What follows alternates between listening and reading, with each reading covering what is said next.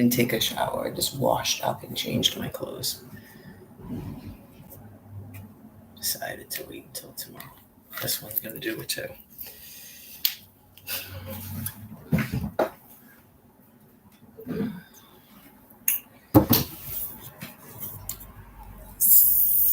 There we go. Thank you. I go to the Stop and Shop and then realize I didn't have my wallet.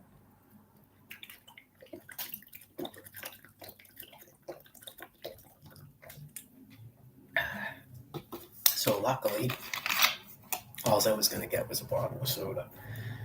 I didn't even get to the clearance, which is probably for the best, because someone was there. And then I went, oh, I don't even have my wallet. I left it in that other jacket. Okay. Well, I wanted to do another walk tomorrow anyway, so. And then we'll see what happens, because I was on this trip that I'm actually not too happy about, but we'll see what happens. When I was taking like 3 and 4 days off a week, I like generally don't do that. So, right, I'm like, if I'm going to be doing 3 days like that, I've got to at least go till Thursday. So tomorrow, all I have to do is walk up to 1:30 and back and then stop at the store. It's not really that big of a deal. I probably have enough soda to have like 1 cup of soda. Sometimes I've done it where I don't have any. So I don't have to do jogging all the day.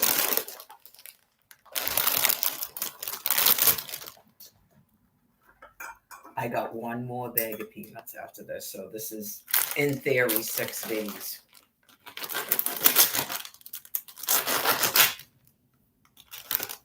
And then I have pistachios.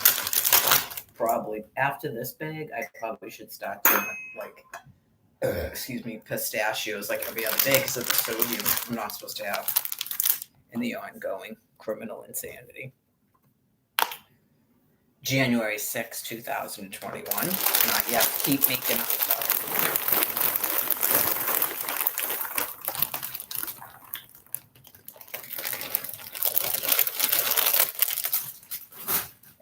She's doing her compassionate suffering sorrow and going, why, Mary, why? So apparently that's working. They like that. You can't care, but just know this, they're definitely not sorry.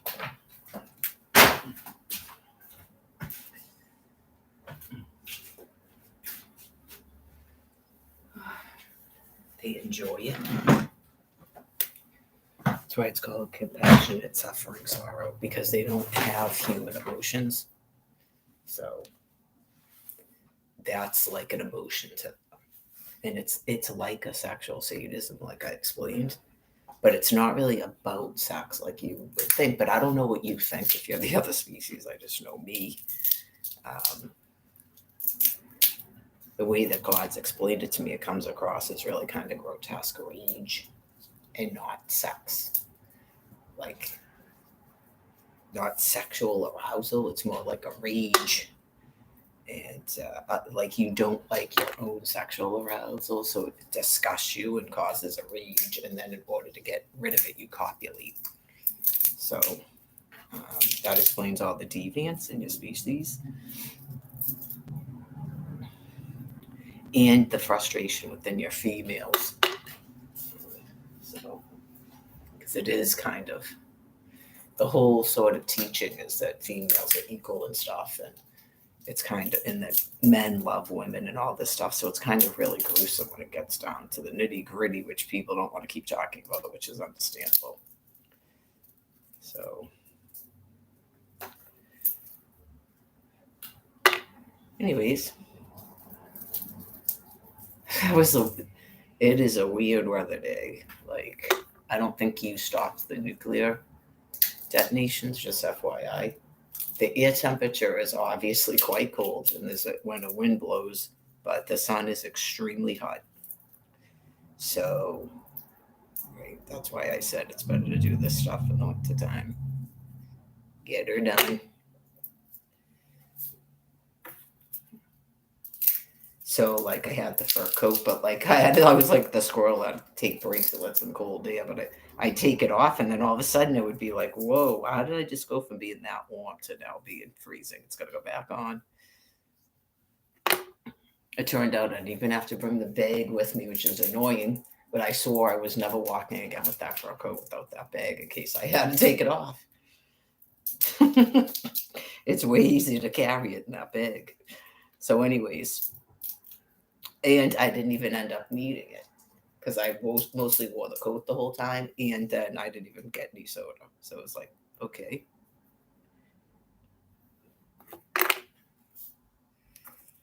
Tomorrow's another day.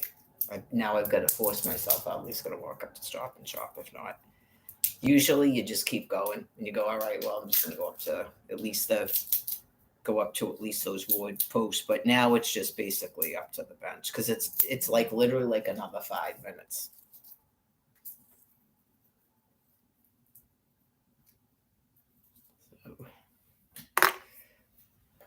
So yeah, I've at least got to go up to Stop and Shop.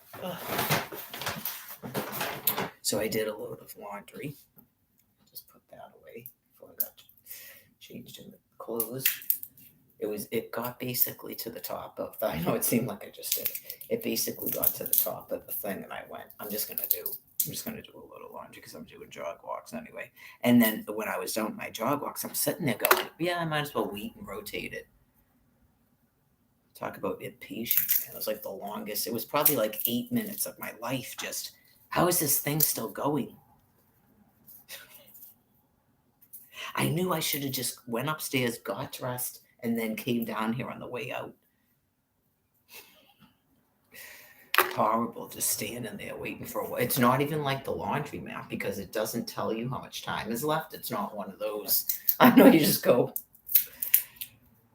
good God. No laundry mat washer goes that long either. They're usually like about 20 minutes. They never go that long. It's like an hour. And that's just on regular. If you added like a pre-rinse or a second or like a pre-soak or something, like when you're doing her stuff, it's even longer. So anyway, never in a day would I just stand there for an hour and a half waiting for stuff to be. Talk about a horrifying experience. The people that are ill, they literally disconnected the internet in the middle of my jog walks. I'm not kidding you. Like, I don't know if they felt that was enough jog walking. That's not really your. Oh yeah, just seriously. I shouldn't say the middle of it. It was at the end. I know you're just like I'm going another few minutes. I decided I was going to go till 12:15. I decided whether you disconnect the internet or not. The computer still has a clock on it. Anyways, literally everything I do. And then I go outside and I go, yeah, it's probably more nuclear weapons, so that explains the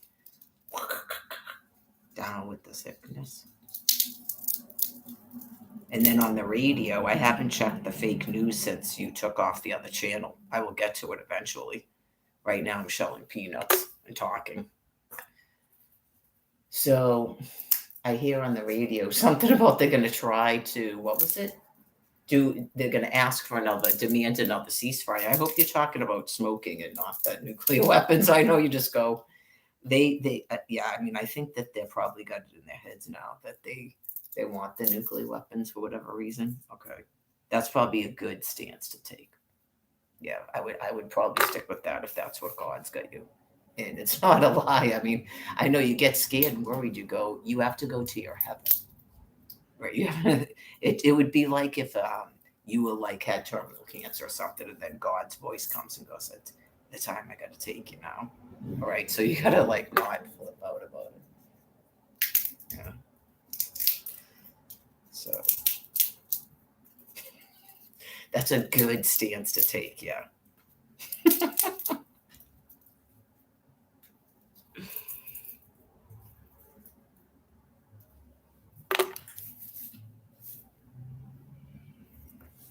Well, it's like I said, you've got to ask yourselves, and you would hope after that it stops, but so far it hasn't. I'm sure there's some people that would not stand in the way of me not being a hostage anymore. Okay, after the people that are clearly doing that are thus removed. Okay, you don't keep doing after it's explained, in case you didn't know that. Okay, just um, yeah, like after you get, okay, I see why we wouldn't have thought to just do that because it's God explaining the extinction. Right. So then, thus, they have a Mary's house, generally, in some way for the Virgin Mother to live.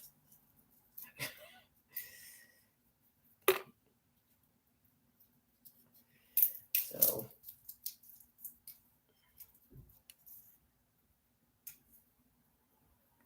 well, you got some really hate-filled people that took over all of the governmental offices that give out the housing and the stipends. So a stipend means a means to live, like a monthly income. That's what I mean by a stipend, in case you were wondering. If you don't know what that term means.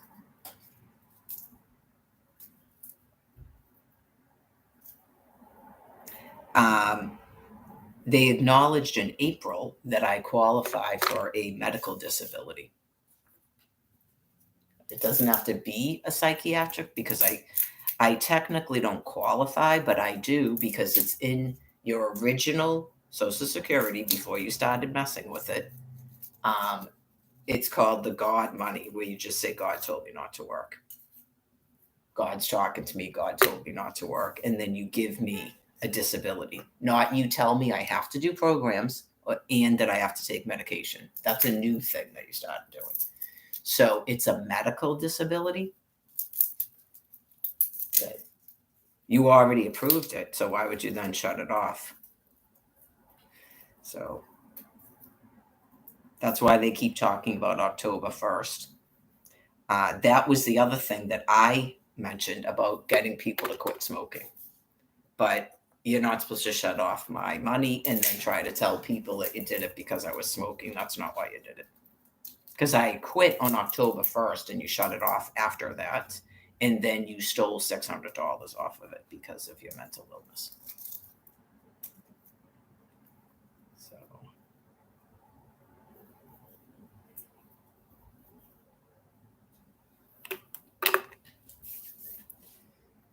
Shell and peanuts.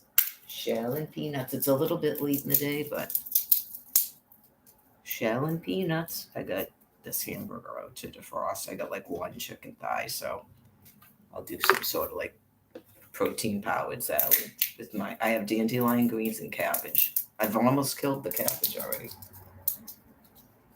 One of the cucumbers I could eat, the other one I had to throw away. It was weird because it looked like it wasn't bad. You could tell it was old, right? But when you cut it, you could tell the center of it looked weird. So I sliced a piece and ate it, and it tasted sour. I don't know. Some people eat cucumbers like that. I don't. So I threw it away. But the European one I ate. There was another the cucumber that I was in there that I didn't know about last week. I couldn't eat either. It froze. Like you know how sometimes refrigerators do that. I don't know what's going on. It I don't touch the thermometer on it, but every once in a while it does that in that drawer. And it might be because it's full of food. There's a lot of stuff in there. I don't know. Not the drawer itself, just the refrigerator. So it's unfortunate sometimes when vegetables freeze like that because you can't freeze a cucumber. But that's the only reason it appeared to be good. And then when I started eating it, I could tell it was frozen when I was cutting it. But then when I started eating it, I was like, yeah, no, this isn't good. It's that same sour taste.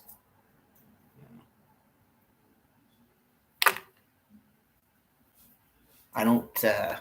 I'm not into this thing about you don't waste food and stuff. I mean, clearly you don't purposely waste food, especially if somebody else could eat it. But like, you don't take more food than you're gonna eat, but you don't eat spoiled food. That's crazy. God just makes food. There's plenty of food. All of it is a bunch of stuff that I get tired of talking about, like making people sick with being obsessed with food and stuff. It's horrifying.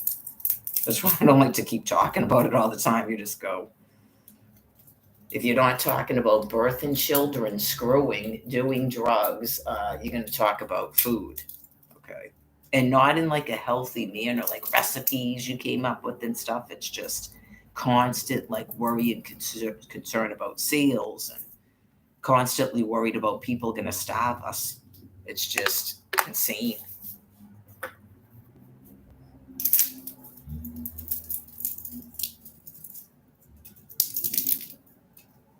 Went over it a million times about the medical diet. It's a medical diet that they keep shutting off my food card, so I can't follow it.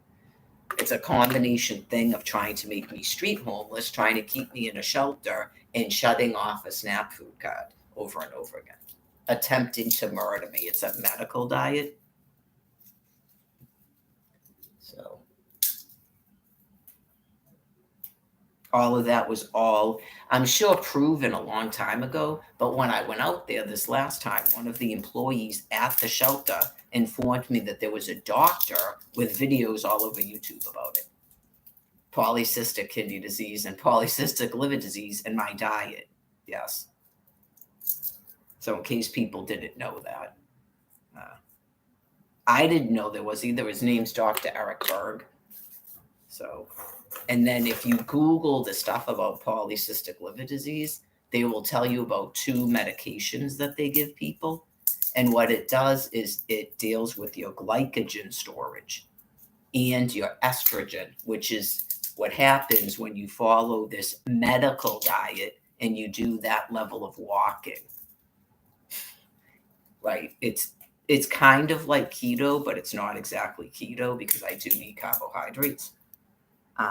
And I generally only eat plant fat. I eat animal protein, but it's generally the fat is coming from plants.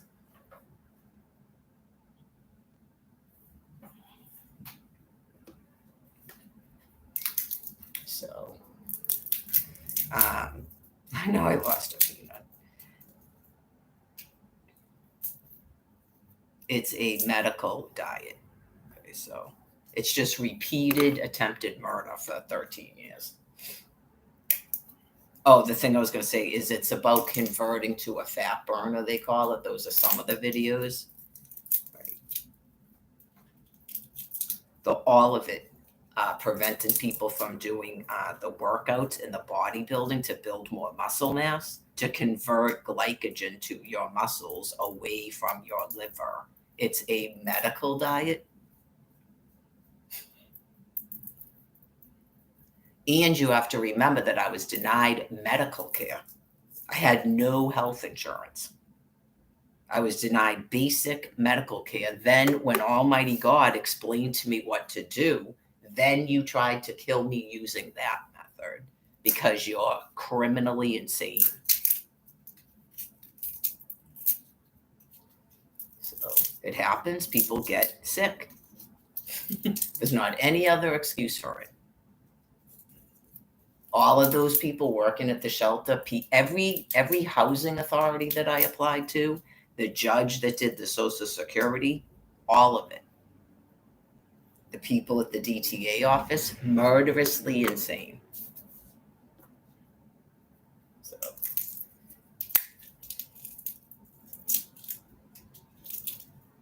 I'm sure there was probably a level of frustration that you didn't murder me by denying me health care because I wasn't even seeking health care. It's called Almighty God.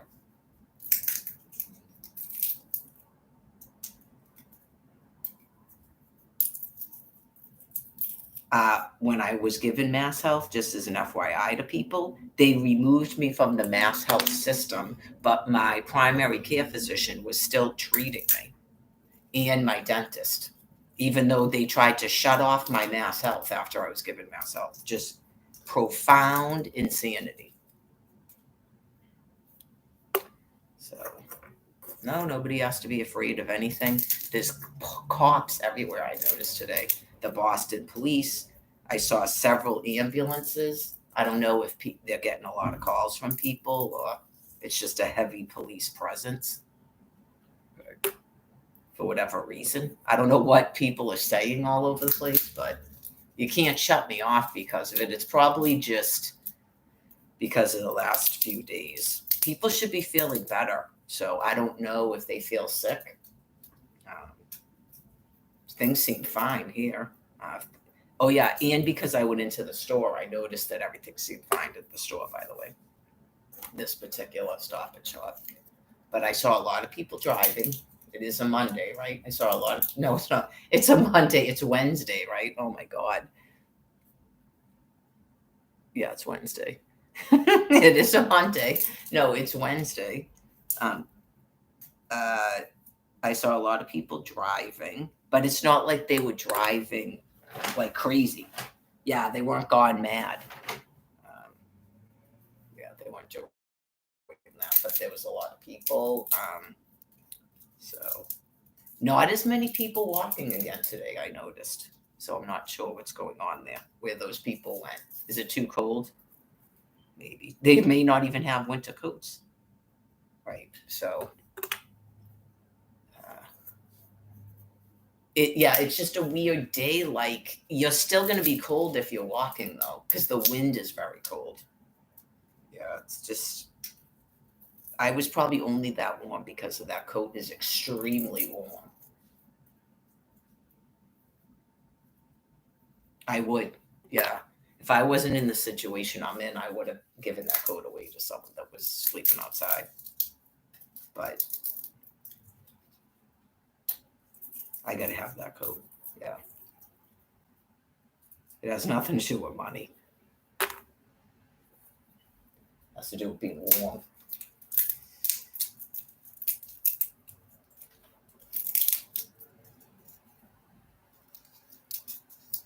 Oh, so what did I end up doing? I did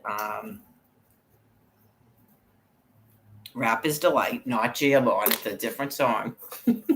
Rap is Delight. So that's like almost 15 minutes. So I ended up going like 20 minutes. Yeah, he keeps pushing me to do more stuff. And then I contemplated in my mind briefly to go the whole 30 minutes. And I went, no, I'm not going the whole 30 minutes just to leisurely jog. No. But this time I went 20 minutes. And then, so I did like, what did I actually put on? Didn't I put on a Coolio by Pitbull? I think I put that on. And then I think, did I put Gasolina on too? Because I was trying to find something long. What did I have picked out? I screwed it up when I shut off the live stream, yeah. But I didn't shut off the song. I shut off the timer. So I had to pull that back up on YouTube.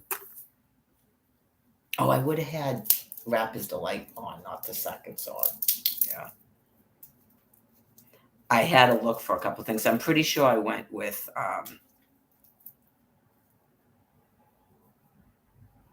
I couldn't hear them either because I was doing laundry. Then the furnace comes on. But yeah, because the speakers are terrible on this thing. That's why I have to have headphones with this laptop. But so I did that for like at least 6 minutes. Yeah. So then you only have to go another like 4 or 5 minutes. But then I ended up going longer. The thing ended, right? Or it was about to, the music ended or something. And all of a sudden I go to look at the timer and realize it's doing that spinning thing. And then I look and it had disconnected the internet. And I'm just like, and I'm in the middle of still jogging. Yeah.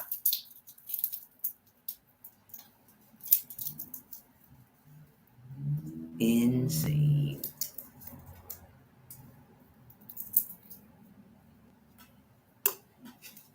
Jumping up and down. I gotta sneeze. Excuse me. Jumping up and down. Jumping like you jump in rope. It's fun. I know. Could you imagine those kangaroo things? I don't know if you can jam on those things, though. You're probably not supposed to. Is it supposed to make it less impact on your body? So far, I seem to be handling it well. Yeah. I'm kind of surprised. I mean, my age or whatever, but I have been doing this for a decade now. Yeah, I started doing this in 2014, but I was in shape before that.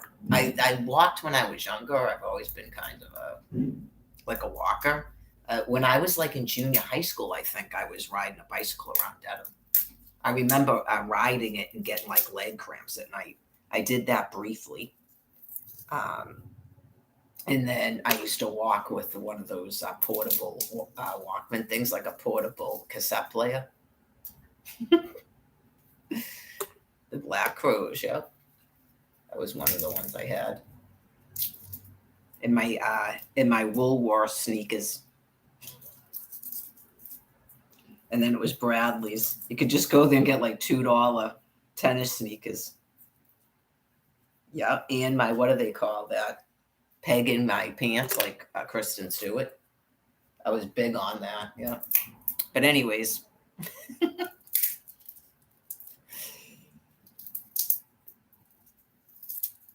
I love step aerobics. I used to do step aerobics, especially after I had my second child. I like immediately went back to shape after her, and some of it has to do with breastfeeding while I was pregnant. And I wasn't sick with her either. It's the only pregnancy I wasn't sick with because my other child was only 5 months old when I got pregnant with her. So I was still breastfeeding. So I wasn't sick because of the breastfeeding. When you like double them up like that, you don't get sick like that. That's the beauty of it. But I couldn't ever get pregnant that close together after that because of the breastfeeding. It's like a natural birth control. But the second one I did. And then when I had her, I just was like immediately right back in shape, and I was doing step aerobics and stuff. And I had to learn all about you're not supposed to breastfeed them right after you work out. You have to breastfeed them before that because it does something to the milk and they don't like it. Yeah. So anyways, I was doing step aerobics. Thanks. I love step aerobics because it's like dancing. So pretty active person. And then clearly having 6 children in 7 years will keep you pretty busy, especially when you're super clean like I am. So, you never sit down. Nope, you don't sit down till the nighttime when they go to bed. That's why I didn't force them to stay up, but I didn't encourage naps. I found when I had my second that my oldest child refused to take naps. And if your kids take naps like that, I'd say that your children are probably far apart in age, because it's like once they know there's another kid, they are not going to take their nap. So that was the end of it. I used to take naps when she took naps, and then all over. No more daytime naps, and then they go to bed wicked early because they don't take naps all day. So they go to bed about 6 o'clock at night, and then you can sit down.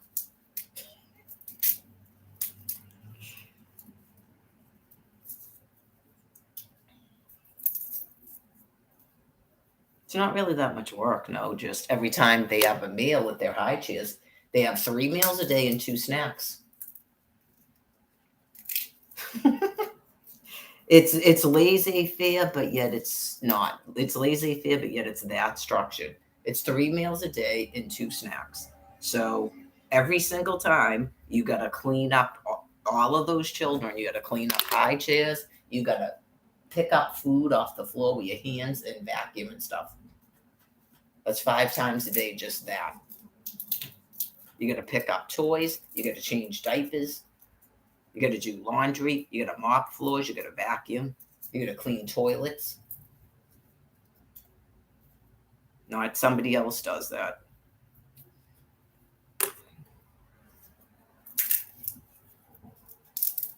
Right. Some of them, you got to stay off your phones. I didn't even have a cell phone. And one of those things, too, when you live in another state, back in the day, unless you had a certain phone service, it was very expensive to call another state. So the most you can do to call Massachusetts is what you can afford to pay. Yeah, so you're not doing that. And I didn't have a cell phone. Some of these people, man, just constantly on the phone and stuff. They're not even. It's one thing when you don't have children, right? That's why people don't have children. You just go do, or talk on the phone, do this, do that. You got to have a bunch of them to be able to get to a point where you're just tooling around your house. Yep, that's why. It's actually probably less work. You know, all those women that go, oh my God, I don't know how you do it. What do you have, one kid? That's why.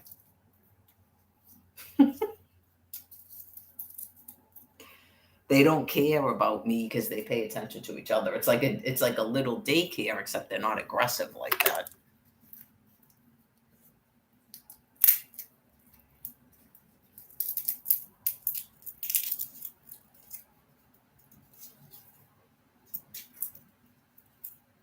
Only sanctioned television.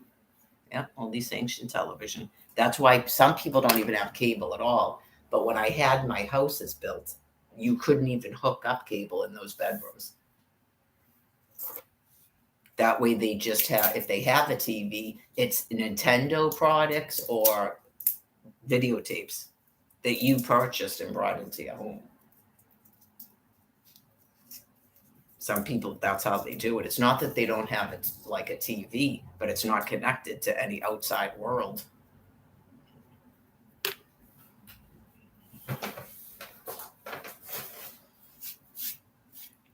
So people are not going to have to live like that anymore, thank God.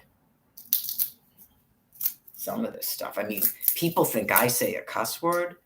I didn't talk like that when I was in my house with my children, by the way. I know to some degree, it's your children are not my problem. I wouldn't have expected people to do that for my children except get pornography off of YouTube.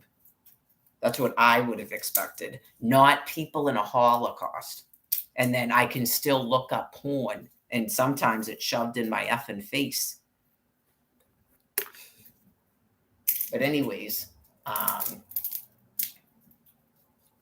mean, I'm not talking about smut and film. I'm talking straight out pornography on YouTube, not an age restriction. So anyways, I didn't, just to do this to a person and then not like me the way I talk, too effing bad. That's why I said, you don't take all my children and still have a mother. So I think I've been pretty gracious considering, because I just don't have it in me. Some of the stuff is not within my nature, like your species disgusting vulgarity. Some of them, which I don't possess. Some of your species. I'm not saying everybody, but some of it is psychopathic insanity because they can't enjoy any type of lovemaking, so they want to destroy everybody's minds. It's like a pretty serious mental disorder. That if you were wondering, some of this stuff with the Popeyes chicken and stuff, you just go, I don't even understand what that is.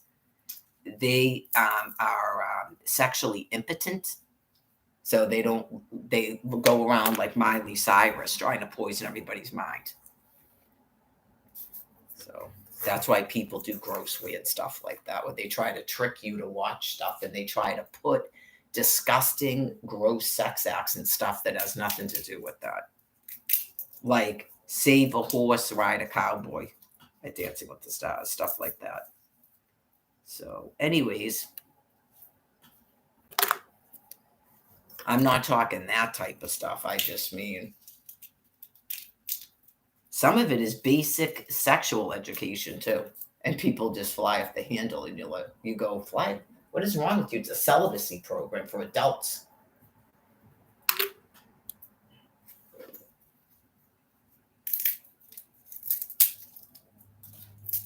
Which also warns people how to stay away from actual creepers, by the way, because that's one of the symptoms. Overreaction. That's one of the symptoms. That's probably one of the little known things that I sort of discovered after I came up here, by the way. I didn't really know that one. Yeah, that one I wasn't exposed to as a child. So that one had to be sort of displayed to me and explained to me when I came up. There you go. I'm not understanding that. Like, okay. You can't actually be approved. So what is it? Okay. And then the one where they do a wicked overreaction to pedophiles because they're pedophiles. Just okay.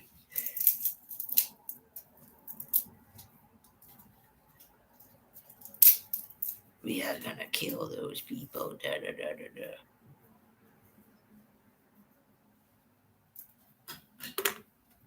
da. Clementine.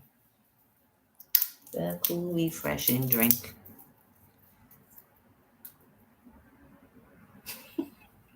19 cents. Clementine. I know. They're like, you don't deserve to go to the Clarence. Good. God made you forget your wallet. My turn. I was thinking in my mind, I'm like, they could never put soda on a Clarence. It would never be there by the time I got there. Right? You just go. No one likes this sparkling water crap.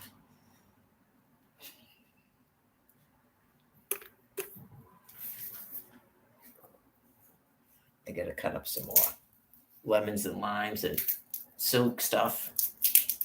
I know I should actually go out to Dedham tomorrow. That is true, because I can get some more of the coconut stuff. But I don't really need water yet. Yeah. And then the next day is Friday. Maybe I should do that Friday unless I just actually feel like taking a day off. Tomorrow, the only thing I have to do is take a walk. So then Friday can't really be a day off anyways, because I that's why I put jog walks on my schedule.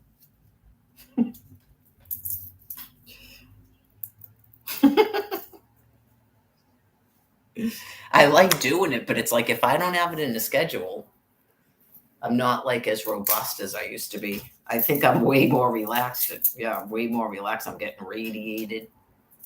So apparently it causes fatigue.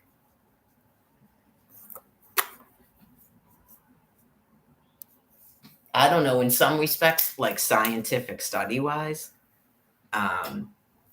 just the stuff on Brian Buchanan's Facebook page, like who are those people? Because if they're government officials or cops, they're never going to admit who they are. Yeah, you're never going to find out who those people are. But like if he actually knows those people, I know you just go, okay, so who are you? Okay. Like you didn't notice the 2 5-star in that photograph? Okay. Well, it's interesting scientifically because it's either you not see anything or you've lost so much brain matter that it doesn't matter to you in your transition, which is what you're supposed to be doing. Not you're supposed to be mean to me, but it wouldn't have as much meaning to you as your brain is melting and you're going back to the all-encompassing white light of God. You wouldn't care about that stuff. But the fact that you can still type words like that is kind of interesting.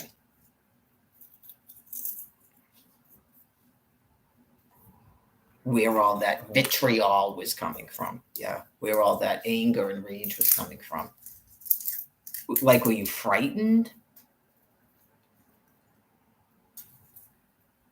Weren't you people, to my recall, being mean to me before I took Brian to Faulkner Hospital on the Facebook page? Weren't you already beginning to be mean to me? Like when he was at Colleen and Michael's house with Nate, and when he was at the library, and all the times when I was back here and he was still out in Quincy, was he accessing his Facebook page? Like, was he talking to you guys at all? Do you ever chat separately from his posts on Facebook? Like, do you go into the thing and chat? Because people used to be able to use Facebook to chat with each other and call each other's telephones, even if they didn't have cell service. Were you doing that? Were you aware that he likes to like make up drama and stuff and get people all in a wet battle war, either over him or just about stuff he's doing? Did you know that he was like that?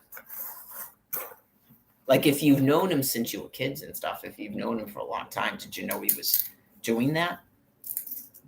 Well, I'm just wondering because if you didn't know he was doing it and you've known him that long, sometimes that can happen where you don't realize that a person is completely manipulating you because the person's toxic and has a mental health problem.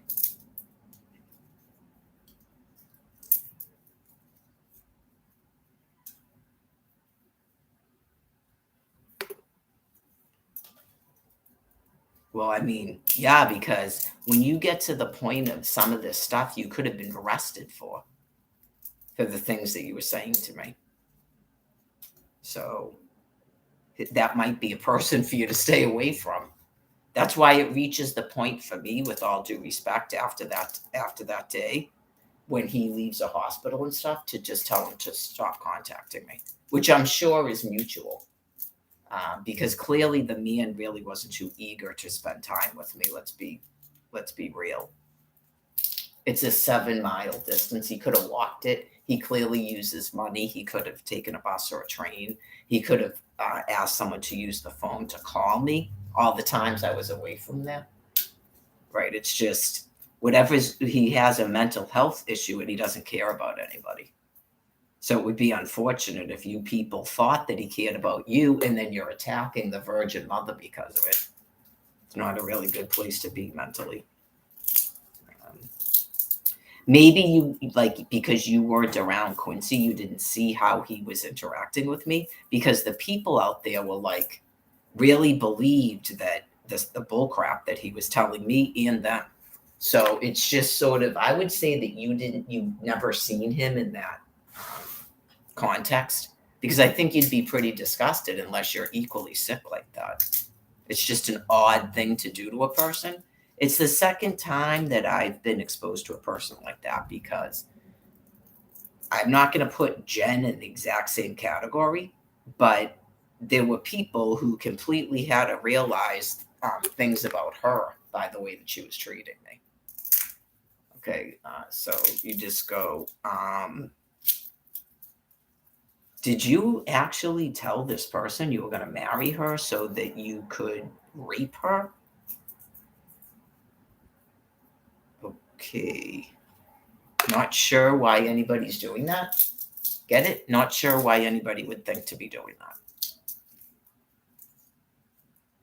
So I don't know if you guys, it's kind of like this. If you guys are sort of really open with your sexuality, if you're not, you need to be careful about a person like that. And I don't know if he wasn't like that before, and his mental illness and his brain loss and his drug use have escalated. If you haven't seen him in a long time, in terms of, if you're not a jerk with the please do business, you need to really watch out for him. Right. It's not something like he would say that stuff to me, but he means it about you. That's not possible. That's obviously not possible.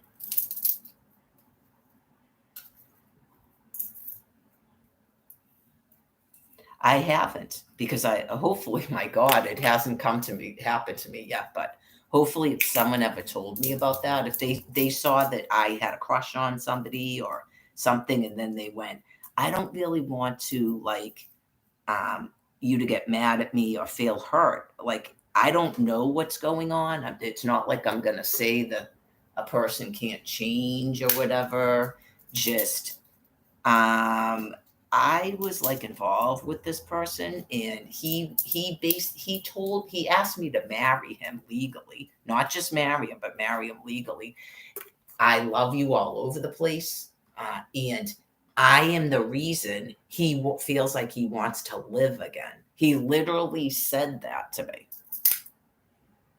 Okay, so I mean, a person that's capable of doing that to a person just to rape her and then go, aha, and then either tell his friends or allow his friends to attack me like that on his page. Right. If you didn't see how people were attacking me in Quincy, like, he was orchestrating that to go on. So if you're not sick like that, just so you know, to really watch out for that. Maybe you didn't know that about the person. That's why I asked. You go, I don't know what that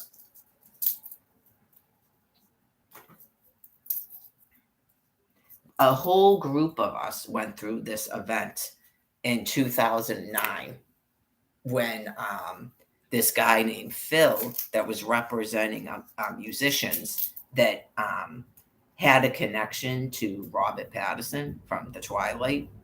Okay, they were like college friends of his or whatnot, and they met at some sort of venue that this guy ran, and then he was managing a musician, like basically name dropping Robert Pattinson all over the place to do so. But there was a whole group of us that was subject to a person like that.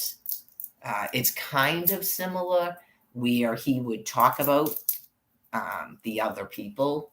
Like everybody's a fan, not a couple of them, the people he's literally sleeping with.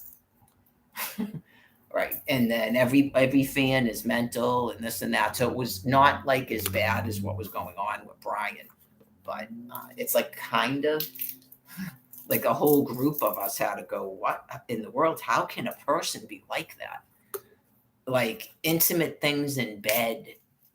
Some of them are that sick. Like they're like never been in love with a person like this and stuff. Like it's just really a bad mental condition. And you wouldn't expect that a person would be like that. And it can take you a while to accept that that's what they're doing, even when other people that have been with the person explain it to you. So no one was doing that. Like they had an opportunity to do that while I was logged into the page if that was their relationship with him, and they were not doing that. So you go. I don't know if any of you had a relationship with him. Yeah, just watch out. It can be difficult to hear that if you thought that you, like you were like his secret crush his whole life and stuff. Like he's obviously very manipulative and tells a lot of lies and is capable of, just about anything in terms of his expression of love and affection and undying need for you, which is terrible when people are like that.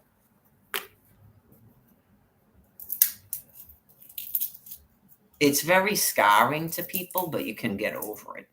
Yeah. I refuse to sort of put up those types of walls around myself, even though I was subject to it already once in 2009. Like right out of the gate is when I'm trying to get a divorce. That's like the first dude I get in a quasi relationship with, and it's a complicated thing because I think in the back of my mind, it's kind of both things. It's hard to explain, right? Where you go, my side of it is that it didn't take me long because I'm not dumb. And then I knew that he was full of crap. Let's put it that way, right? And I'm sort of like a dog, and I'm not exactly nice to men that I deem are like that. Right. So I do, as weird as it sounds, I kind of have the mindset that you might as well treat a whore like a whore, which some men probably think is funny, like that's dumb or something. It's really not. You have to really kind of know men like I do. They don't like that. So it's a man like that I found out really doesn't like it when he realizes that you're doing it. Even though he has no feelings for you, that Christian Morrison guy, even though he has no feelings for you, the second they realize that they're just the glitch, whatever the thing is not working on you, they get very upset.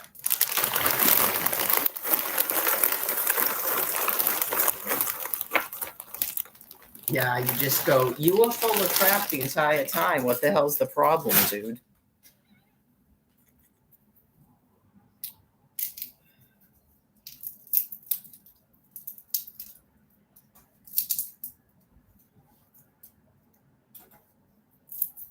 He was a drug user too, and he's a drug user that lies about it and tries to hide it as long as he can. God doesn't allow that crap anymore.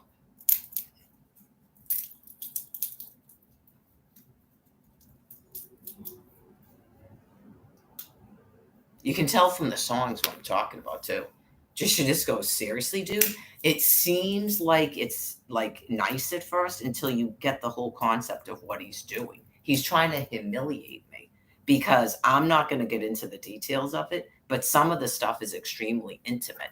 That when you listen to the song, you know what the hell he's talking about. Other people don't, and you go, "What am I listening to? How is a person this sick?" And then you have to listen to fans that are filled with envy telling you that you're delusional. That's what one of them said. Honestly, Mary, you're not that important to him. What the fuck are you on? I was screwing the guy for 5.5 months. I didn't say I was important to him. I'm trying to explain to you that the guy is a world class asshole, that there's something, he's got a screw loose. I'm not saying he cares about me.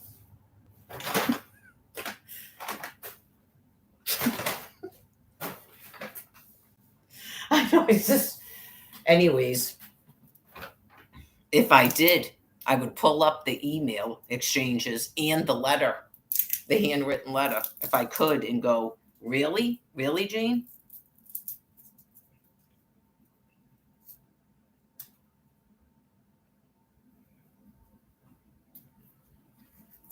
Cold cuts for torches.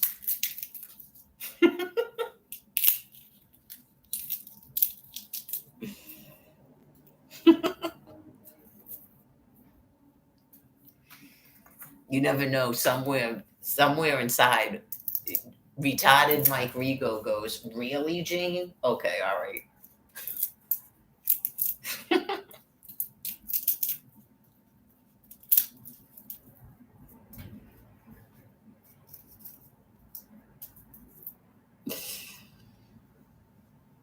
Yeah, like I'm really not that famous.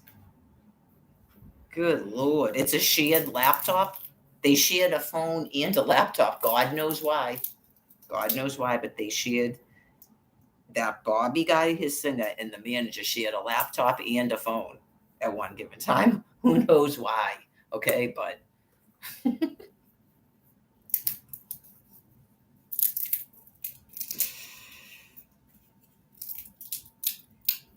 a person who's a writer, like it, I don't know. I would assume that used to be Jim Morrison was writing some of the stuff there, but if he's like a writer, he's just going to get material any way he can. And he was like young, so he was probably reading the stuff like, right. He's like 22 years old. He's like a college kid going, "What's this?" 'Cause and I'm just writing like these paragraph long emails.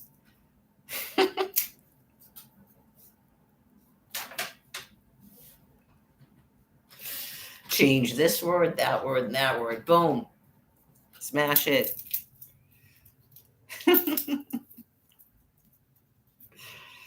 I was never implying that the singer was like secretly in love with me. That's not what I was saying. I was implying that the other guy had something to do with the songwriting. Okay? That's what I implied. I don't know why you would ever say that to a person that was 5.5 months and screwing a person. It's not about caring about me. It's about being a wacko. It's about being an abusive wacko and stealing my intellectual property for the sole purpose of trying to humiliate me further. Not those are expressions of love.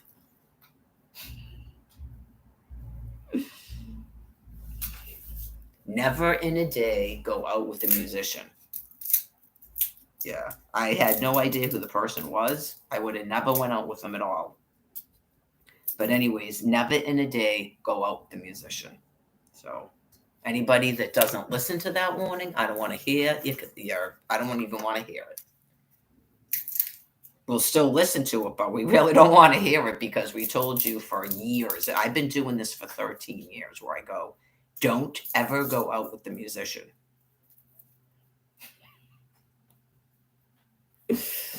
Anyways, probably even Sharon Osbourne would probably get on a thing and go, I got to agree, don't go out with the musician. Right. If they're married, their wives would probably say it's just a certain type of woman that Yeah. They don't have to get into their personal life with everybody. It's a certain type of person. If you're like a monogamous person who's, I don't want to use words to insult them, but if you're a monogamous person who's doing proper courting and all of that, don't go out with the musician. Hopefully that is enough not to piss people off. Because there's certain people that live certain lifestyles that are not like the people in Quincy. Right. That's not my thing, but they at least kind of keep that stuff to themselves.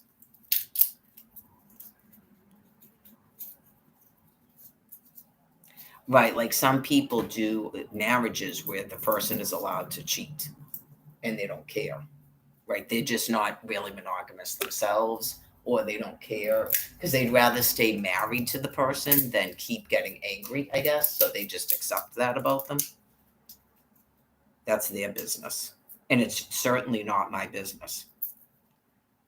The only time it would be my business is if I was married and they were trying to get with my spouse, then it would quickly become my business. But I think that generally they stick with people that are sort of like themselves.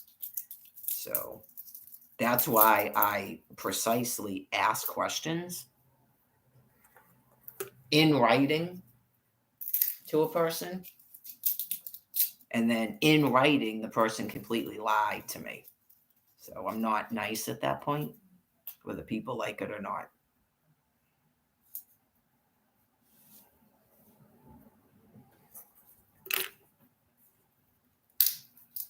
And like I told you, this business, like Jen and Brian did, that is absolutely not going to be tolerated. It's you people, quote unquote, need to social distance. If you want to do stuff like that, do it to your own species. You know how to screen people.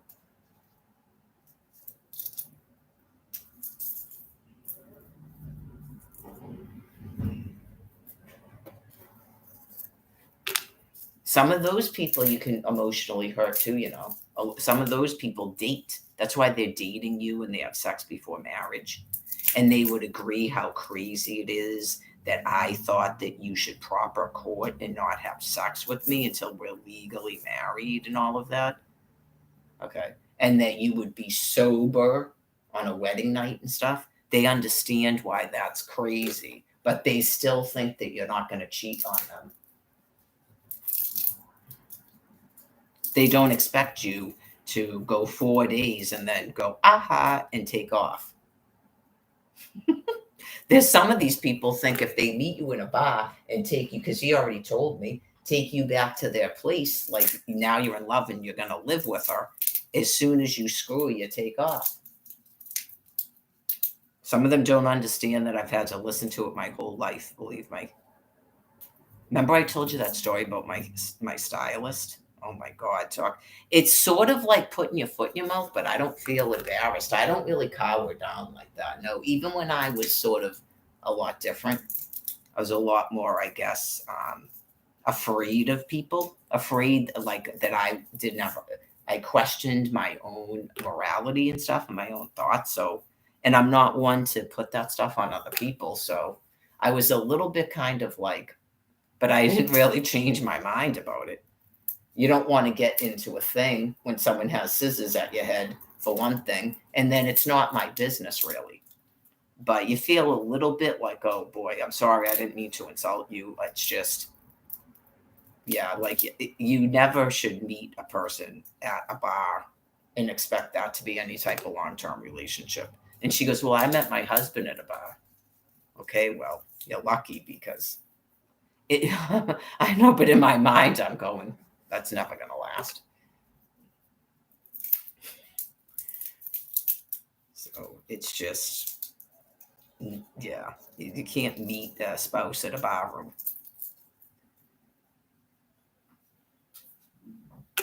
If that was possible, even people that aren't sober, they wouldn't have a thing called Match.com. You don't have to be sober to be on Match.com.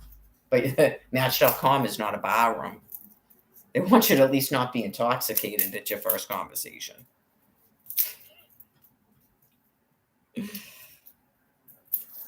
That's not a good way to decide you think someone's hot, right? And then you're locked into it. So, not a good place. And I'm telling you, it's just all the time I hear it and you go, people are still doing that? Like, I had my phase that I'm not proud of when I was drinking, right? And I couldn't, it was both drinking and not allowed to get a divorce. I never in a day would ever expect those to be relationships. And it's always just a one nighter. And I don't know if people find that to be strange and worse than what they do. I don't. I don't find it. I find it to be basically not obnoxious. Why you just go call you? No. If I thought you were worth calling, we wouldn't be here right now. Yeah, just who picks up a married woman in a bar and takes her for a screw? Not someone I'm gonna marry. See how that works?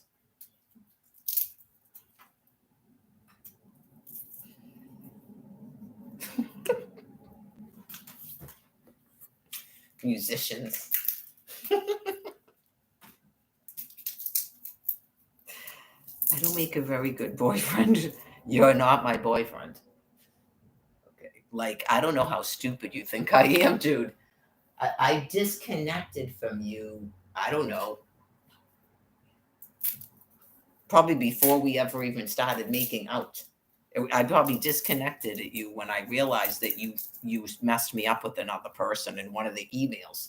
And between meeting you and our correspondence before, I met him in April, and then we corresponded with the international phone and emails until July. So I think that I basically disconnected you before I even got with you, as they call it. Right. It's like I'm really not a dumb person. It's just I allow things and then I decide I'm done allowing it. Sometimes you get, I'm not like this anymore, but when I was younger, you get that wrong thinking that you think you can somehow change a man. Like I'm too accommodating to fucked up people. That's one of my problems in life that I'm not going to do anymore. I'm way too accommodating. I'm the least judgmental person. And then you have people telling me I'm judging people. You're mentally insane. Go away. You're not a human being. I'm sorry. You're not my species and you're mentally insane and gross. I'm one of the least judgmental people you'll ever meet. That's one of my problems to get over is to stop accommodating people because I had a bad upbringing and stuff. And so I'm not a bad person. I'm seen. I have a heart, but not everyone does. And if they did, they'd probably be like me right now and not still doing that. I mean, I never was doing that, but you know what I mean. Just good lord. Maybe that's what that Sloan Bella person would say. Didn't she say she used to work for the adult industry, right? She used to, not she does anymore.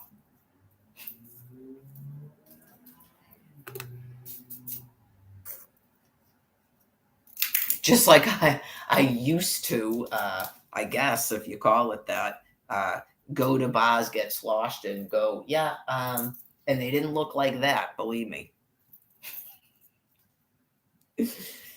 Just go, okay, let's see. Yep, all right, that's the hottest guy in the place and the most obnoxious, just like that Geo guy. Except he's not even loud and obnoxious. Dude, okay, watch this. But I wasn't even doing that with him, and it still happened because I didn't even notice him. It was the same thing, but I wasn't doing it intentionally. Where I used to do it intentionally. In a bar, you do it on purpose. Certain people are able to do a certain thing that dudes like that like. Right? It just has to do with being sort of like a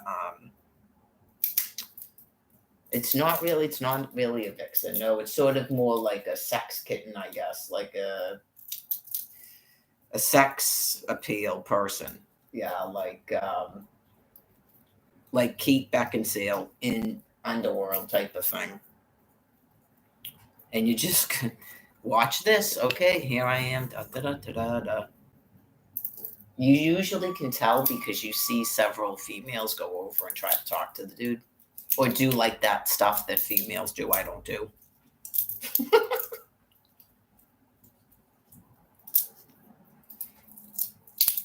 Nope, never in a day. And then you just go, here they come. It's the nature of their personality. Extremely attractive men like that, especially that are obnoxious and are used to getting a ton of attention, they notice. Yeah, they notice when you don't notice. It's like the easiest way to pick up a person like that. So, anyways, I don't like those type of men, just for the record. Right, a person doing that actually doesn't like you. It's just a whole syndrome.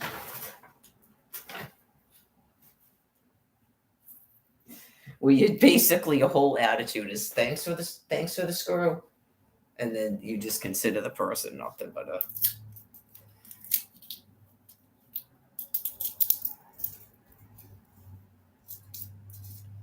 Anyways.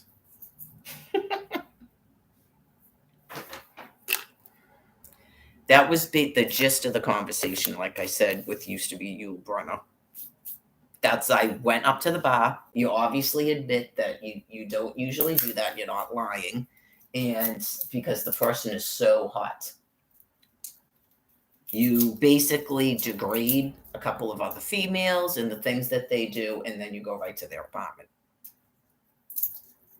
Because it's not really the same type of thing. He might be thinking that about you. He didn't exactly seem like that, but yet he did. Because usually there's a lot of like coldness and stuff. Because I'd say that's probably how I am. Just so we done here? Okay, bye.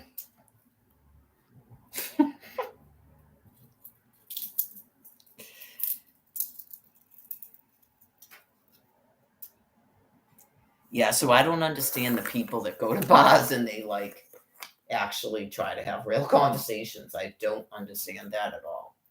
That seems weird to me. Well, you're either a nasty, like, gross pig or you're not. Like, why are you in a bar? You know what I mean? Like, that's just my thought process about it.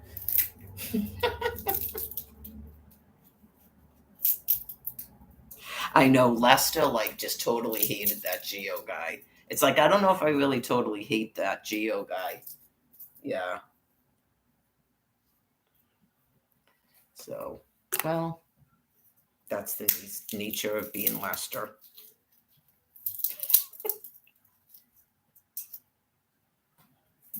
It's not good to be like that if you're, in the program and you're a very attractive person, right? You don't really want to be doing that. It's just kind of reactionary, I guess, to uh, people that are full of shit. Pardon my French. Right. It's like, it's a bar. I mean, really? Come on. Okay.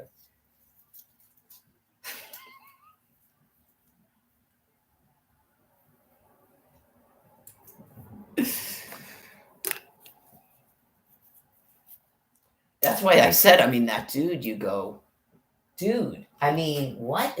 I know because he said something about a hotel, and I go, no, and I explain the whole prop recording, and then he's still hanging around with me. That's when you go, yeah, this isn't going to work out. Not you start saying your undying love for me and stuff. I know you just go, what in the world? That is obviously a potential rapist. But for me going, you're not getting anywhere near my, what are you on? You on something right now today? When did you take it? Because what the hell made you think that anything like that would ever happen? That's why I got angry at the wall when Joey was there. And he goes, I said something about the honeymoon, and he goes, and I'll be drunk. He can't stop being abusive. It's like wild.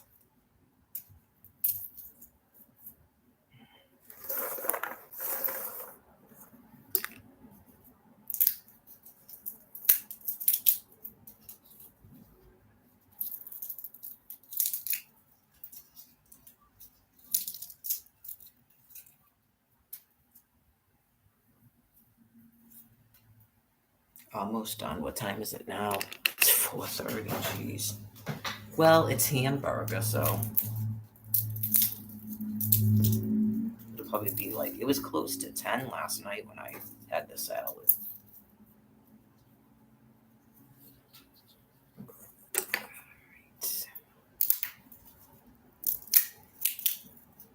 After this, I'm probably gonna have to sweep and wash my hands and put all that stuff down. And it's a day, another day done. And it's a day.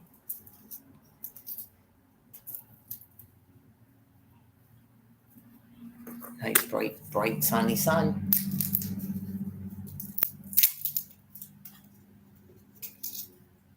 Did you notice all the helicopters, by the way? I can hear one now. Wasn't that going on another time? That was here, right? That wasn't Washington, D.C. Boston, wasn't it Boston? When I started going down to Boston, I'm like, these people don't notice that number of helicopters. Are they traffic helicopters from the news channel? Okay, well, that's effective.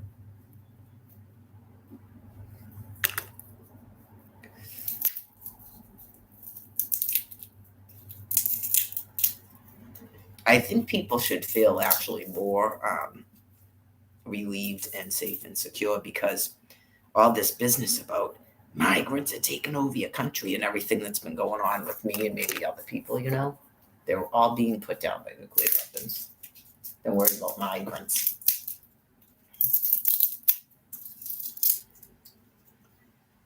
Well, some of it too. I'm sure that's the unspoken. I don't want to keep hopping on Michelle's daughter, but you just go, migrants.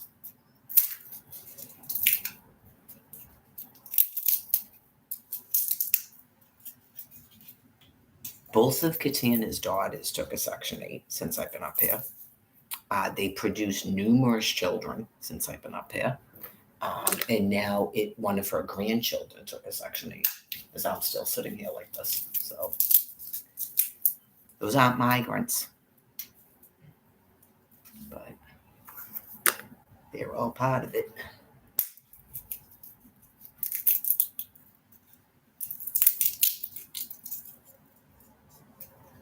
Well, someone might ask them, but they'd probably be too defensive to answer you. They'd have to be in an acceptance first about everything that's going on. Otherwise, it's just going to be defense. But probably some sort of grandiosity about I do this, but they get a thing like a Christian thing, like I'm a human sacrifice, or that's not their problem, and I got to learn to do something, stuff like that.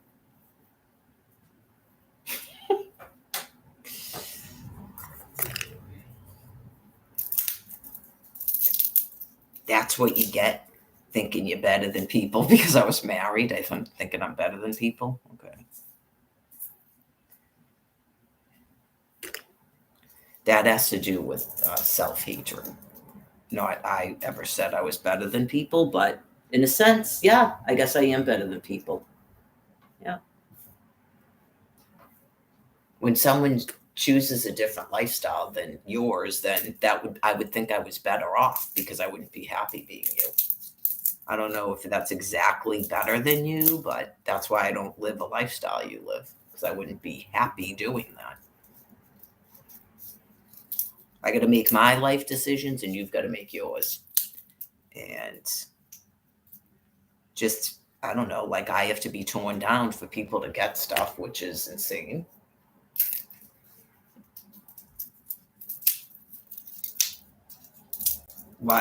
Just what the concept would be that I would deserve to lose all my children and my house and medical coverage, all of that, just everything that's happened to me. There's so much of it. Just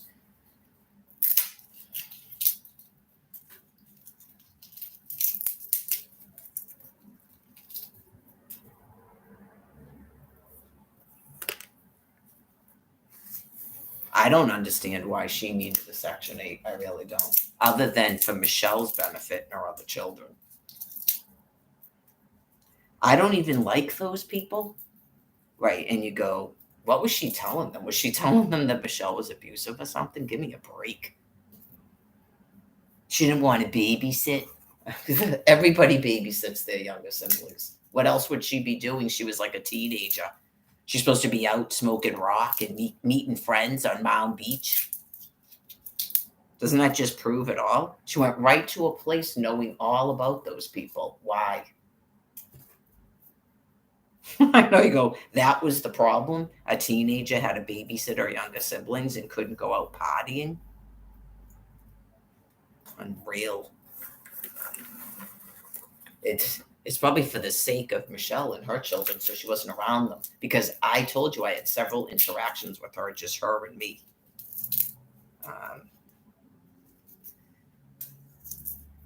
If she has that much hatred towards white people, then she shouldn't be around a bunch of little redheaded children. Yeah, that's.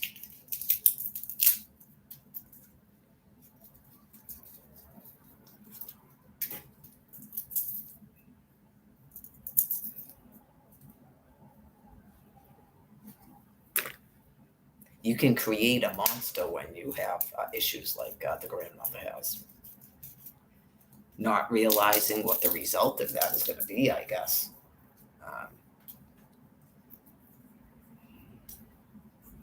Because if a person has reduced capacity and then she has some kind of brain injury too, her perceptions of her grandmother are probably different than what they thought it was. Okay, and then you hate your own mother, you hate your aunts, you hate your cousins, and now you hate your own siblings. That's an appropriate response when you have a big body like this, and they don't.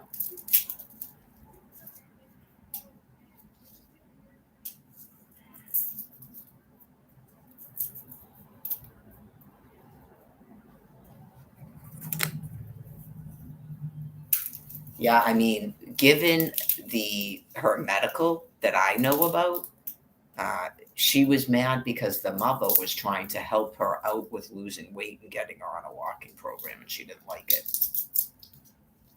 when she has medical problems already. So I don't know. I'm sure animals that are filled with vicious hatred probably turned around and told her that that's because all white people are bigoted and they can't. It's not good for people to have a biracial children and they can never understand you and accept you like we do. I'm sure. Because black men won't get with them and marry them. That's why. So they don't like it when people have mixed children. The ones that are like that they've said it themselves all over the place. I don't just make this stuff up in my head. Certain people are definitely just not equipped to have what do they call it? Biracial. That's not even biracial, but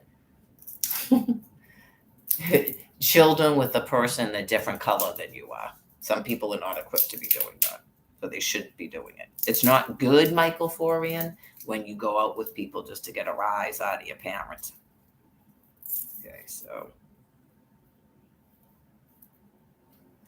it's probably not good for a person like that. It just depends to grow up in an entire family where they're the only black person in the whole family.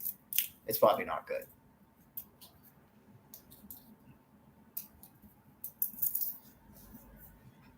Not anybody ever made the person feel like that I could tell. But that for some reason, some of these people that are not white have a built-in mechanism where they make it up.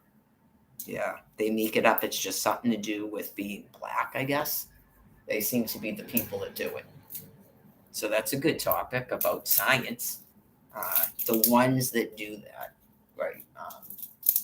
Barack Obama already told us, okay, and he's allowed to because he's black.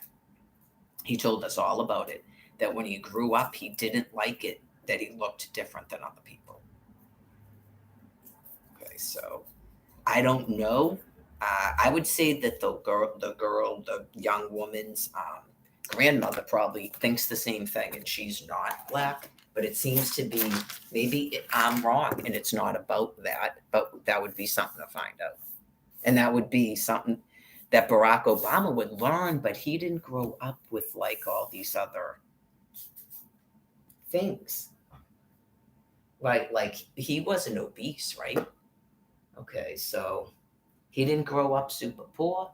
He didn't grow up obese. Um, was he relatively at least average in his academics and stuff? So you just go, I don't think he's attractive, but he's not like horrifyingly ugly. And then some of these women on The View think he's attractive and stuff. So, right. So you go, his has got to be because it's something to do with that built in mechanism that it seems like some black people have. I've never heard of, I got to say, because obviously I grew up like this, I've never heard a white person saying that about themselves. But it doesn't mean it doesn't exist. I would probably think that those people would be overweight. Right. Like they have some sort of facial stuff where they're really not good looking. That would seem that could happen. Um, so I don't know. I don't know. Does he feel that that was implanted by another person, or he realized it was something within himself?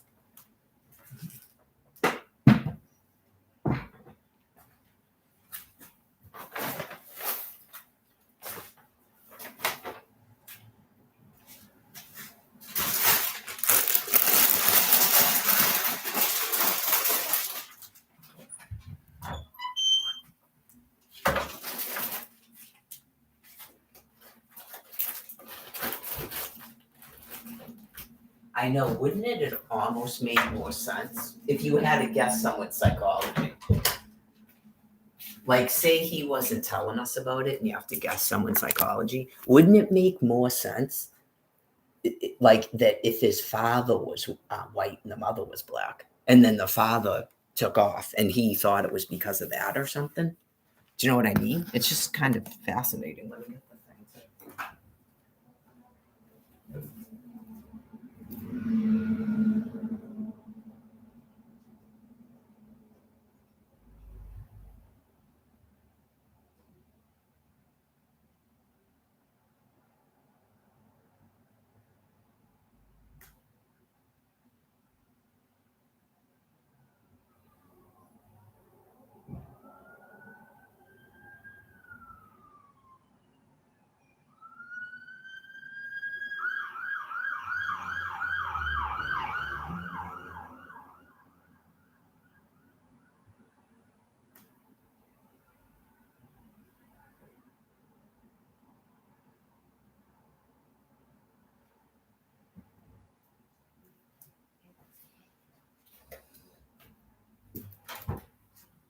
I brought her down 2 bananas I had up here because there was 3 up on the thing and she's in a wheelchair. She can't reach them. So I put them on the table. She ate all 3 of those last night.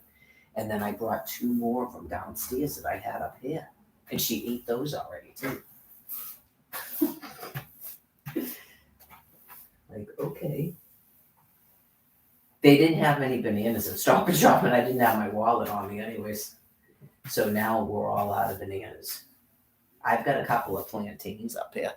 That's why I gave up those 2 bananas. I didn't eat them last night, and I saw that she ate them, so I brought them down to her. But I still have like 3 plantains I can eat.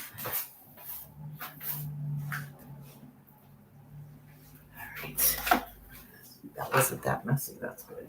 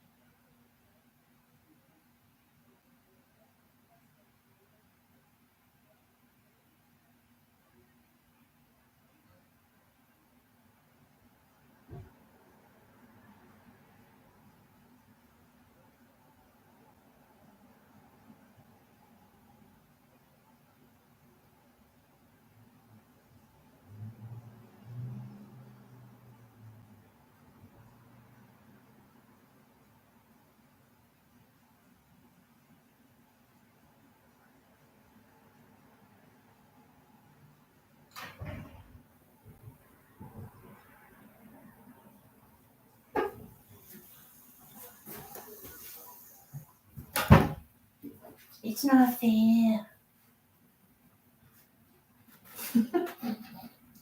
Peanuts and prunes. It's not fair.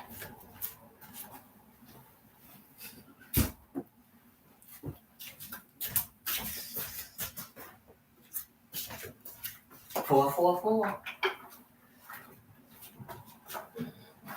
It's not fair.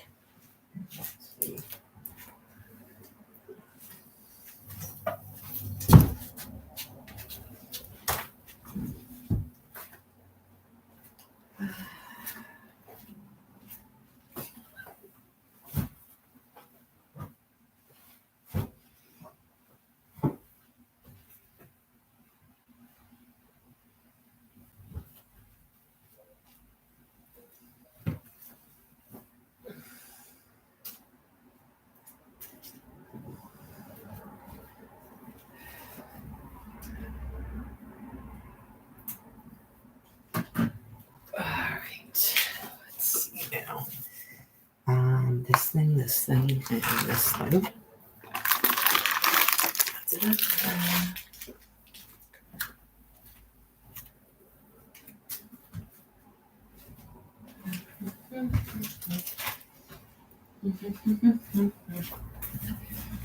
Let me check my plantains. That one's definitely going to be eaten tonight. These might be ready to be eaten. That one is. Here we go, and then those for tomorrow, if they're ready.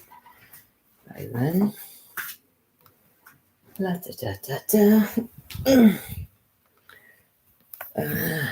this over there for a second. I guess I can put my socks on, even though I just took those flip-flops off.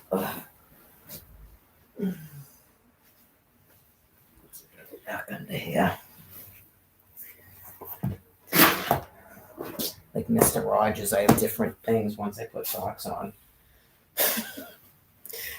These pink loafer things I got out of a donation, which luckily they haven't given me extra fungus.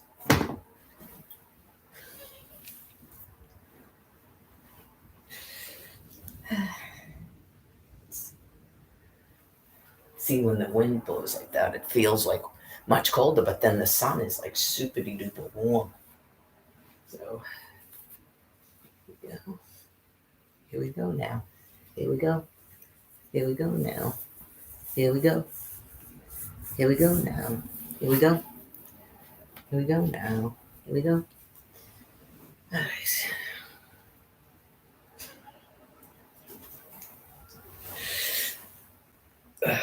A little bit, my glutes. I got to get in a good position. Waters. Right. Yeah, I guess I could just. Well, no, because I'm supposed to be looking at the fake news. I forgot that I'm not doing that right now. I'm kind of thirsty. Hold on a second. This is it's open. Did I test that one before I brought it over here, by the way?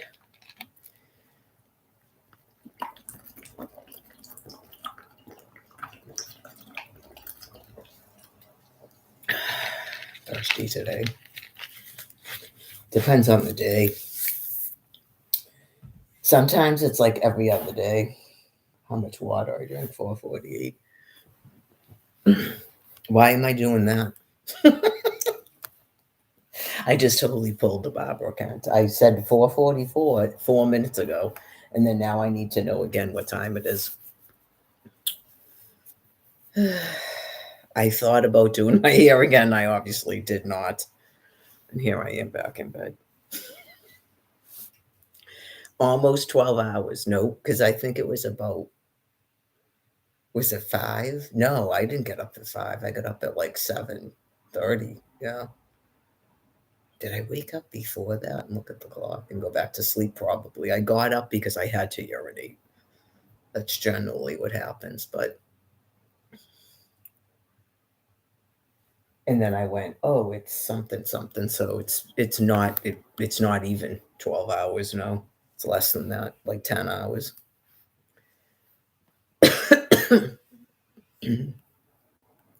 I haven't looked at your fake news in like what, 2 weeks? Let me check the weather first.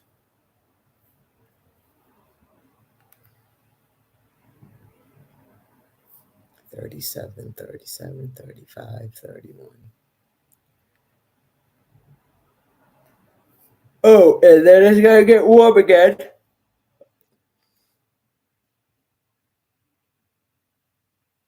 That's not really that much warmer. That's not really obviously warm. Yeah, so I don't know. We'll find out. You can tell. You can tell. You can feel it. Yeah, even Friday, 48. I mean, it could still be regular temperatures. And now we're going to be almost into March. And then here comes the denial where it's supposed to be 88 degrees in April, like last April. And you're supposed to get completely scorched by the sun in April. And that's normal. It was literally 88 degrees at least one day. That's why I said that. I remember it because I remember saying it to that person who said she has the ability to put cash on an EBT card, but she's not the government. Holy shit. And then someone has the ability to shut it off and steal it all. It's probably the same people.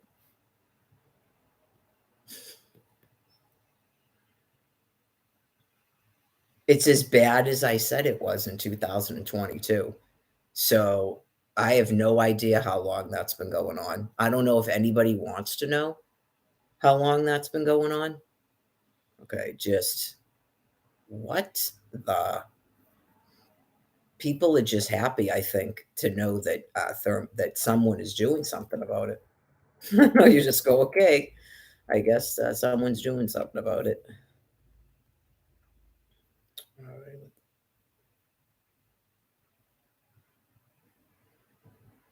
Okay.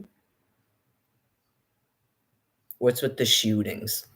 Does that have to do with photographs, drug use, or because I know you guys like to do the play on words, and some of the stuff I don't know what it means. I don't have to. Um, like the shootings, is that people that are being put down for cancer? Or are you talking about IV drug users or photographs? At least one killed in shooting after Super Bowl. Are you talking about your ejaculations? I know, I'm just asking. I really prefer not to be in the thing, but I know like the sex stuff is funny. So if you were wondering like why the media keeps doing it, because people with reduced brains like that, they think it's funny. It's helping them to stay calm. It's just part of that species. So, excuse me. Multiple other people were injured in the Kansas City shooting. Okay.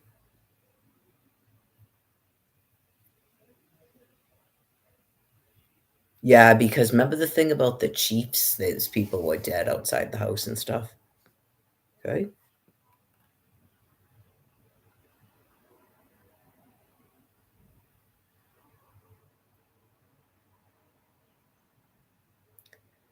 We don't want to end up with our utilities and stuff shut off here. Yeah. I'm not interested in any of this happening here. Yeah. I think most people here are not because we'd already be doing it. I know you just go, that's scary looking. Yeah, just okay. They're asking people to leave the area as quickly and safely as possible. Where are they? Is it too many people joining in some place or something? Yeah, that can be concerning. If people get mad at the police, if there's not a reason for some sort of an event, okay, especially if people are gonna, all right, you don't want it. That's their job to tell you to go home. Um, right. So You don't really want to get aggressive with the police because there are certain things that people possess. It's my understanding. I'd have to look it up, but it's my understanding there's certain things that people possess that can be extremely uncomfortable that you don't want to experience that have to do with containing crowds. Okay, like like a sonic sort of thing, and right, you don't really want that. I'm not kidding you. I'm pretty sure they have that. Yeah, I'm pretty sure they have that. I'll Google it later once I put the headphones back in and I'm like on the Twitter. I probably should eat while I'm talking. Um so that I have time to eat another meal. I'm always placing all this pressure and stuff on myself that I shouldn't. Right. So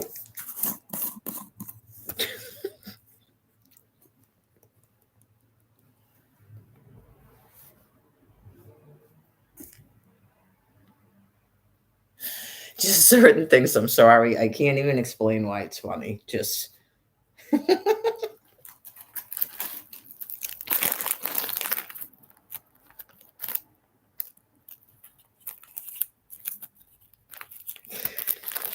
I don't know if it has to do with the simpleness of my diet or something, or it's like the same thing every day. It's like, okay, and here we go with this. It just Oz that are completely mortified going, okay, so there's like some other life form, and then it will be like a dream, and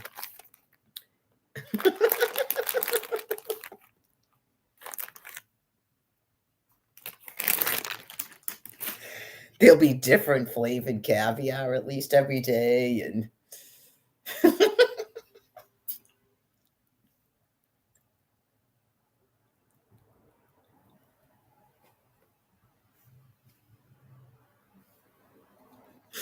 there's a gravy, and then okay, and a big fork and a small fork and stuff. Because this is what is this?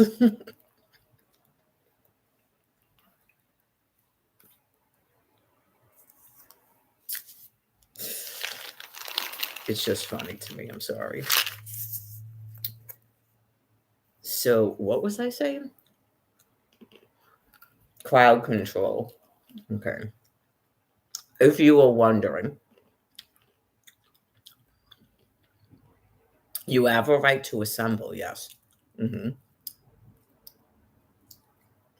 Not to war with each other.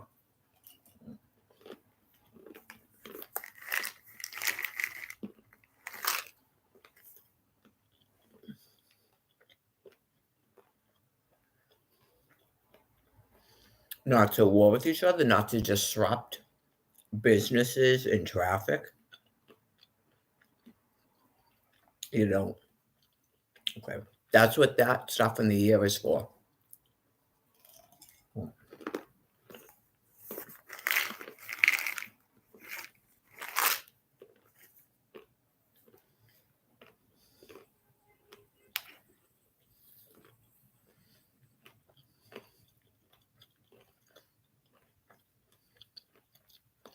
Like you're in 12 Monkeys.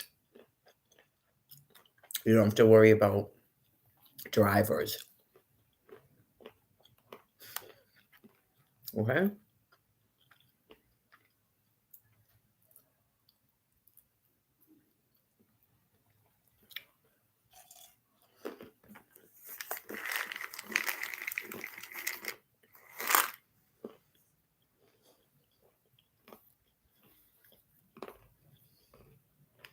Well, now the drivers are working in coordination with the stuff in the air.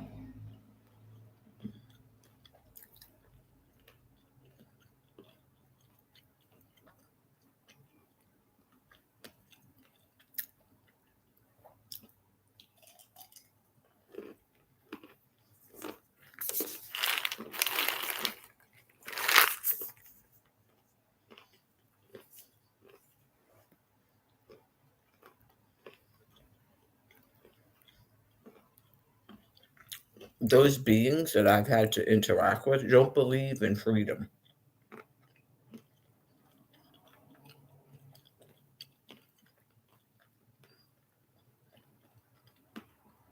They're not being allowed to somehow stop fossil fuels and stop pollution and keep a new society here after taking over the United States. They're not being allowed to do it. And they don't believe in freeing you or anyone.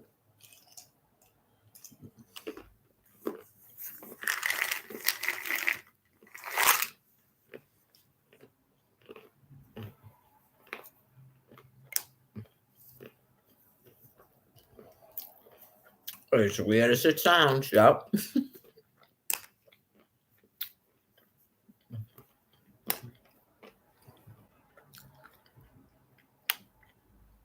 Where's Mike? Where's Batman Mike? It's one card, right? But everybody has the same amount on it. Well, I don't know about socialism. That's not socialism.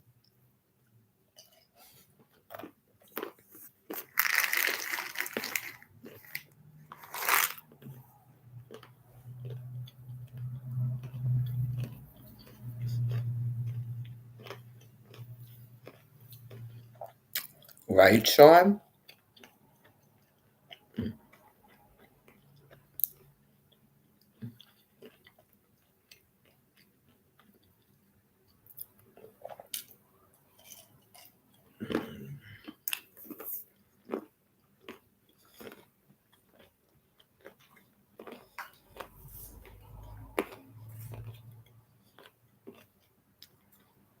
We can assume that is why Dianne Feinstein told those people that they couldn't shut the fuel off.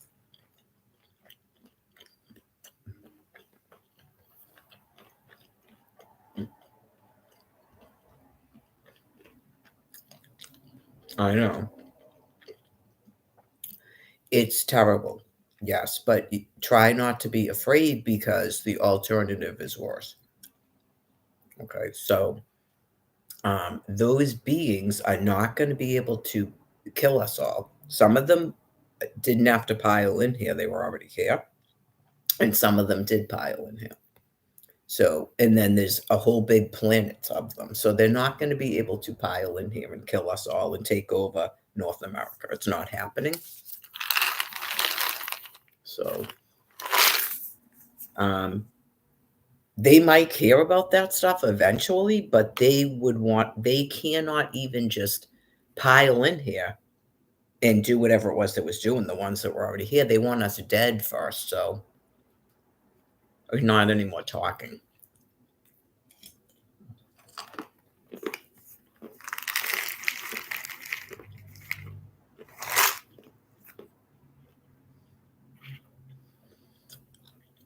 This came up on the walk about different generations here.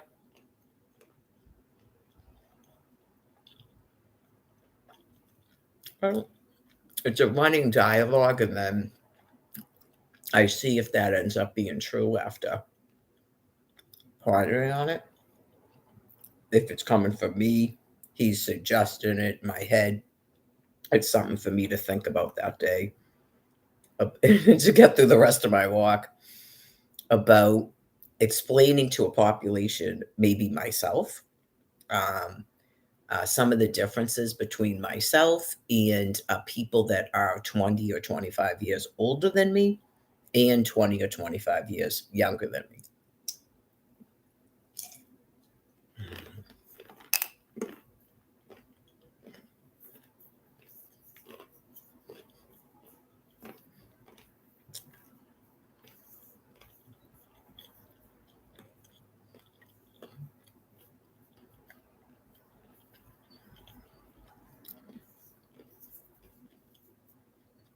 I'm not a baby boomer. I'm not part of the baby boom. I'm not part of Woodstock. I'm not part of the counter sexuality, heavy drug use 1970s. I have a great distaste for that, both of those things. I used to find the Beatles obnoxious because of it, because I think that's kind of like a cross between those two things. And then I'm finding that people like the Brian Buchanan, even that age group, um, that's what I mean by a generation after me. Um, like those people are different than my generation, in my opinion, and the people older than me. Okay. And then you could have a situation where my children's age is a whole nother thing that's different from Brian Buchanan, if that makes sense. And we're horrified by all of this. Now, I don't know if it has to do with cycling, because a person who cycled in 1971 could have been alive in 1916 and really wasn't hip with a lot of the stuff that's taken place in some of this stuff. Because I remember reviewing some of the history that God had me review, just being like mortified about the people with the acid trips and the rolling around in the mud and then getting rid of the bras and burning them and the pills so they could have rampant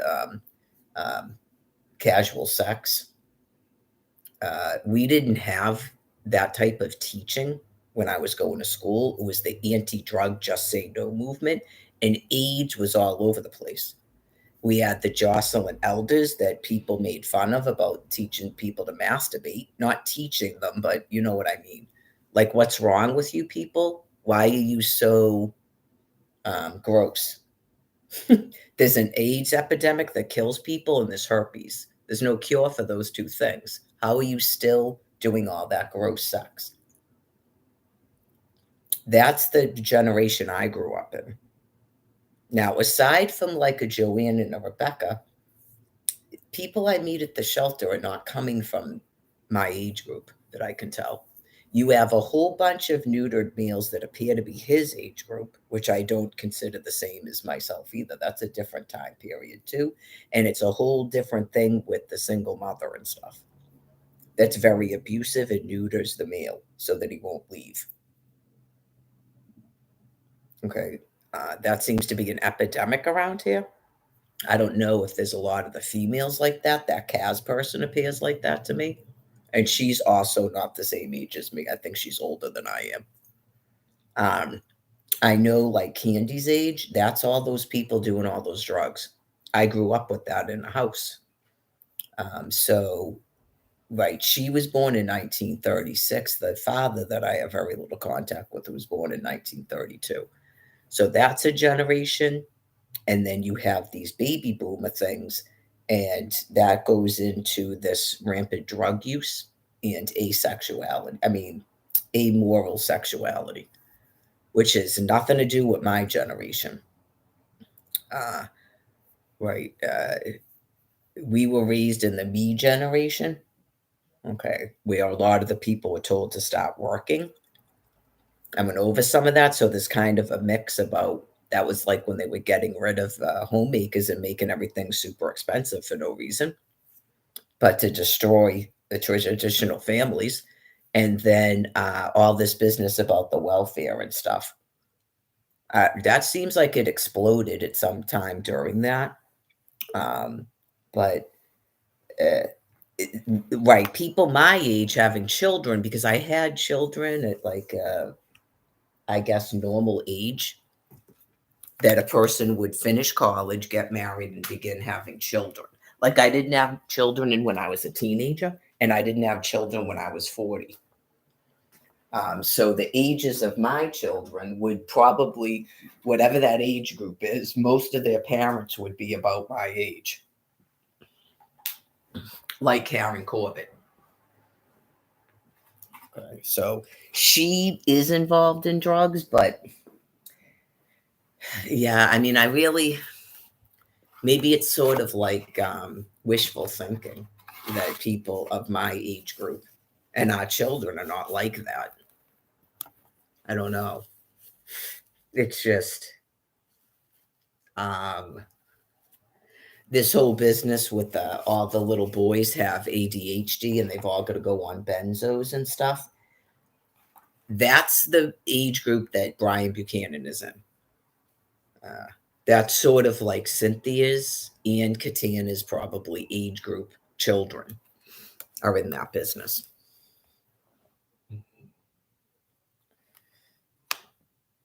That clearly wasn't going on when I was a child. You had class clowns and stuff. I don't remember this attack on little boys and they're all going to become drug addicts. But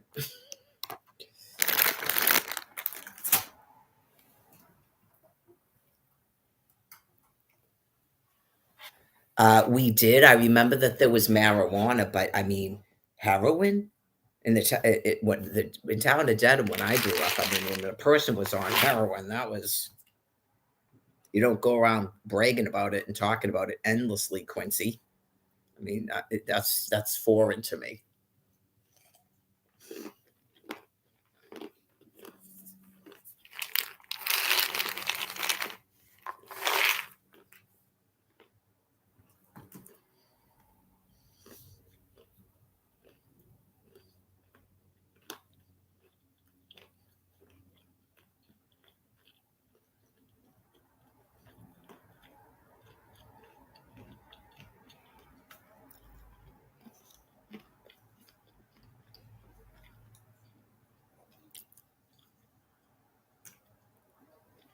Ava Gardner said she was 19 and she was prescribed that Adderall stuff.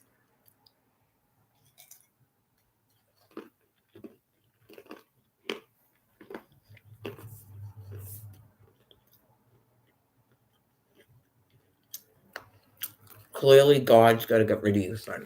Yeah.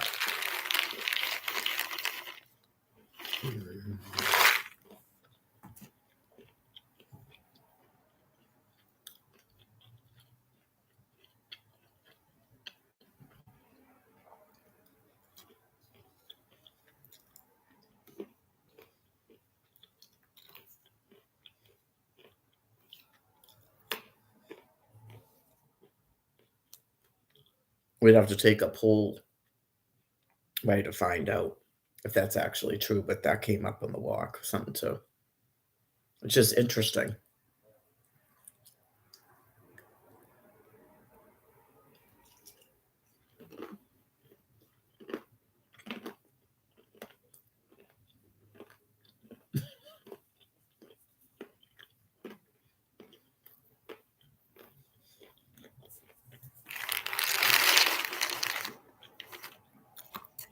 Get it? I do. Right, like some of these people, you go, okay, so 1971, what was I doing before that?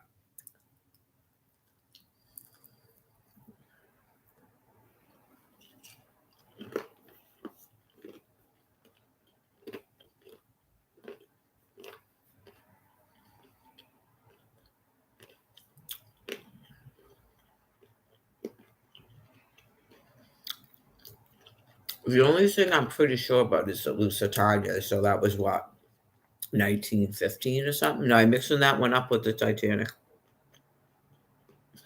I don't know how many times I've looked it up.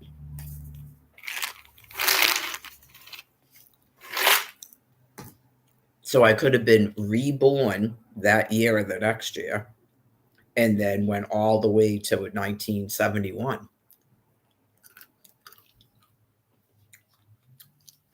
And I am not a fan of all this hippie nonsense.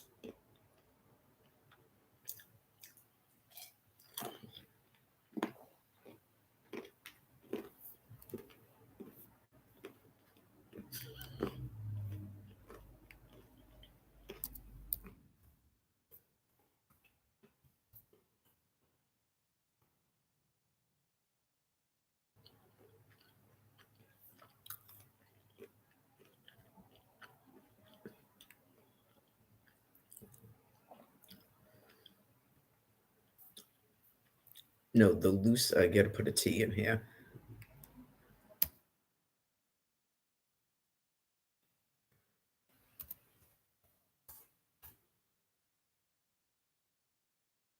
$19.15. Okay.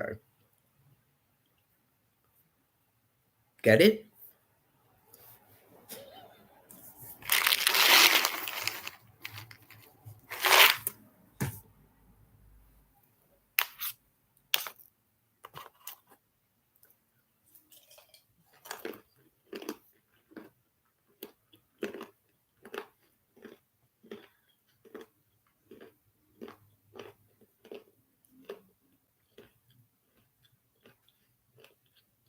I don't know if I knew Barbara Hutton before or not, but it would make sense to me.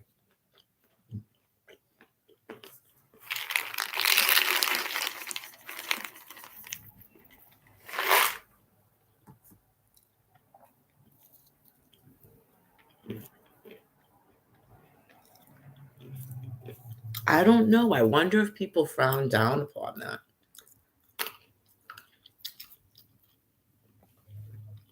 Is that how her father made all the money from Woolworths, or he already had money and made Woolworths? I forgot already. I looked that up a million times too.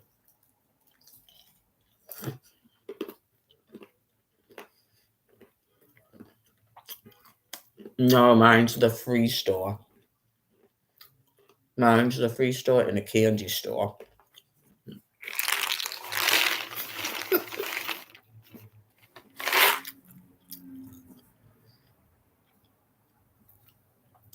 Maybe, maybe a film company, maybe.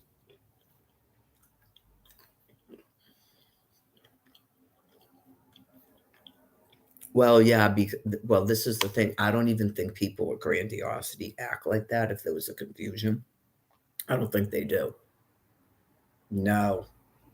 When you say that you're not like you didn't go to school to be a psychiatrist, not a psychologist, a psychiatrist, and you didn't do a residency where I would assume you have to go in different things, emergency room, just like doctors, hospital settings. Um, where else do psychiatrists go? All the places where a psychiatrist would be mental institutions, okay? And then, right, you have to actually interact with patients. Okay, so if you don't know people that have grandiosity, it's actually not that. They don't act like snooty, wealthy people that are uppity. No, that's not what grandiosity is.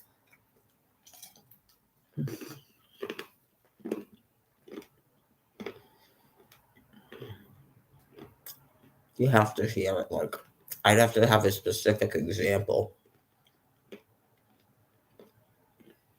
They don't sound like rich people. They just sound sort of like they think they're wicked important for no reason. Not they sound like uppity rich people. Not they sound wealthy.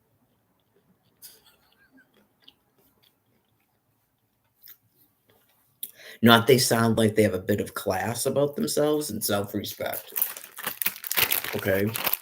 Usually they're not. I explained to you this thing about constantly talking about money. Right. Like, I don't know if you thought it's because they had money. Fold the clothes, stack the clothes, fold the clothes, stack the clothes. Like, it's just, it doesn't matter to them. And some people, it wouldn't matter how much money you give them. They still cannot pull themselves out of the effing gutter. It's not about money. They don't even have a desire to learn a skill, um, learn to play a musical instrument. They have no interest in the arts, the humanities, nothing.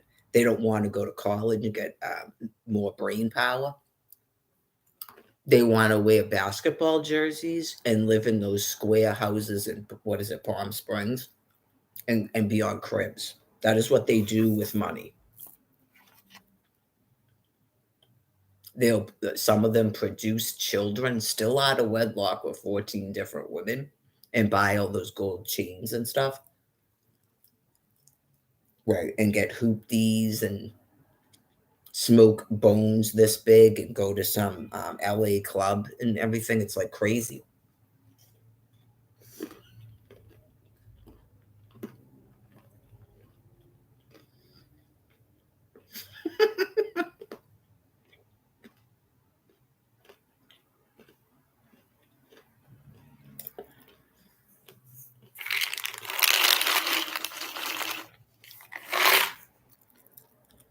You would think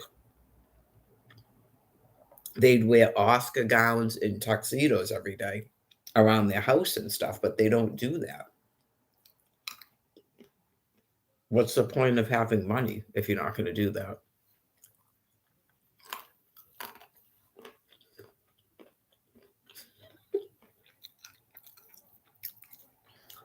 You don't even make like those concrete swimming pools with the lions. Right, you just go, what is going on here with that Aaron Carter business? Yeah, I just really, I mean, my house only costs like $400,000 to build or something. And it's like, what is that?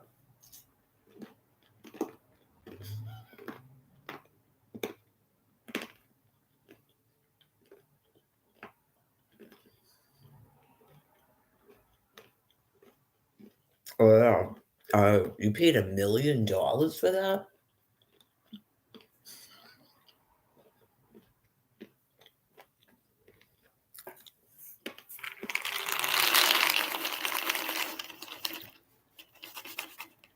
Al doesn't want to live in some place that isn't platted. He's not going to live next to someone who has stuff up on cement blocks. If you're on 20 acres of land, dude, why would you care what your neighbor's doing? It's called an agricultural exemption. Jude never had a penny in any of his cycles.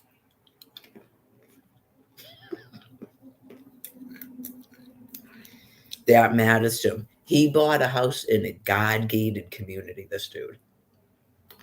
I'm just along for the ride. Like, just.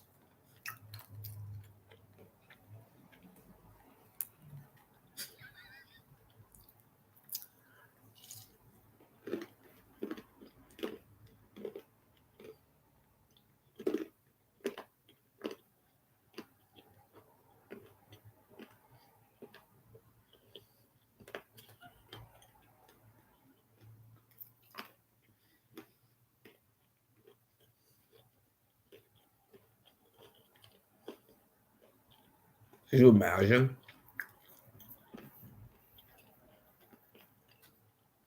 if this wasn't going on? As soon as they advented the World Wide Web, how much money I'd have? Oh, yeah. There's a whole bunch of animals that are DMs that have actually been making bank off of me being a hostage by stuff I was doing online. Oh, yeah. You just have to allow it because, as you can see, they're all going to die. But if we weren't at this and all this, the stuff I was doing online, the second you realize that people think you're funny, you go, I guess I'm going to do this at-home business and be a millionaire. So, right, just as a little informative, for any person on planet Earth that was using me, my 6 children, any of my material, and you were making money off of it, just do what the things that you would do if this was the end of your life with no more cycling, because that is what it is. I'm helping you within the laws. Do the things that you would want to do within the U.S. laws.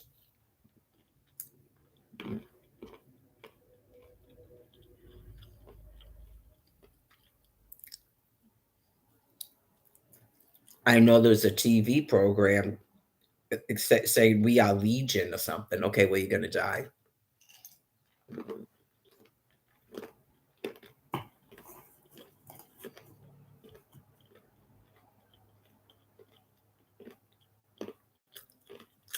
Not even a penny. I know it's not like you did that and then you somehow helped me out, supported me, children or something. You just go, how on earth are people that sick?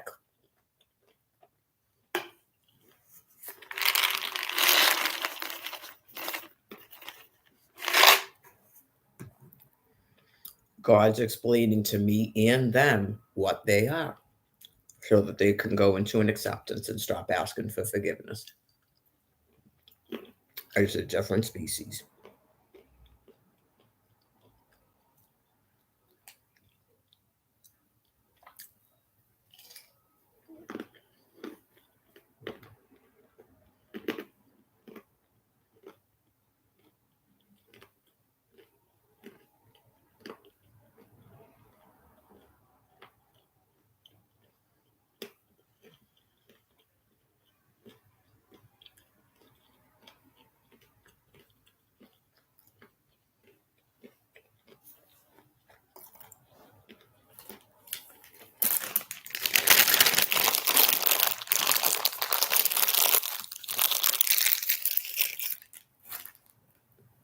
Finish this up. Pretty hungry.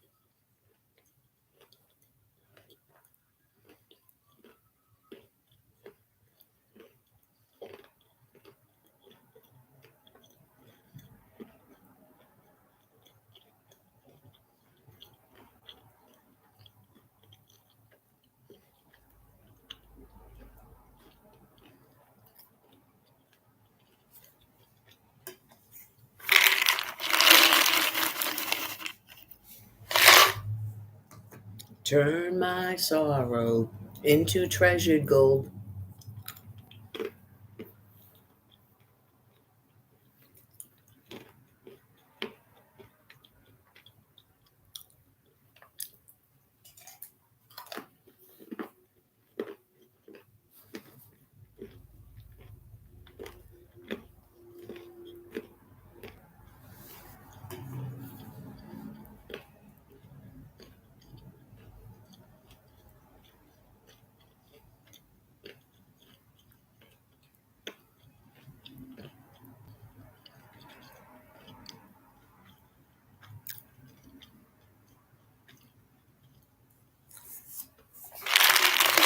I did not find a girl, and I'm not married now.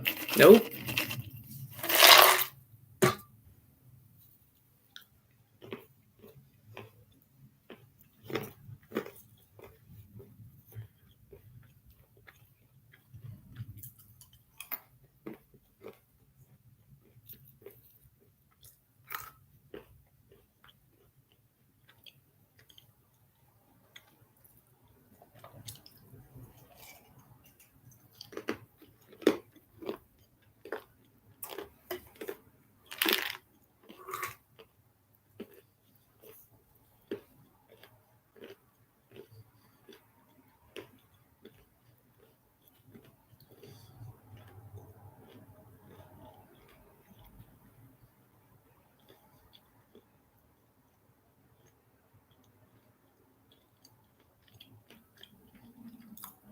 I'm eating still.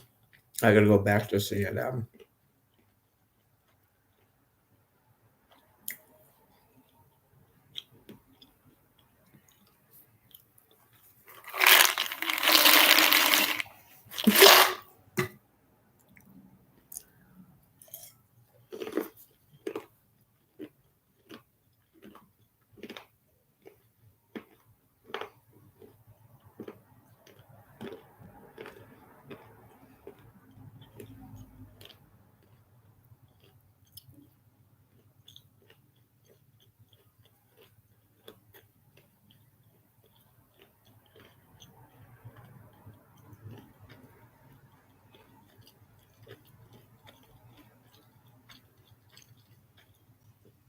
Eating.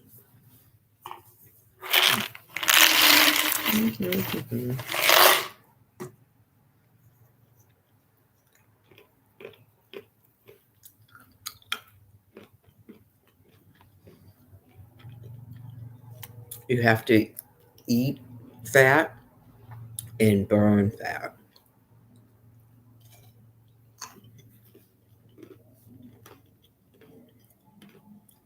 Well, I understand that people want to lose body fat. Most of the stuff on YouTube, it goes right to that when I'm not talking about that in the searches.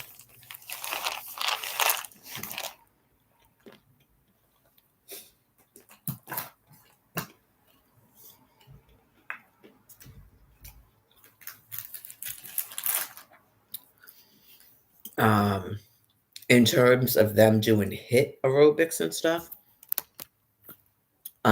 they need to be walking for an extended period of time.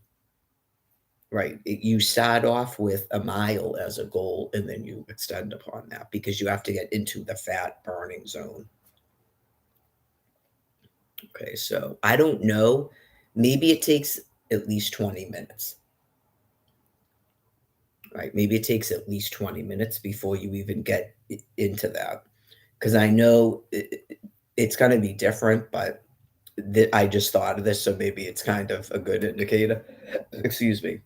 When I start walking, it takes me about that time sometimes before I this doesn't happen in a long time, but it takes me about that long before I stop feeling a little bit sort of winded. Okay. So because my liver has to release glycogen because I'm on a low carbohydrate diet and I don't have any body fat. So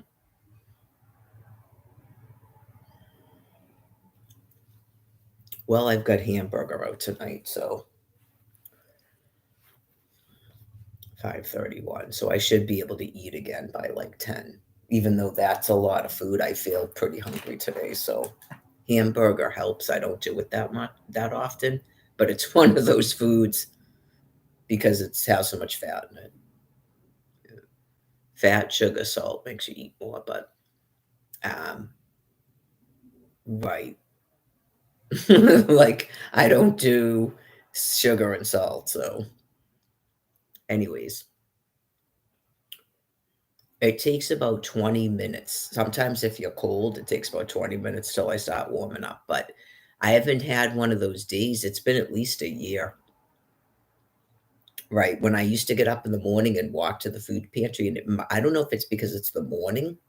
Maybe that's why it's worse in the morning for me. Even though when I was doing it all summer, it was good to be in the morning because you're walking back an hour and it's food.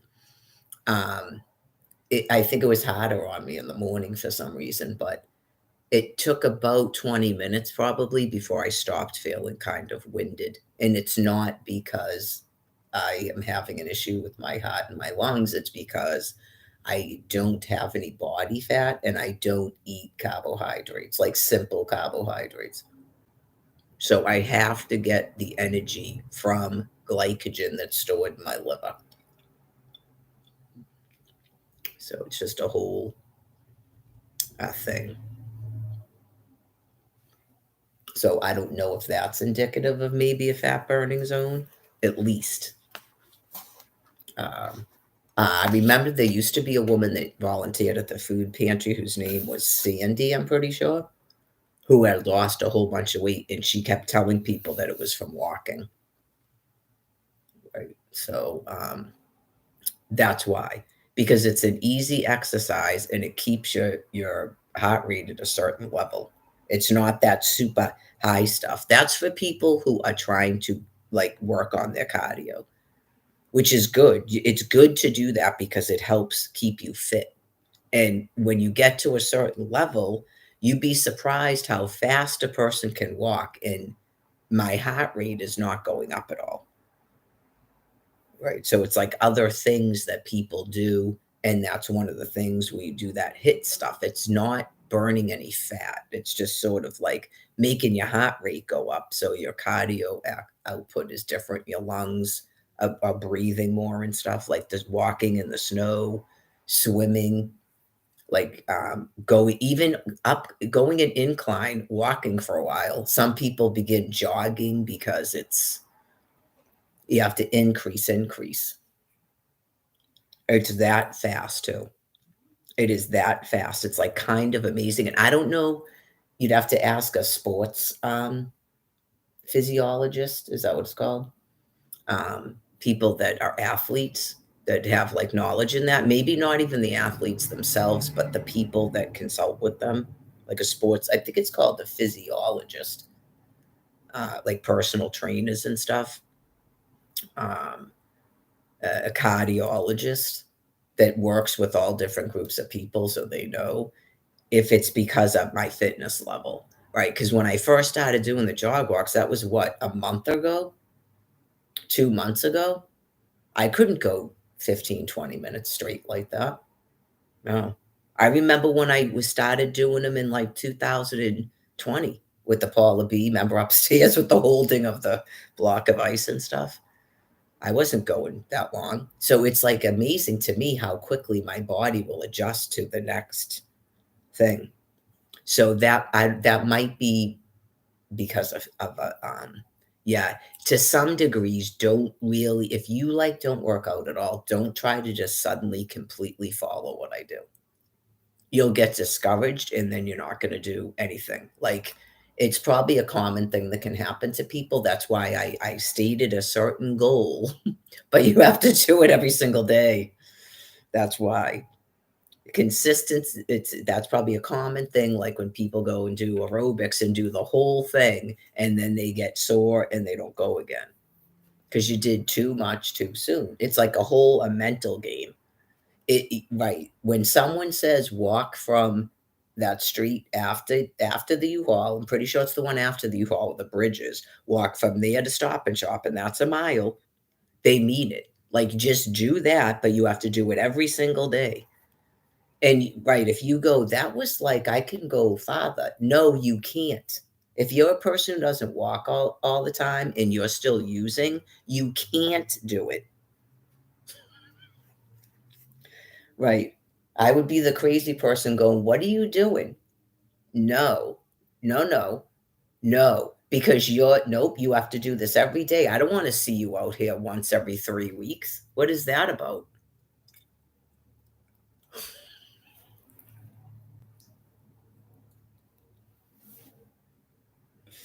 That is why you're setting up a thing that's impossible to do over the long term. I can say it again if people are new. Um, I used to when the first time I quit smoking, when I had that bubble that was pushing on my cardiac sac, which is called a liver cyst.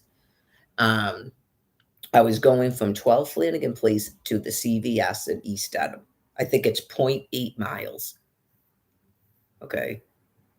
That's all I was doing in a day. I started going from, I completely just quit in a day. Okay. And I went from that location to that CVS and back, and I'd buy two of those, what are they called? 16-ounce sodas. That was my treat. So, whatever your treat is, which shouldn't be an energy drink, right? I don't know, chocolate milk, soda, whatever it is, I would get two of those because you can get it with the SNAP card. And that's all I was doing. And then once you're doing that, like consistently, then you start going a little bit further. Okay. And then you do that. If you're trying to quit using, you have to do it every single day until you can go 3, 4 days without using. You have to do it every single day. Right. I mean, that's not a lot. That's why it's not a lot. It's about learning to set a goal and stick to it. It has to do with your mental health. Okay. Worry about being a 4-star athlete later. Okay. These people that are doing this ceasefire thing now. Okay. I even just talking to the one of them, you can guarantee that they didn't set up a small goal like that and stick to it every single day. They just did not. It's part of their mental health problems. Okay. They're definitely. Uh, they need to have a schedule with the calendar. Okay. And it's every single day. You don't need to be worrying about jog walks, even, or hit aerobics or any of that.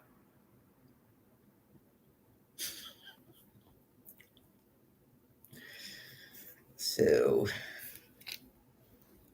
later on, when I extended the walk, and I think also at that time is when I changed my diet too. And it was one meal a day, and sometimes it wasn't until 11 or 12 o'clock at night. And then usually fruit after that. That's to shrink down the liver and to convert into being a fat burner and not carbohydrates. So, um, if you're for some reason not on a salt restricted diet, then do that type of keto that other people do, at least temporarily. If you're trying to stop using and you're doing like the walking program where you're starting out at a reasonable thing, okay, um, don't try to do what I'm doing with the food, right? Just eat what you can, what you're able to eat, right? Like hamburger, whatever that, you know what I mean? Like that's a different type of low carbohydrate diet that has more animal fat and stuff in it and salt. Yeah, if you're not on salt restrictions, then don't worry about that.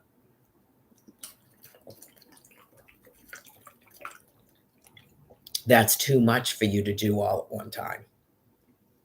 Right? That is definitely too much for you to do all at one time. Mine was that serious where I was starting to get chest pains because my liver was so bloated up, it was pushing up on my cardiac sac. And some people don't go to a doctor when that's going on now. You go, what the in your inside your head, you go, what the fuck is, excuse me, pardon my language, what the fuck is going on? Because it's scary. And it just seemed like it happened in one day. After 3.5 years of sitting, typing, eating a dough with the lunch meat and the cheese, and smoking mad cigarettes and being under that much stress because there was so much yelling and stuff going on, right? You just go in whatever's going on with like the nukes and stuff at that time. So that's how I ended up in that condition. I lost so much muscle mass from just sitting like that and not following a regular diet. So mine was pretty severe. It sort of like had to be done to shrink down my liver. So you get used to it, but I explained it at first. You learned what hungry is, believe me. So,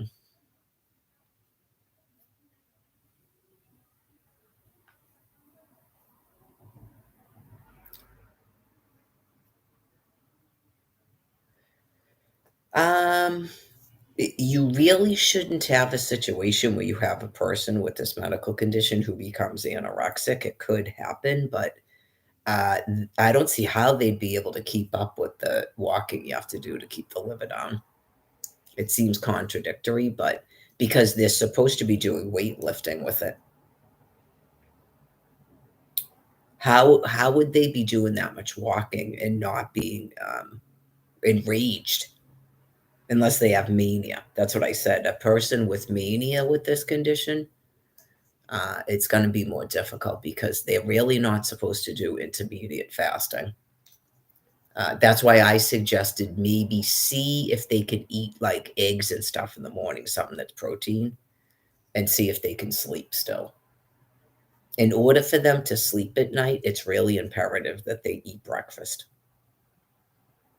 They have to eat breakfast. They can't do intermediate fasting. Right. Come to think of it, I don't know if that was part of the issue with her, if he was having trouble getting her to sleep at night. Um, right, because when she got back from camping, that's when she finally was eating regular meals because she was told by the doctors probably that's what was going on, that it was the progression of her brain disease that she wasn't eating, and it was making her fly into rages and not be able to sleep at night. So, right, the mania. we would hope to God that God wouldn't do that to a person, but anything's possible where a person has both mania and polycystic liver disease. Let's hope not. Um, I would highly suggest, if it's possible, to remove the person's ovaries because generally they're females. Um, well, what you do is maybe not have children. People aren't really breeding here, anyways. So, but I would start out. That would be my suggestion: is start out with the protein, that stuff in the morning, and then if you still can't sleep, then I mean, you don't have to have caffeine for this diet, by the way. As far as I know, you don't, but I can be proven wrong. Someone might be like, it's the caffeine is like helping everything dump out in the morning or something. Especially when you're not eating the flaxseed and the beans and stuff. Yeah, um, that's one of my bad things with the salads. I think right now that's got something to do with the nuclear business, but um,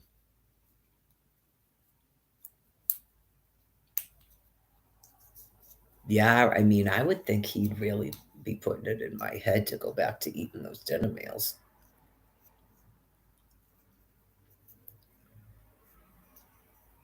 No, no, no. If you're eating the dinner meals, eat the dinner meals. Don't go. That's just got something to do with me.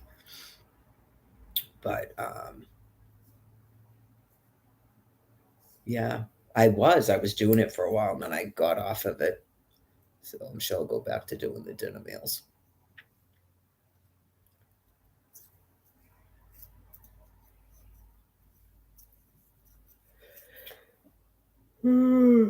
Like they should. What I was saying is, people with me and you aren't supposed to have caffeine, even in the morning, right? So, uh,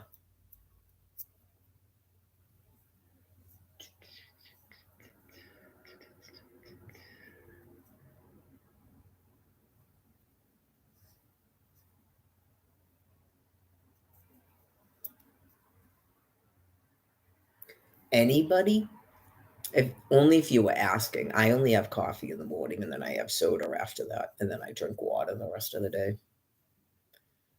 So, a couple years ago, there was sometimes I'd come back and have coffee, but I feel it interferes with getting enough calories. Yeah, it definitely begins to interfere with eating enough food. That's why I don't do it. I don't feel like I want it, actually. So I've completely phased out of that, I guess. I don't feel like I want it um, in the rest of the day. Oh, that's right. Your news. Sorry. Now I got to turn that overhead light on. I'm already laying down.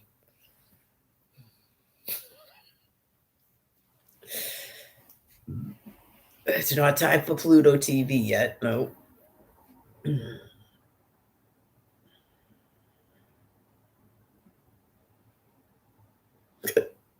Excuse me. I guess. I mean, it's 5:48. Maybe if I'm going to take a nap. I know I'm already doing it. I got the hamburger there. I'm not going to worry about it. There's not enough hours in the day. Not enough hours in the day. These people with the boredom, I can almost guarantee you that they're buzzing all over the place like they have mania. Yeah, just you're bored. There's not even enough hours in the day in this boredom business.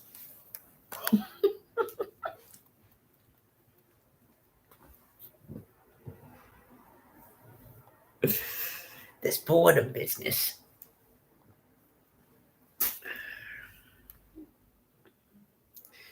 These 1970s hippies freaks. Clearly, that's yeah.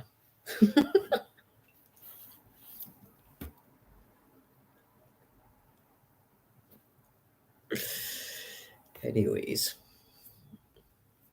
all right, let me get rid of the Lusitania, boom. Lusitania, gone. Uh, how a DNA test kit turned one woman's life upside down. Okay.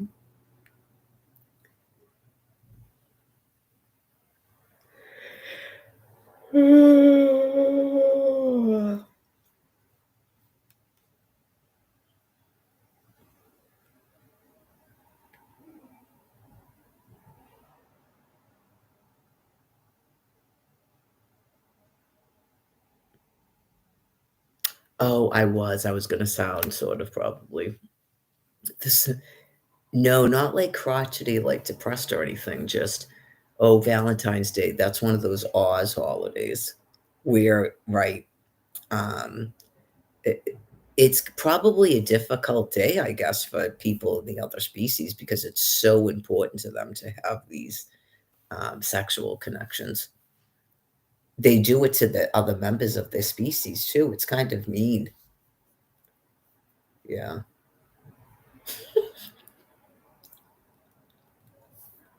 They have no actual caring for each other and they're not monogamous, but let's have the Valentine's Day.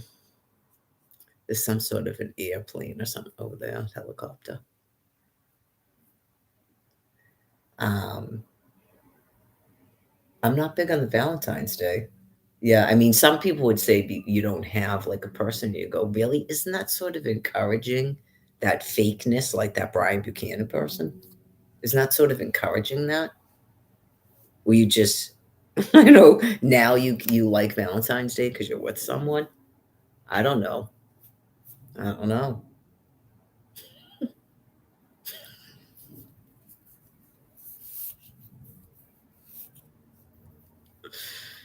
I would think maybe Christmas when you're with someone. Maybe I don't know. Christmas, uh,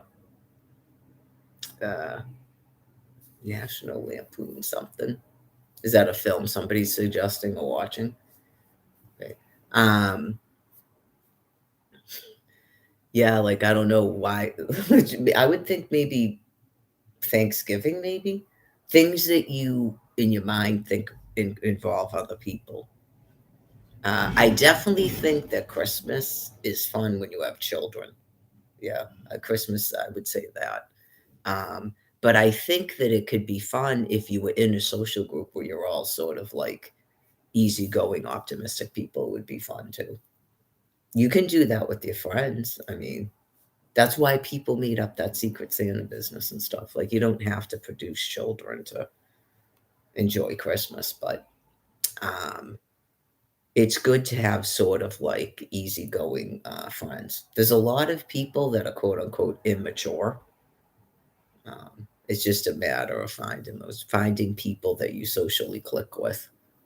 So, but for me, some of it might be because of the upbringing, but for me, I definitely think Christmas was fun with children because they're just funny. And it's like they're getting all these gifts and stuff. It's like a completely unselfish thing, the whole Christmas. But I like Christmas. I had a good Christmas this past year. That's probably one of the better Christmases I've had. And I didn't get to have a Christmas tree or any of that stuff. I'm not allowed to have my own place. I'm not allowed to have any means to get decorate with lights and stuff. It's just 13 years of it. Just a population gone mad. So they're all going to celebrate Christmas. And then you have the Virgin Mother like this for 13 years. And it still seems not like so insane that you're frightened.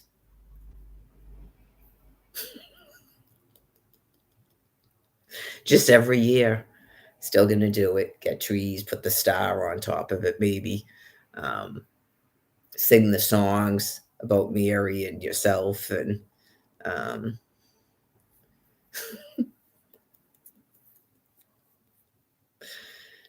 anyways, uh, I don't want to make it worse. Yeah, but don't let the binders mess with you. Um, uh, I don't know if that's all the U.S. Navy is working at a frenetic pace to destroy. Um, Well, we hope it's not them. Brian Laundrie's parents detailed the day everything hit the fan after son told them Gabby Petito was gone. Remember when they told me that Brian Laundrie died, and I don't know his actual last name, and then he wasn't dead? Okay, so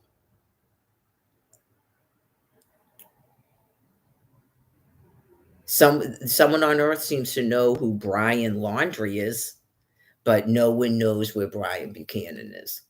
Okay, not plausible. So let's see. Not plausible. Population not plausible.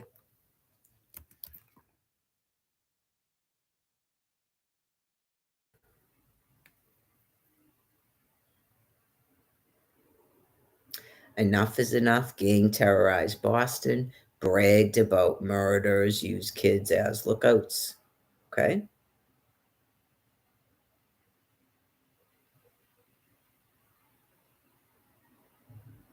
Okay, so they're arresting people now. Right, because are they having an issue? Okay, well, that's why we have to have live streams and things on. Okay. Enough is enough. Gang terrorized Boston, bragged about murders, used kids as lookouts. Okay. You guys are gonna have to live under US laws while you're here. Um, as quickly as they could build a condo complex, they can build another prison. There are probably basic Americans here now that would be willing to work in a prison at this point, if that's what it takes to contain people. Okay. You're going to live under US laws for the remainder. So, knowing that you're being subject to thermonuclear weapons and that your lifespan is being shortened, you need to think about if you want to spend the rest of your life in this physical body in a prison cell. Okay? Most of you are flush with money and you're probably bored. Okay. So, you need to come up with other things to do that are within your legal bounds.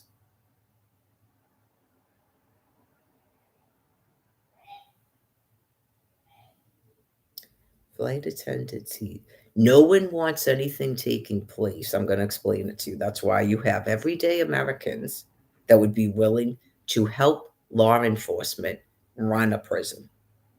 They will build them another prison.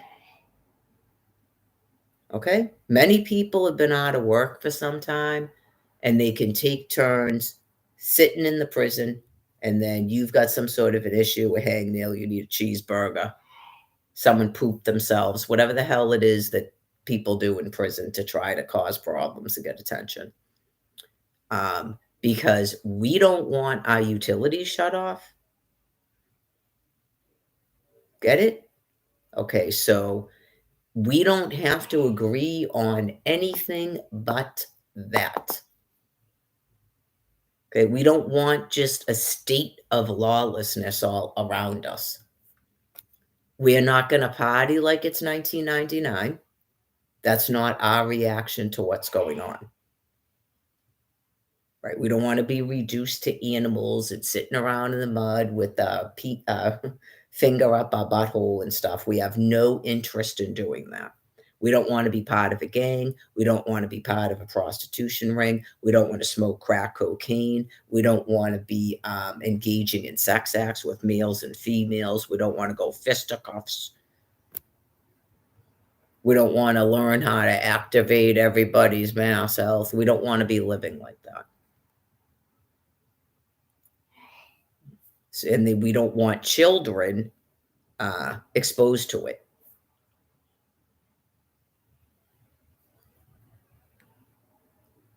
And if you're not in law enforcement and you don't have military style reinforcement weapons and keys to prisons and police cars and woo, then yes, they can.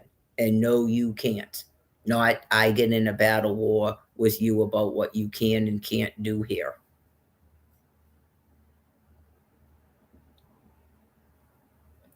Flight attendant sees late husband on plane. People don't even care about your drug use and stuff, but it's my understanding there's certain areas where you folks are being told to stay. And most of you, to all of you, were given housing to party like it's 1999. And okay, not you need to make gangs and all this other nonsense. Flight attendant sees late husband on plane, then she notices an eye-popping detail. So she had a hallucination? Okay. Tom Brady's troubles escalate as Giselle reveals intimate details. What's this? When did they actually break up? Is that new?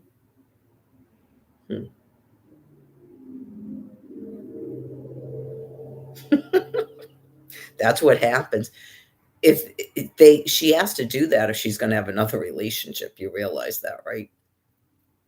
I don't know about doing it in an open forum, but she wants to do that.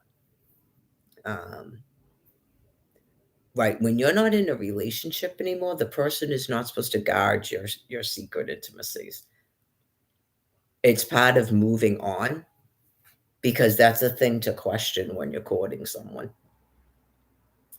Yeah, like as weird as it is, for my species, your species, okay, but sometimes you want advice about how to be happier. Okay. If you're the type of person where you believe in what's called serial monogamy, and so that's a time period in your life, and you want to seal it in a box and it's special memories that you have almost as if that person died and you're a widow.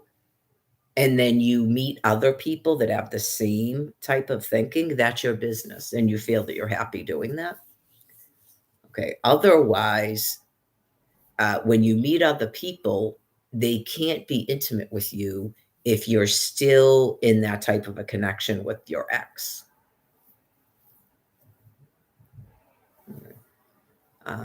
It's just not feasible to be doing that. Yeah, it's like maybe I don't know because I've never gone out with someone that was widowed. Right. So it might be difficult for people to go out with people that their spouse died because of that. I don't know how they handle it. If it's just something where they have to listen to it, that yeah, you just go, I don't know. Some people, I never thought of that before. Some people may not want to go out with people that are widows because you go, it's you never broke up. Like, you get what I'm saying? Like, you never broke up. So what are you going to do when it's not even really about what are you going to do after you go to the next thing. It's about like right now. Yeah. I would say you'd have to be sort of one of those people that does the serial monogamy business. I don't do that. Well, I don't have to do that because I don't have any of that in my life. Right. So I don't have to do that. So that was part of the reason why I explained, or I have more of an opportunity now to explain to the public about what I felt in terms of God. Because when something happens that, to my view, when I'm helping people that are having a little bit of issues, well, like a lot of people are with brain disease, having issues with mental reasoning and stuff, and forgetting sort of what we thought was normal 12, 13 years ago, 20 years ago. Okay. Um, when something so insane happens, as happened with this Brian Buchanan person and the people's reactions to it, I always have to ponder about what is God doing there? Especially for me personally, why God would have that happen and put me through that much emotional turmoil after everything I've been through. So, um, because clearly in 7 months, no one could explain to me how did he get out of a hospital? When did he get out of a hospital? You haven't seen him. Okay, so you don't even know if he's living.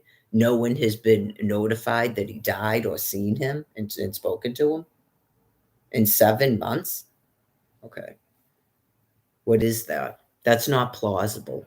So something is definitely going on with some people's brains. Okay, that is definitely not possible to have gone on, right? Either the person is living, so he would be the one person on earth that knows where he is and that he's still living, but yet he doesn't contact me or anyone else that could contact me, like the police, so that I would know that he was living. He does That's not even having to face me. Obviously, if he's living, that would have been the end of it. You get what I'm saying? So it's purposeful suffering or just people that are so brain ill, they just go, how is it possible that no one knows if this person is living or not? He just disappeared off the face of the earth. That's not possible to have happened. Okay, so things like not admitting that you don't know who I'm talking about. Okay, you can't keep faking that anymore. Some people do, apparently. You can't keep faking that anymore. Okay, like say that you're having wicked bad issues with facial recognition. Okay. Like if he's alive and well and romping around in Quincy and Boston and even interacting with police, and I'm still not notified that he's living. Okay. Stuff like that. Because he admitted to me he uses a different name, but I would assume his real name is Brian Buchanan. If it's not, that's a whole nother thing because he was admitted to not one, but two hospitals. I still have the hospital banned from Sturdy Hospital. Okay, so that's a definite problem if that's not even a person's on Earth's name. Okay. That's what I'm telling you. And at Faulkner Hospital, they printed out a thing and handed it to him, and he handed it to me. So you go, is that a real person or not? Okay, where is that person? Okay. Has his SNAP card been used since June 24th? Stuff like that. None of those questions could be answered. Clearly, there was ways, something. Did he show up on court at court on July 6th or July 7th?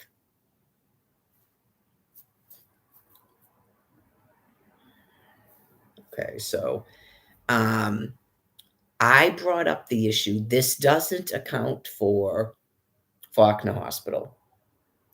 Honestly, I don't know for fact that Sturdy Hospital committed any crime. Okay. Um, they may not even remember because it's been a while if they actually changed his emergency contact to me with my phone number. Okay.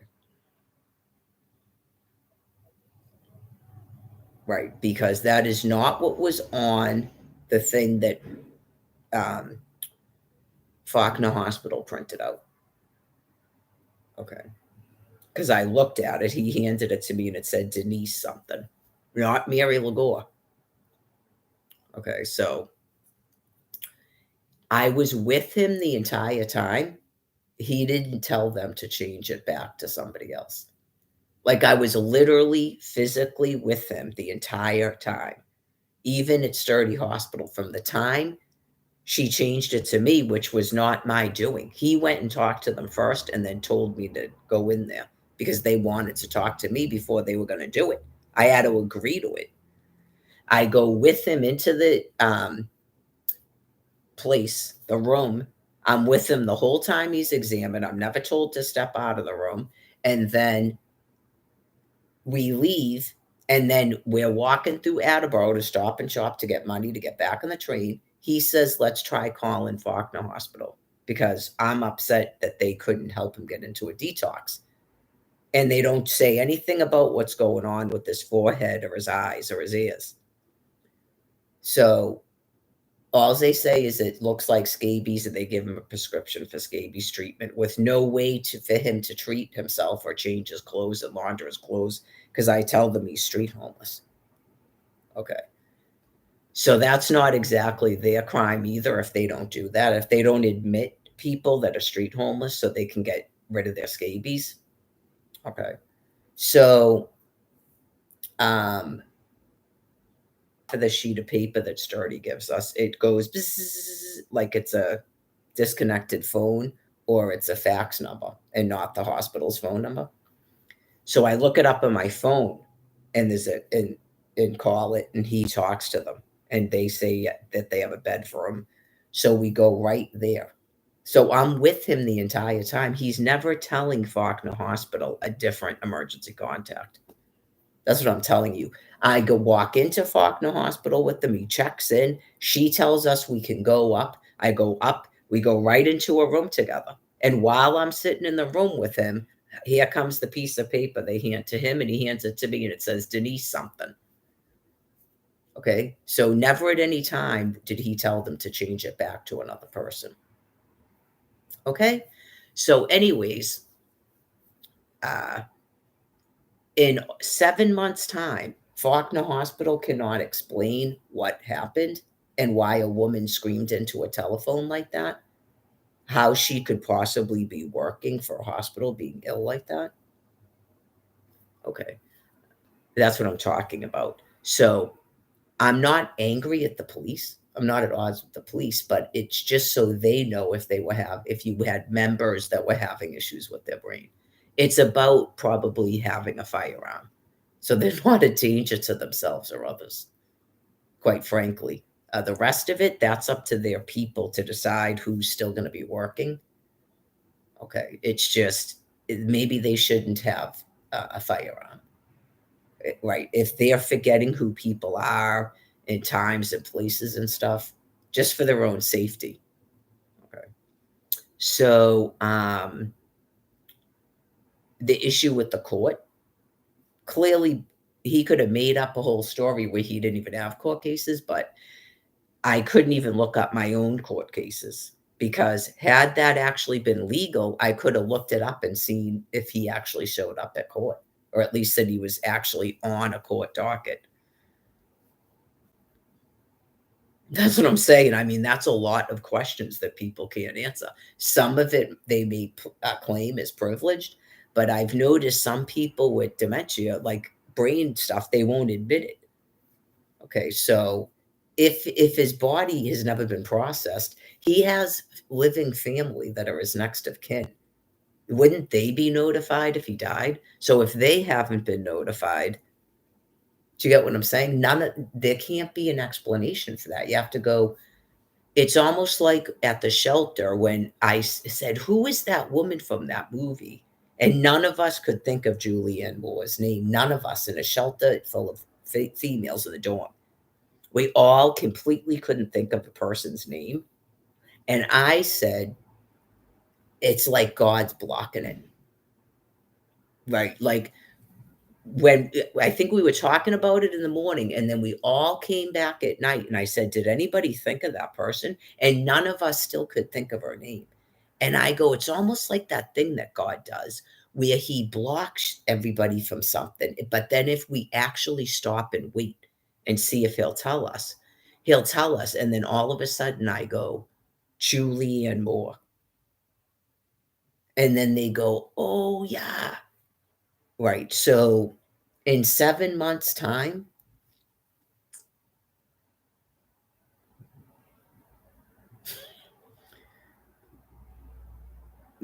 right. It's sort of like, is it possible that there's something weird there? Like, I doubt it's even HIPAA since I was supposed to be the emergency contact. Like, you tell me he's not in the computer, so maybe you made a mistake. Is it possible you made a mistake and he was in the computer? Maybe he discharged. You just told me he's not even in your computer. What time did he maybe discharge? In 7 months, you can't tell me that? Why?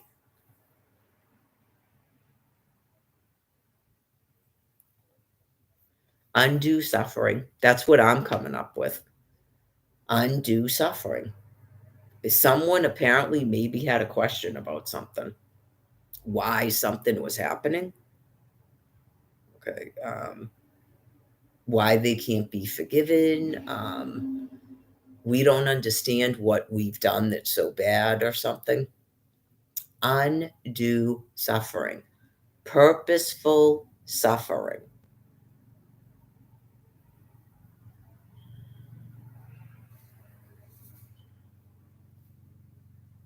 So if people are going to end all suffering, then they don't go 7 months with that up in the air like that purposely. There can't be a worldly excuse for that, like the other stuff. Maybe that's what God's saying. There can't be a worldly excuse,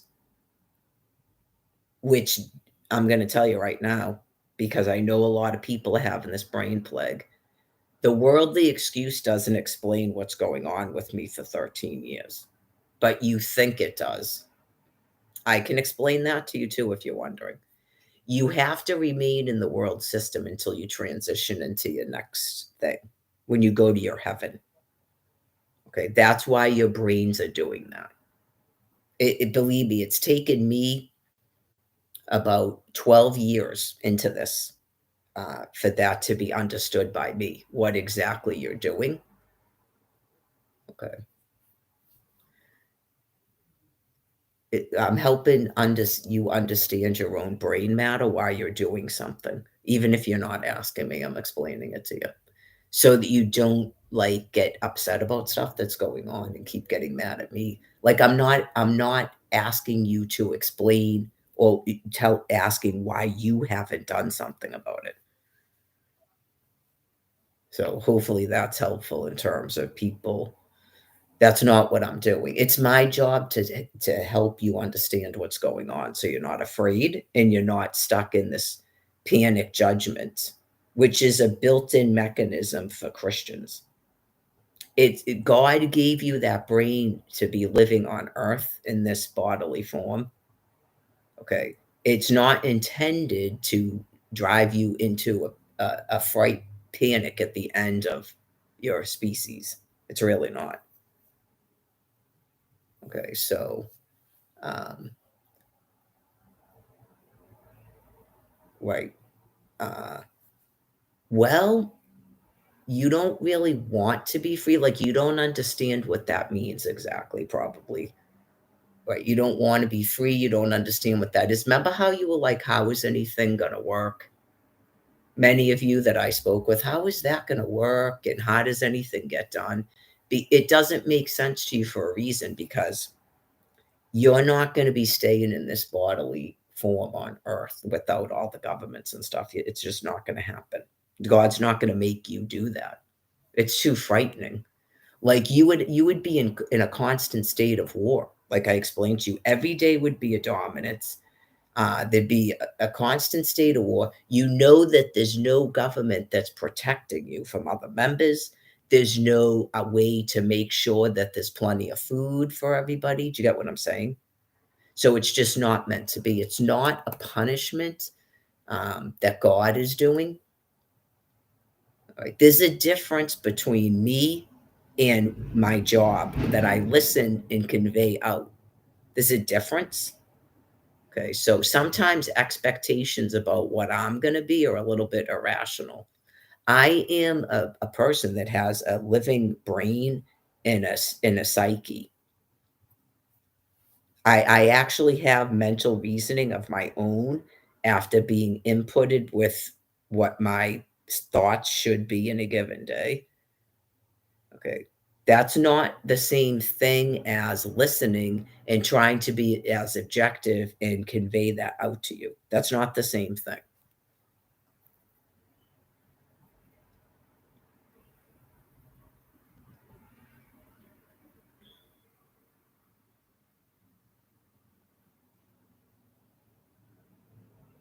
So, I mean, that's really kind of resonating to make sense to me. I don't know what other people think about,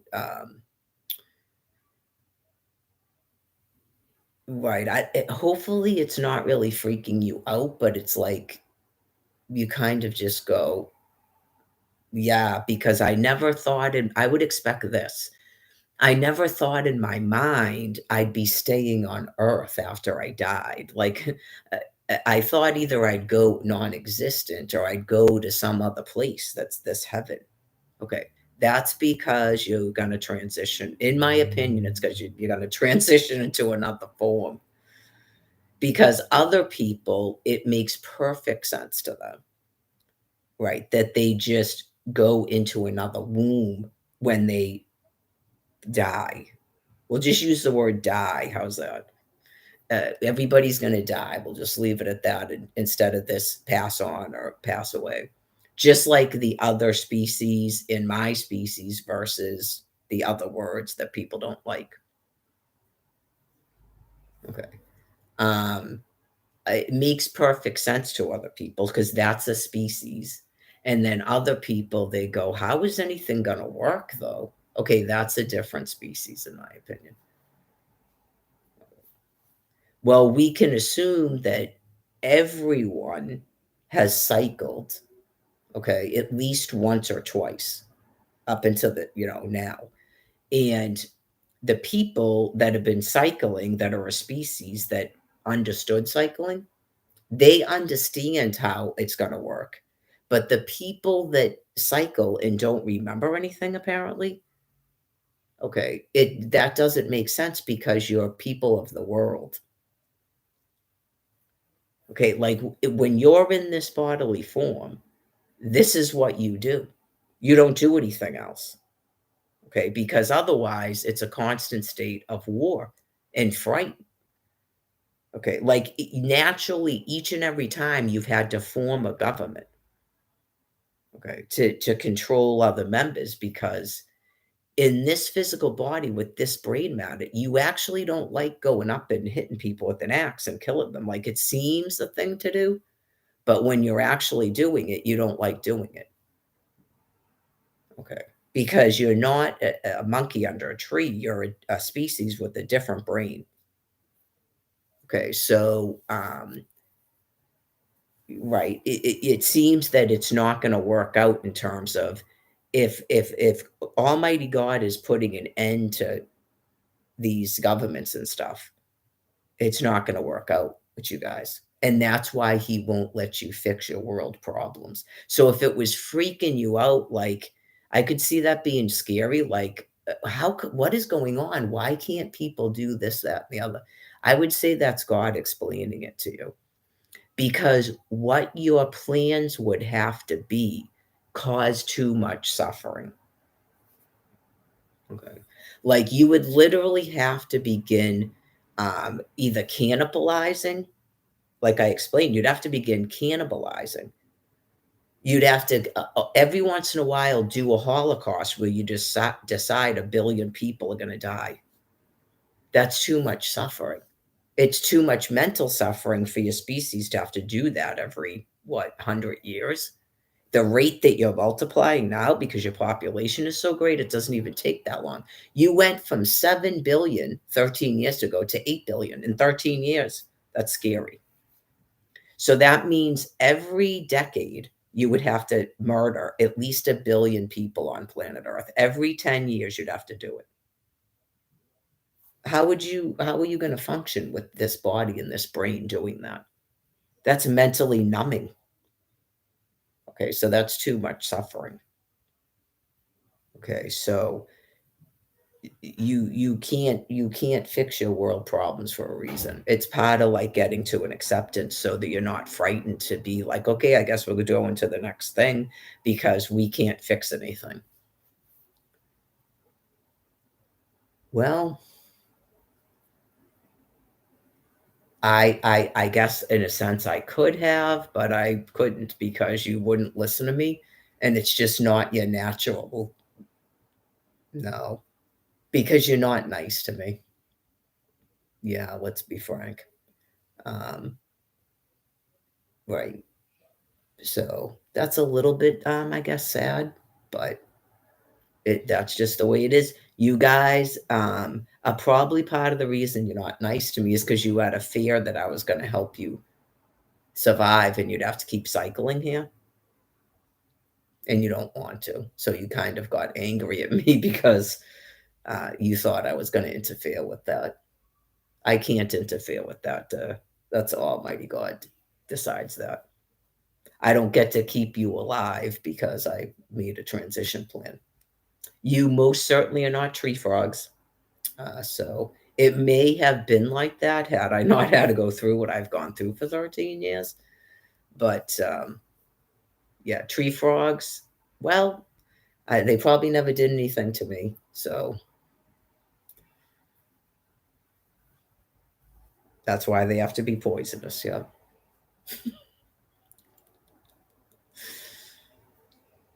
Do you ever see that one that looks like a clown?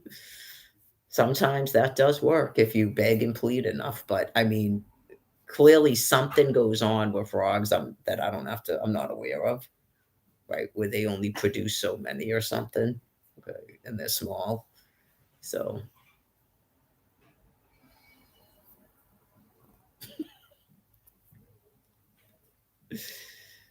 anyways, maybe we can try that with the shorty jacks and see if that works. We can still keep the shorty jacks. I don't know if we need other dogs. We got the coyotes and the shorty jacks. Do we need any other breeds of dogs? We're gonna have to sort that business out if they're eating prairie dogs because those are not really probably about the same size as a shorty jack right there. So that's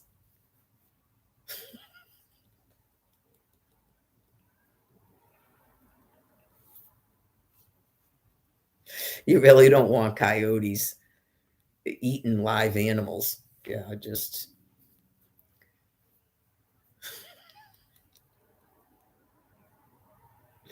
because they're everywhere. They're not wolves. Yeah, wolves are something else. So yeah, like I don't want to say stuff about coyotes and then I got to be proven wrong, but wolves are probably like your typical like when Karen and Michael and I slept at the dog park. That's probably like a wolf's area. You really don't even care to go in there. We're all set with that. We're just walking by, like, yeah, we can actually tell that's your area.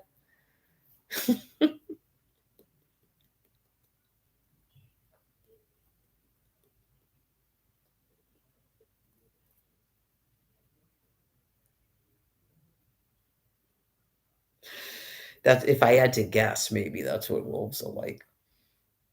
Yeah. So there was this dog over on Truman Parkway, and I walk like this. I see the dog, right? And so I walk further off the sidewalk, and the dog is just standing there with like its tail wagging.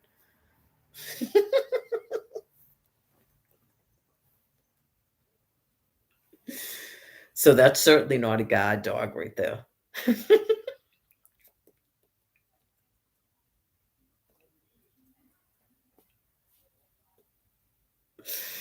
I don't know, just things strike me as funny. That to me is funny because it's like I'm trying to,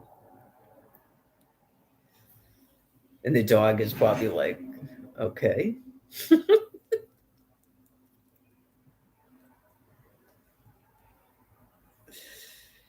All right, let me check your other news here.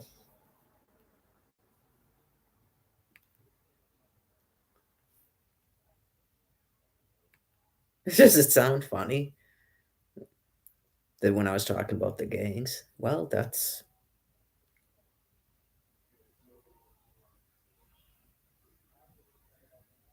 breaking and entering. Okay.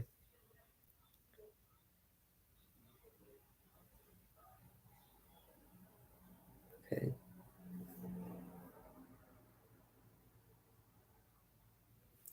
Okay, what's this? This can't be Brian Buchanan because he's 36, not 37. Authorities identify 37-year-old masked man killed in shooting on I-95 at Foxborough.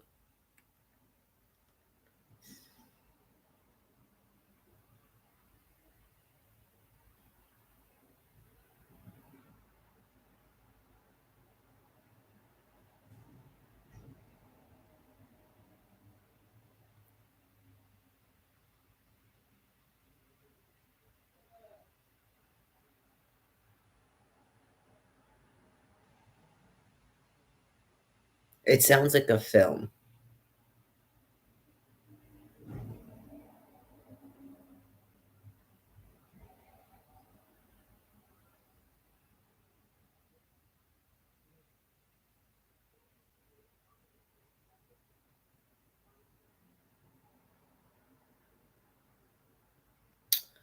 Okay, well, we can't ask him anything then. Okay. Someone named Justin R. Parker that's 37. Is that a real person? Okay, he's from North Attleboro and he was transported to Sturdy Memorial Hospital where he was pronounced dead from gunshot wounds. Okay. Okay, he's a father and a family man. Okay.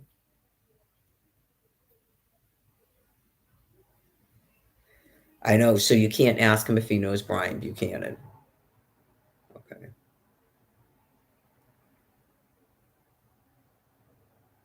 Well, if the aunt lives in North Attleboro,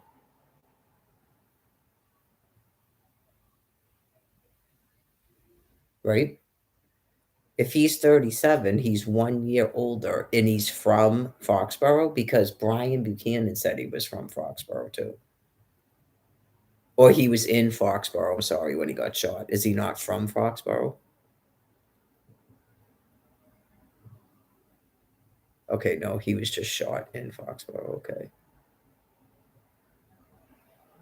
Does anybody living in Foxborough recognize someone named Brian Buchanan that's 36 years old?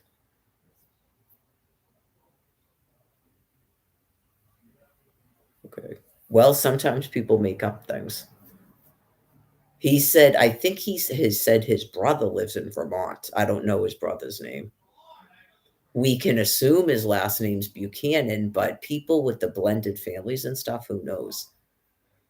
We never got into that if they had the same father or not. I just assumed they did.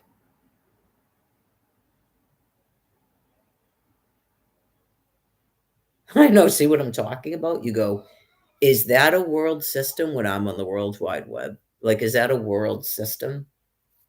Is there a privacy issue? I've never heard of that before.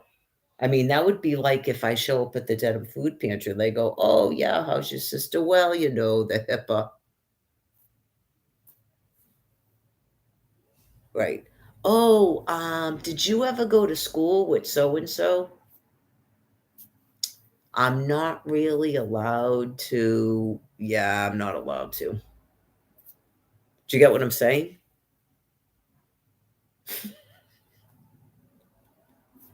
There's no one in Vermont who has a brother named Brian Buchanan. I know, you just go, "Were you notified by anybody that he died?" See how it becomes. Okay. Right. That becomes so insane that people should go, "Yeah, what is that? It's been 7 months.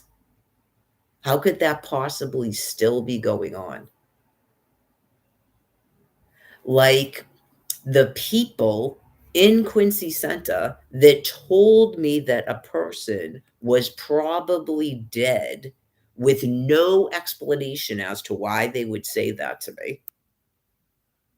Even when I asked the Quincy police, okay, with no explanation to me about why they would think that, they still don't go, maybe we shouldn't have said that to her because didn't she start drinking and smoking cigarettes that day? Yeah. Yep. So do you think you should have told me that a man died when you had no knowledge of that actually happening? And then a live stream that I knew was visible then, even if it's not visible today, still pretend you can't see me.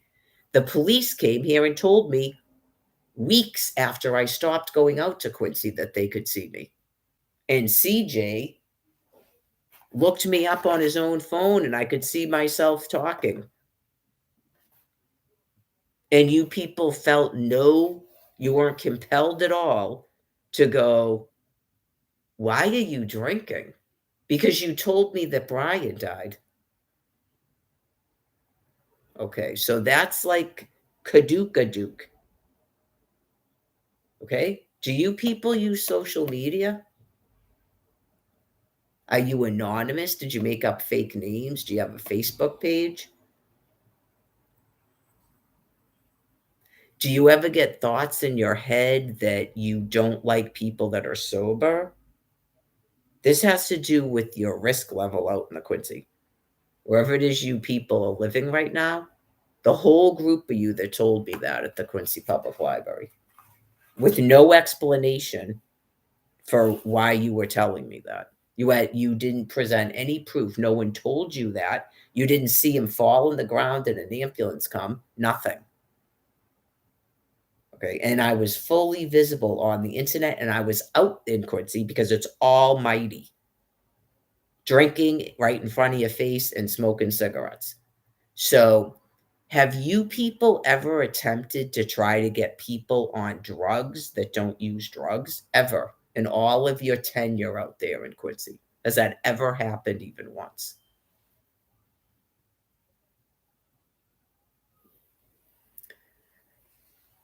Well, I will tell you this, if you're given a curfew or a stay home, stay safe order in Quincy, abide by it. You're because if that's what you have in your brain matter, you're a danger to the public. You're a danger to others. It's one thing when you folks are abusing each other, but I am a sober, celibate, nun-like lady.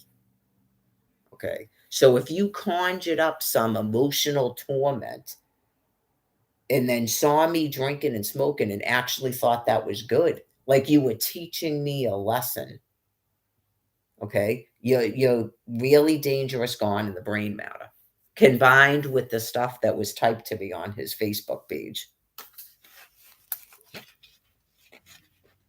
It was one thing when some of you inferred that you were going around giving people HIV and scabies on purpose because you would assume you weren't raping people to do it.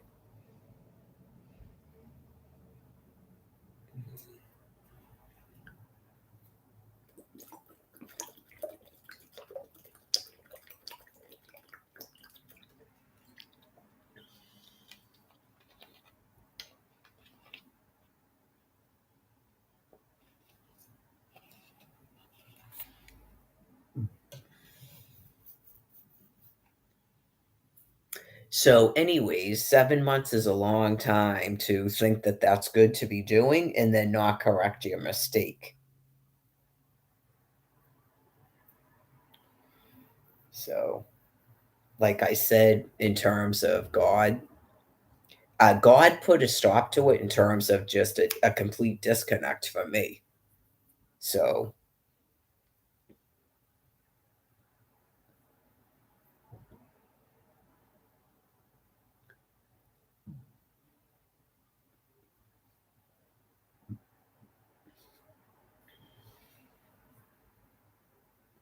I don't know. That seems sort of unlikely. It might be something for just my species to banter about.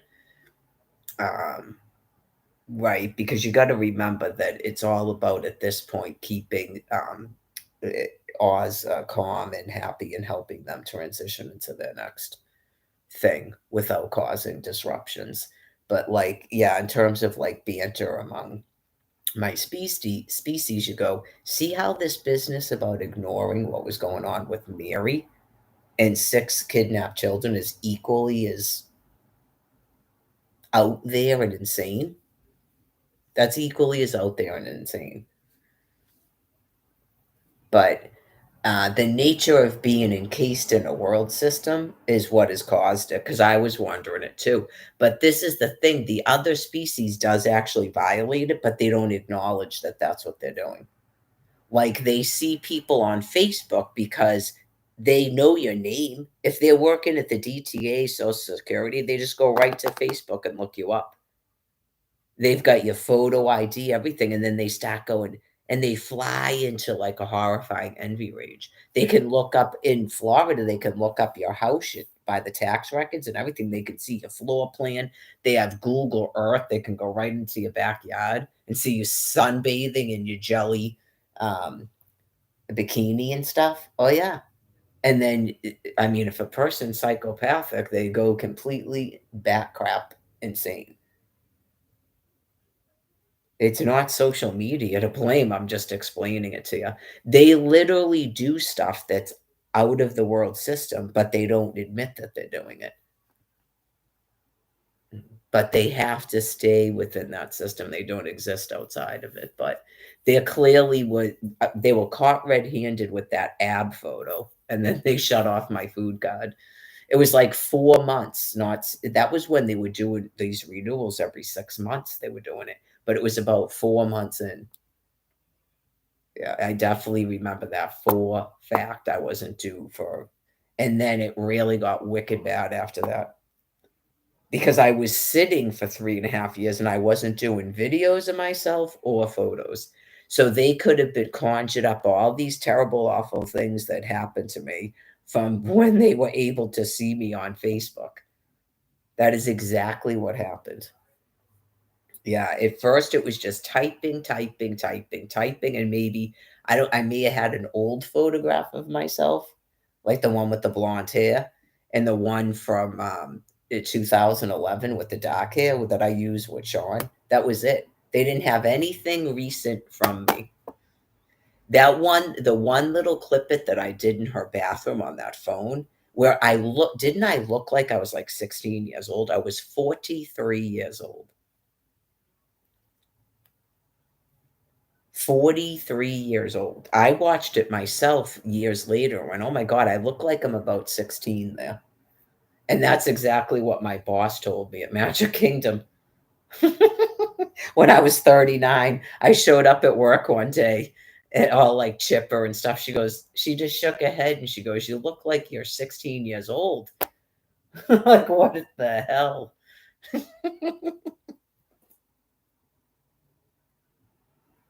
That was when I put my hair back to dark. I wasn't doing it blonde anymore. And I was all like showing up with my blue shirt and my black pants for the what do they call it? Delivery services. Delivery services, got it. Yeah, that's funny. Anyways.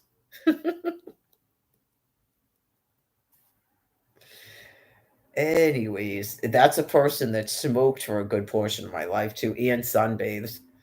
So none of that stuff is true. No, none of that stuff is true. I mean, smoking isn't good for you for other reasons, but none of that stuff is true. It's not from being in the sun. It's not from smoking. It's just probably genetics and intermediate fasting. Yeah. Like Susan Atkins, remember the video? You go, what that? She was like 50 something too at the time. And you're like, these people are so wretched. I mean, it's beyond obvious. She was like repeatedly raped in that place. And then they said she was married to some billionaire because she was being raped in a prison. Oh, yeah, just that is way too much suffering. Obviously, God can't have that going on. Right. I am not your species. That I would have my complete psyche blown out. God isn't going to allow that. I don't know about Susan Atkins in terms of that, but what was going on with her was obviously envy.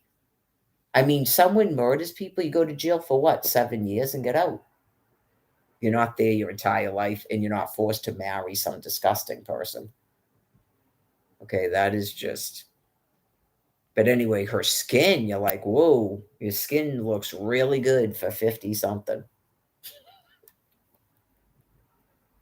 Just, it still had that Ava Gardner glow going on.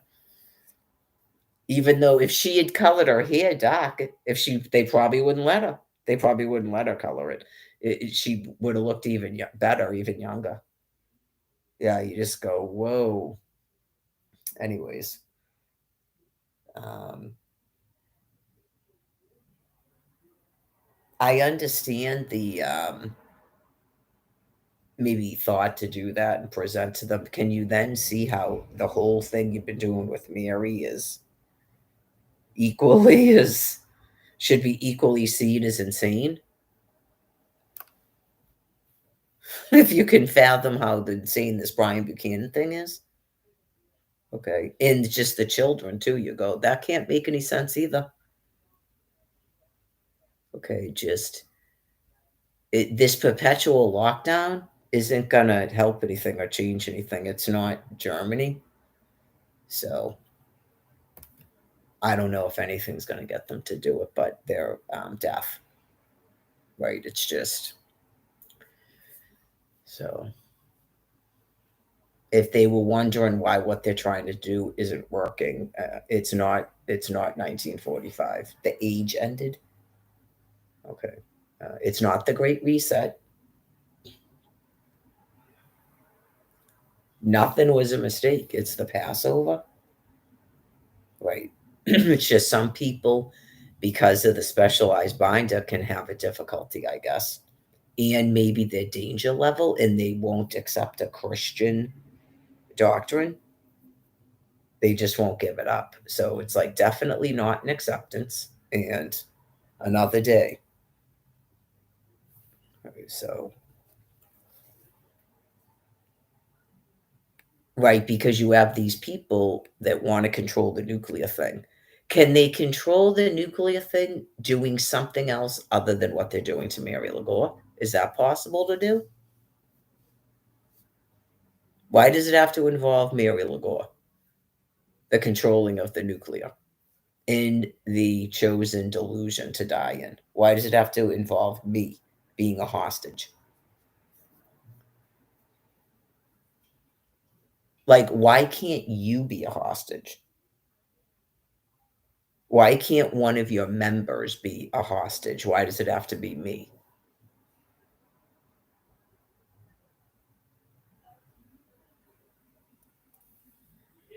In terms of the coping, right? If you agreed to be hostages, maybe you'd be housed with other hostages of your species. They all like to socialize with each other rather than trying to hold me hostage, doing the worst possible thing you can do to a primate.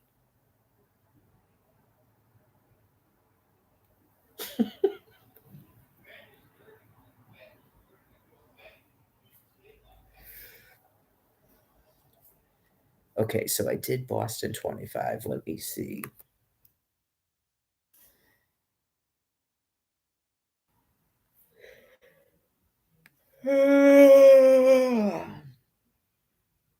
Okay. Is this so that they can get more drugs? Okay.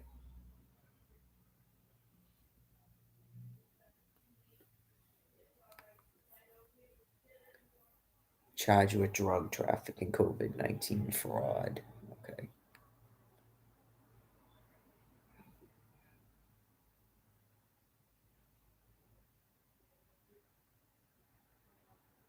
Okay. Well, this might be helpful with the people that are giving out the Section 8s and the DTA cash, at least, if not Social Security. Okay. So, is it helpful at all if some of you do get arrested for what you're doing to get you to stop doing it? Okay. Because you already have January 6, 2021, which is an attack on the US Capitol. So that would equate to people using thermonuclear weapons in the war.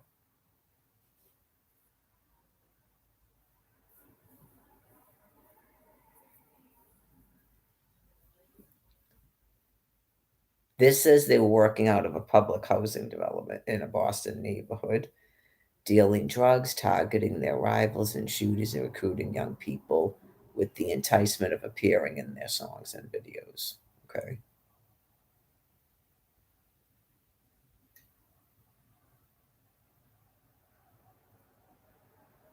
Well, um, it kind of makes sense that I would be looking at your fake news today after a couple of weeks off in terms of Almighty, what he's doing with you guys. Um, well, I can tell you now, and then we'll see what happens because I tread lightly with you folks, given the propensity to flip out and go antichrist on me. I understand that. Okay.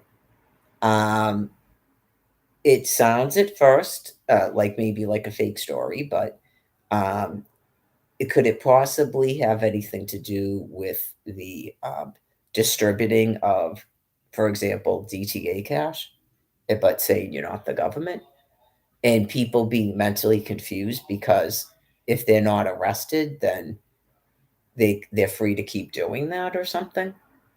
Would that have any influence on their behavior? But we don't want to cause uprisings and things, but would it have any influence on their behavior to see that people are being arrested for crimes? Okay.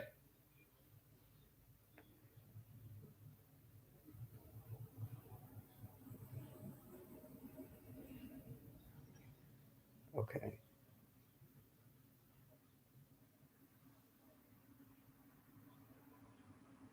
Okay. Also, the stuff about stealing clothing, which is a little bit strange, because they're saying that they already were defrauding and had $900,000, but yet they were still stealing clothing. Okay. Well, I went over this. It can become boring if we don't have other fun things to do. By we, I mean, right, the other species. Okay. Um, Typically, the stuff where we lie and say that we don't know where the father is. Okay. And then we get the housing and we get whatever the EBT, and then he lives in the housing with you, or they know all the time you're doing it.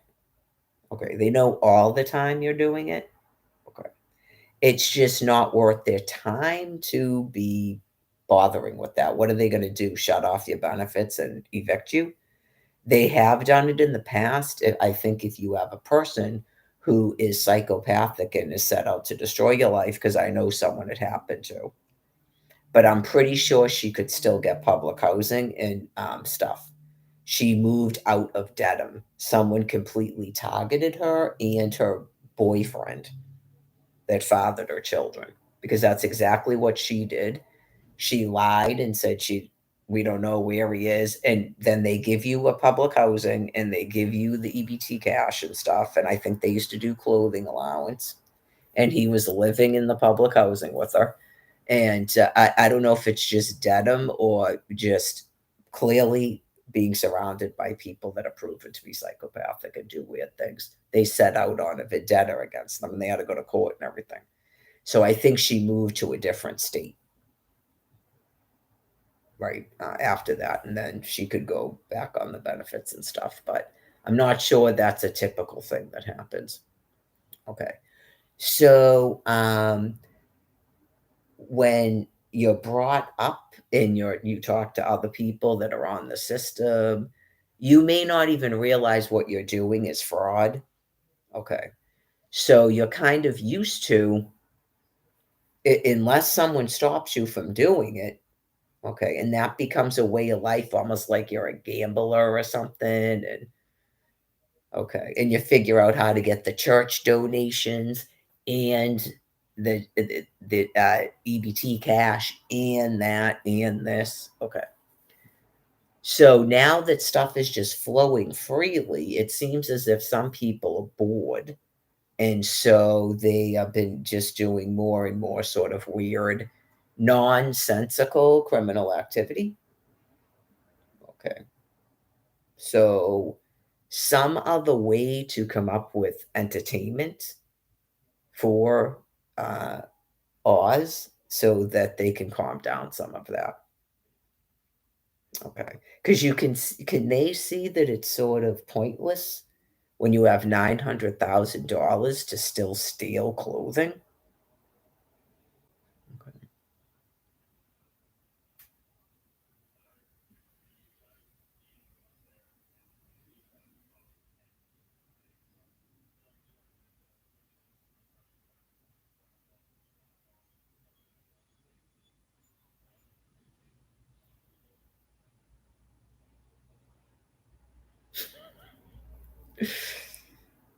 Okay.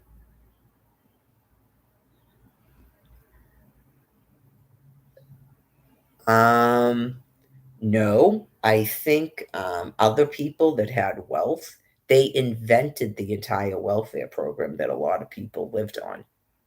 Generations of people lived on it. Other people invented that because they had great wealth. Okay. Not they had a mother like this for 13 years. And they have so much money they don't even know what to do with themselves and can't stop breaking the law and defrauding and robbing and cheating and lying. Okay, so well, a lot of people have to come to terms with mental illness in their lives. It happens.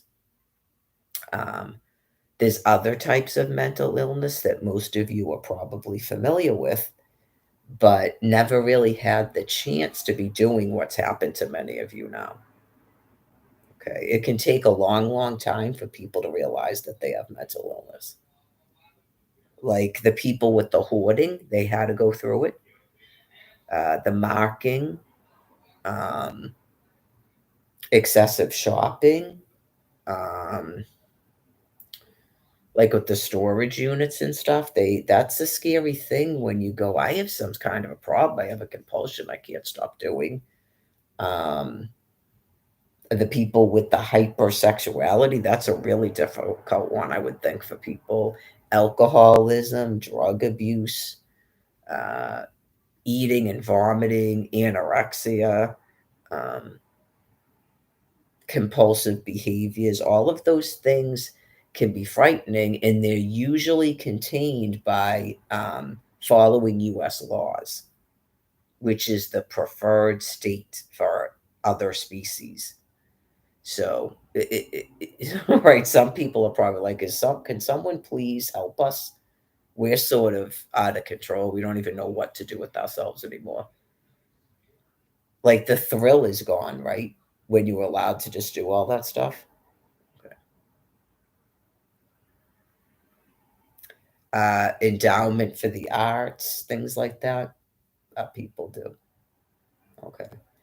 Um, when you begin to get bored, like when you're having dinner at the Eiffel Tower, you go, "What am I going to do with myself now?" So I've wanted to get a divorce, obviously, and go back to school.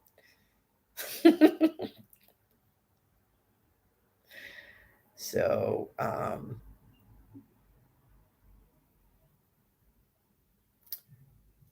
I didn't have that kind of money, not this time, right? But I I think I said if I had ever won the lottery, I wanted to have a free store, and I wanted to have some sort of a college program for single mothers.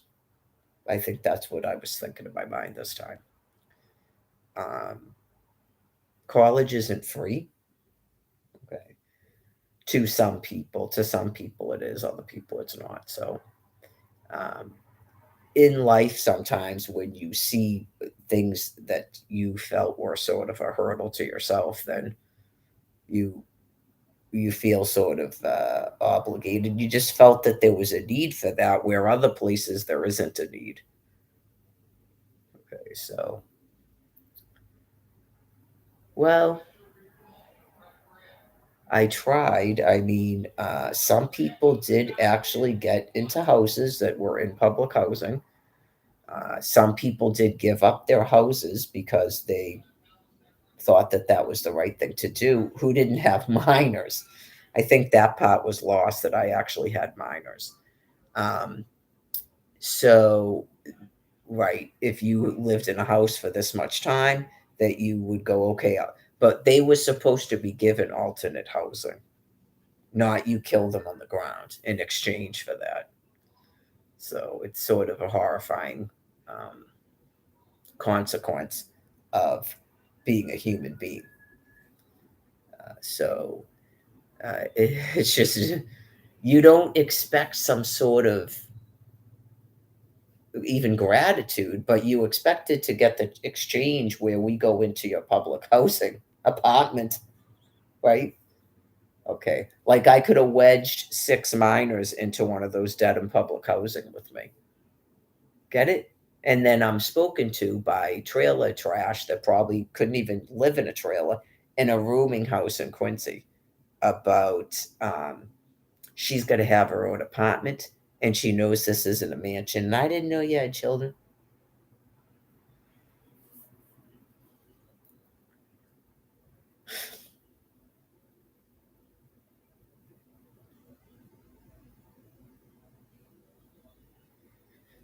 Well, for me personally, it's just so that I don't cry like about the frogs.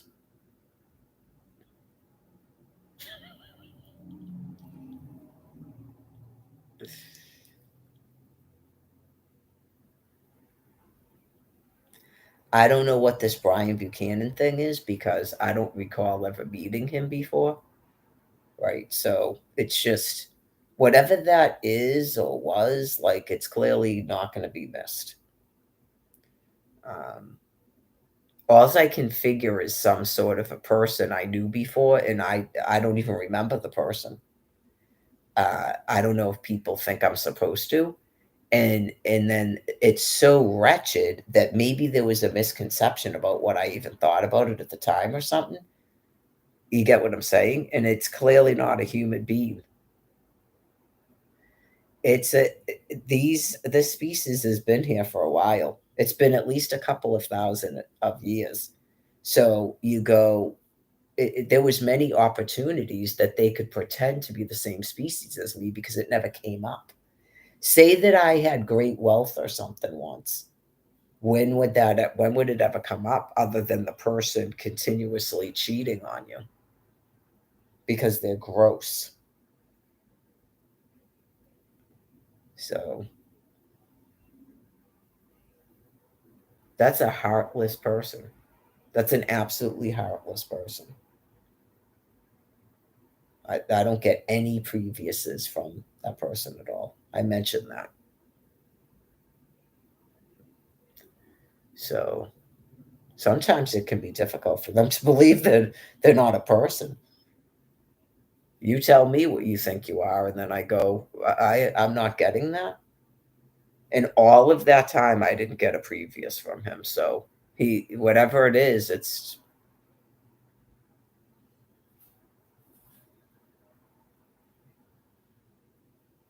none of those people. I don't, none of all those people are new. I'm not getting anything from them.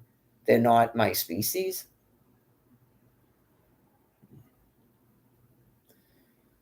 Anyways,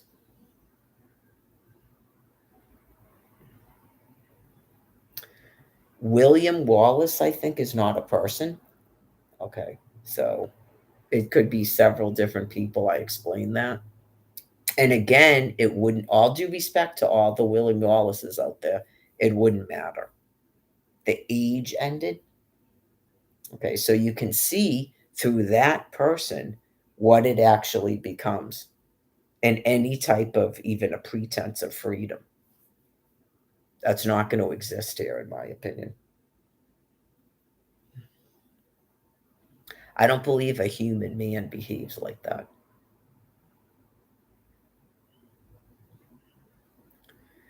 Yeah, I mean that should be good news to every being, not just females, but to every woman and man on earth. That should be good news. That there's not going to be people running around. It's not even just about shunning and social acceptance. It's like that is. I don't know many people that do that stuff. Right. There's definitely. It's not just sexual morality either. By the way, right? That is straight out purposeful cruelty and heartlessness. That is not just sexual immorality and some sort of an issue with rampant drug and alcohol abuse. Trying to block out a binder, probably. But also, the behavior about having sex with men really is indicative of a primate with brain disease, like a neutered male.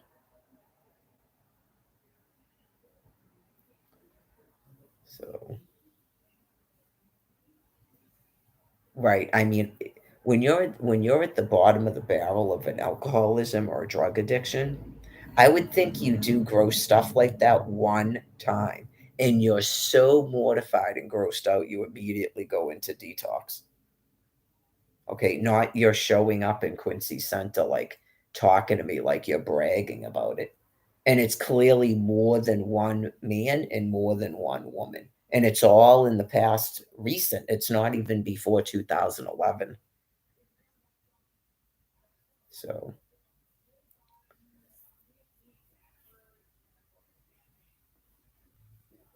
I don't know if Patrick got some sort of realization when he didn't remember that I was 13 years celibate or something. He just looked at me and was like, "That's a pretty unlucky number."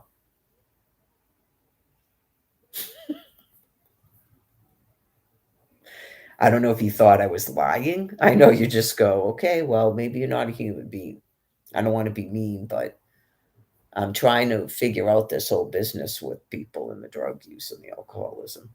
I guess I didn't want to accept it before, right? You just go, "This is how are you people still using? How could you be depressed with they're using thermonuclear weapons and the ones that are doing it and are still having all that sex?" I know you just go, "You don't feel disgusting enough to stop using?" I don't know. Michael Forian, the last time I saw him, was sitting in a room with his mother. I don't think he's having a lot of sex sitting in a room with his mother. I don't agree with his using, but I mean, he's typically with his mother, isn't he?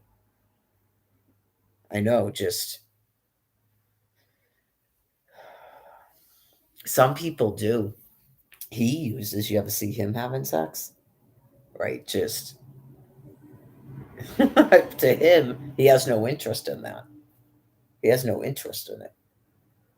Right, there's some people that actually can have a drug problem. I mean, do you really think those people on opiates are interested in sex? Those are the ones that live on their parents' couch and they're on or in their room doing heroin all day. I don't think they really have an interest in sex. They're not hypersexual. Those are the people that you might go, they're so destroyed by what's going on that they're trying to, right, not they're on that the crack cocaine and that methanol. I love benzos. Yeah, it sounds like a person that's the other species, and I got a lot of testimony from him. And it's just, I don't know what he typically was doing before he got to that level. Like I said, he could have been the most obnoxious something or other. And because his drug use and his alcoholism is progressed to that level, he's like that now. I have no way of knowing that, but that would make sense to me.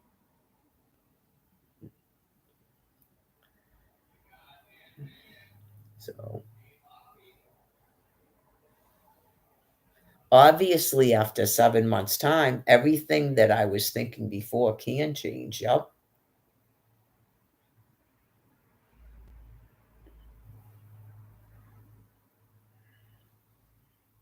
I would have never thought that this much time would go by the way, that they would still be doing this. Because remember when they did this with Alex?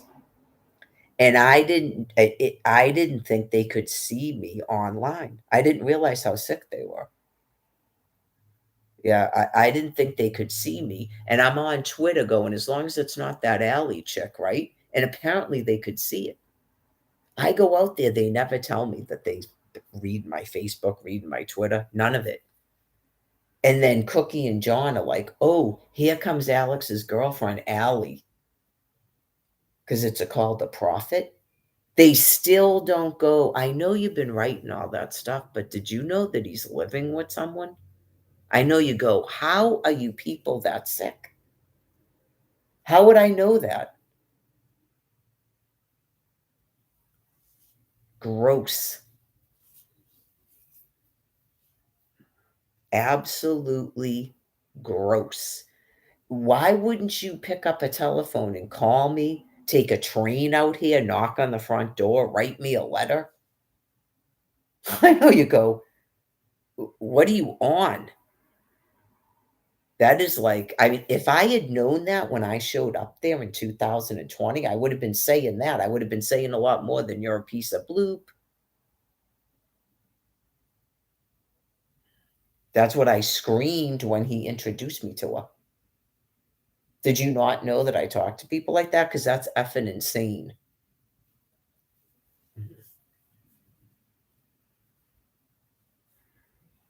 "Oh, I don't use Facebook."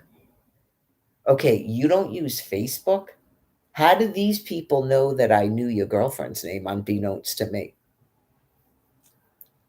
Someone's using Facebook, someone's reading everything I'm writing on Facebook and Twitter at that time. Oh, yeah, I'm over it, man. Those people out there, they'll never see me again, but if you saw me last summer, you woulda went, "She's finally doing that, huh?" Maybe other people are doing it now. 'Member when, Lisa showed up and started screaming at, what was her name?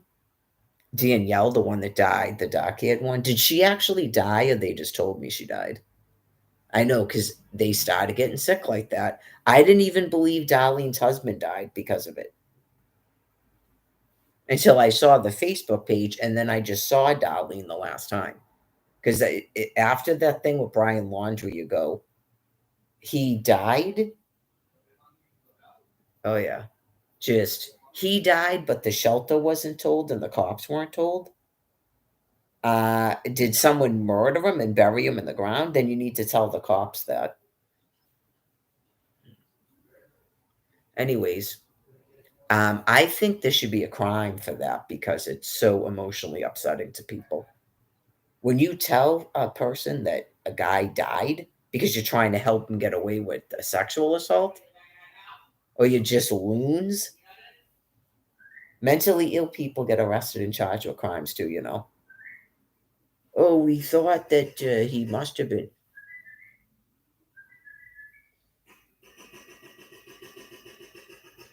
Um, yeah, so that's how I talk now when I see people. It probably has something to do with why people stay away from me, and they should.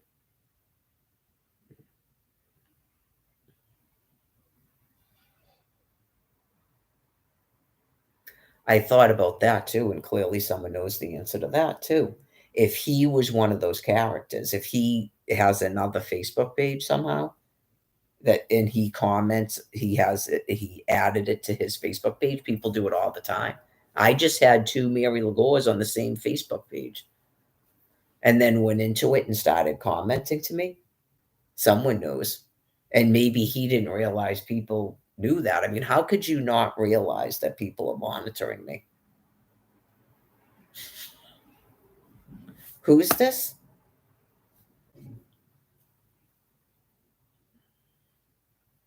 That would be a reason why a dude would knew he would never be able to talk to me again if he was ever doing that. But that doesn't excuse people not telling me if the person's alive or not. But right, you go, yeah, so this is what I did. Like I'm sure this has happened to someone at some point in time. I had like another account on my Facebook page just to like because I had different Facebook accounts with the people shutting people off. So then I didn't use my name, or for whatever reason, they wouldn't let me use my name, or I made up various Facebook pages like those are characters in my play or something. So I went into one of those and I started saying all this fucked up shit to Mary because I was mad. Okay, well, obviously you're never going to be able to fucking talk to her again.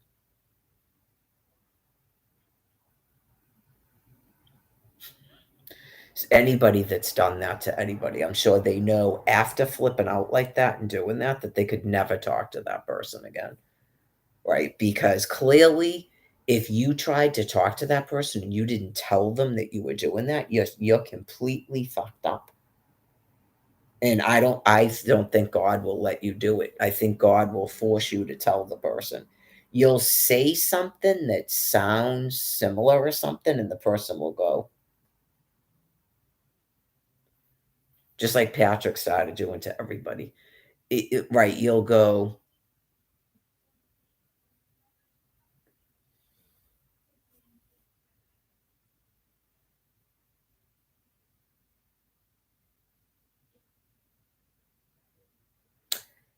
"Can you see me on YouTube?"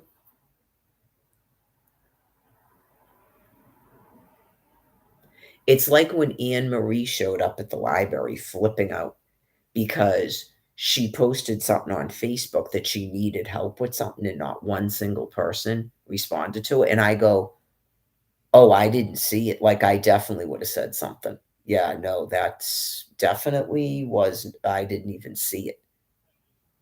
But I know she ended someone told me she died too. Um, I totally understand that. It's kind of the same thing. You reach a point where you get tired of these people with their personas and their fucking acting and bullshit, and you finally go, "Can you see me on YouTube? Never fucking talk to me again." It is social distancing. No human being does that. No human being does that. If someone came up to me, like, angry like that and said, "Did you" I obviously haven't seen it. I obviously haven't seen it because 'cause I'm not fucked up like that, right? I'm not fucked up like that, just know that about me, it means I haven't seen it, but feel free to come up and go, did you get my text messages?" And then I'd go, "I didn't get your text messages." I understand you getting mad and asking me that, but just as an FYI, every time I've gone to the out to the public, I've explained to people what's going on with me. Even the Dedham Food Pantry was told. Okay, so not still really understanding that and getting that, I'm targeted by people that are psychopathically insane, and I'm waiting for God to kill them. I don't even care what they are, and I'm done with the guessing games. I already explained it all. Clearly, some of these people have to be in the military, or they were, that the military couldn't get them to stop doing what they're doing. So I'm waiting for God to kill them. But it's everything, every social media platform and the telephone.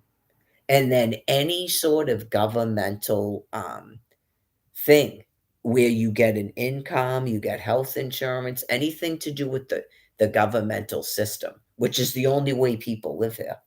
That's the only way anybody lives in the United States of America is money is printed to them somehow, either electronically or paper money.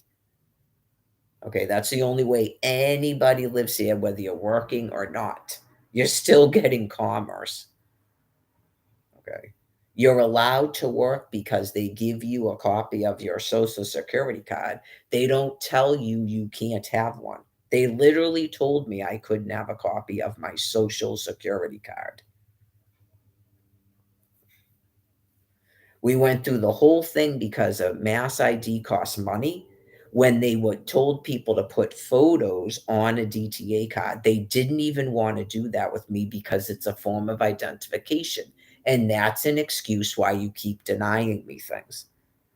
As Almighty God is explaining something to you that you will not hear in a ferocious insanity.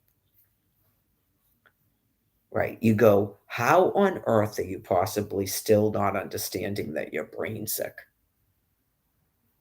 Yeah, it becomes weird. The longer it goes on, the weirder it gets. And then some of the stuff, I know it's a lot of information and it gets boring, but it's been 13 years. It gets like really demented and weird because they will not just go, I can't comprehend how this is going on for 13 years. I don't know what's going on because your brain is sick. She says it all the time. What is going on? I don't know what I'm doing. You guys just keep going along. And you go, how are you still working and in charge of computer systems and stuff when that's clearly happening to you? So I guess at first your brain keeps making up all these excuses and won't it doesn't realize it's sick and it won't accept it for a wicked long time. Just so you know about the brain disease, if you just started noticing having issues. Right.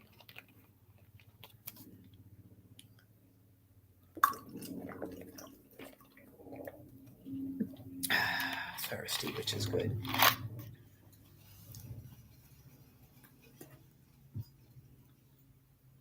I know that's a weird. Oh, maybe it's their trash bag. No, did I already open this? Yeah, I must have, because I already drank some of it, so I must have already opened it and tested it. It would no, because the thing. See how the thing is there? Yeah, no. What it was doing, I know because I told you the whole thing came off.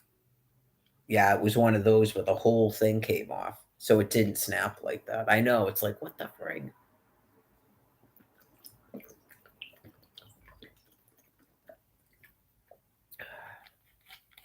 I'll end up drinking them. I'll force myself.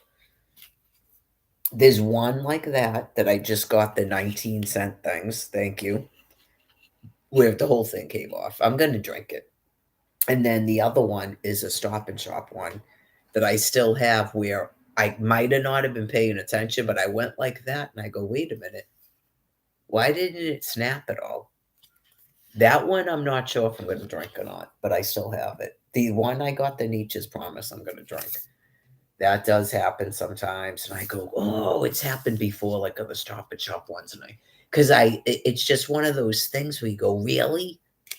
Because it's, like, not exactly paranoid to be concerned about certain things, but that's when I just go,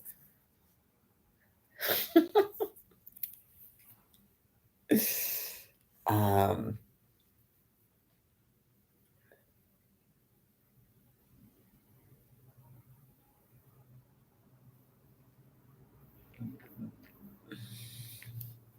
let me see what, dozens of gang members, okay, went over that one. Excuse me?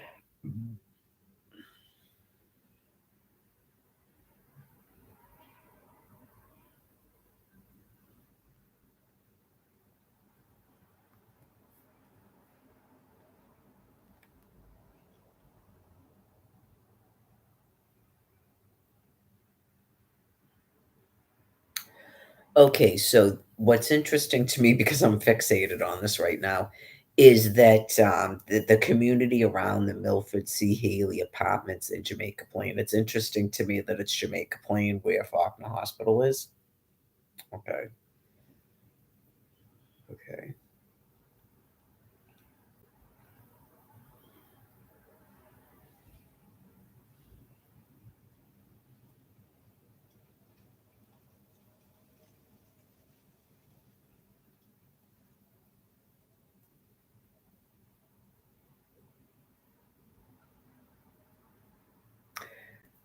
Like, are any people? Remember when some people tried to tell us that major cities in the United States of America were being taken over by quote unquote gangs? Is there any sort of, reports or concerns about that in the state of Massachusetts? Okay. Well, what people need to be counseled on is the business about utilities, okay, and certain weaponry that the US military has that I explained can make life a little bit uncomfortable, at least temporarily, in terms of crowd control and staying within US laws. Okay. People don't really want to just be let loose like that. Okay? They really don't. Uh, when you get the occasional person, everyone knows you've got an uncle, you've got a father, you've got a brother, where you're all hanging out, and then the person is like over the top, and you sort of are like, what do we, you try to like keep them calm and stuff. It's important to try to explain to those people within your community in the ways that you talk to them about not wanting to go without your Netflix or your cable television and stuff. Okay, because it's not a good way to live. That's why with the transition plan, there's supposed to be this phase out area here, with Jamaica Plain being part of it. Okay. So, as you should know, part of the transition plan that people were given was that everyone gets an income of some kind. Okay. And people are supposed to have housing, like that's a community in Jamaica Plain where you're in housing. Um, I don't know about everybody gets a mansion. Uh, I don't even have my home and my children anymore. And I'm still not even in a public housing unit, which I would have gladly accepted. I'm not above a public housing unit. Okay. So just so you know, so already you're like, believe it or not, lucky. I know everybody likes to hear that word. You're already lucky living where you're living with your water running and your toilet flushing and stuff. Okay, so obviously, most of you are probably familiar with the police in your area, but some of them might be different because people are having brain issues, and you don't want cops running around who are having brain issues and carrying firearms. So some of those people are switched out. They go to a different area where whatever the need is matches more up to them. Okay, in terms of what is really sort of a big deal to them and stuff and what's acceptable. Okay. We definitely don't want to be taking over a hospital and pretending we're secretaries and nurses, for example. Okay, that's a very serious thing when you're not qualified to be doing that. Okay, I don't think anyone wants that. Okay, um, dudes um, targeting females that are obviously not down for that when there's plenty of females all over the place his own age. He doesn't need to target someone's mama who's a lady. Get it? Okay. So, I just don't even get me going. It's not even about judging females. It's just the females themselves would go, I don't know what's wrong with this person. Right. So, it happens. It's some sort of a they actually begin to hate um people that don't use and people's mothers. Yes, they actually do. Okay, so that's all I would probably say about that in a nutshell in terms of what's going on with that dude.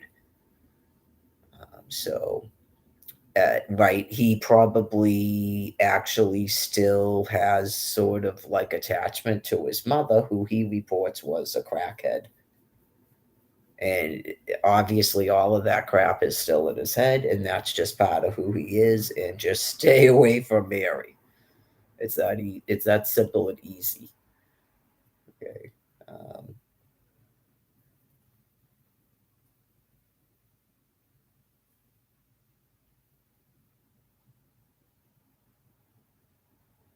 Gang members, I mean, yeah, I know some of it's sort of like humorous, so I could see, I guess, if that's what they're claiming, but if you had $900,000, you sort of destroyed your own sort of, yeah. You got to really be destitute to somehow justify stealing from stealing merchandise from stores that's not food in particular. You really got to kind of be destitute. You're just lying to yourself. You're like greedy.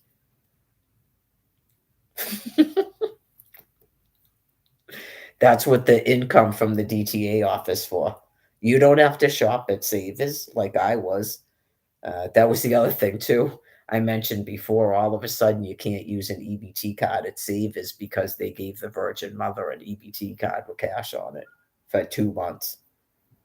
They always took it there because it's non-taxable. It's clothing. It's Massachusetts. Okay. I know you go, wait a minute.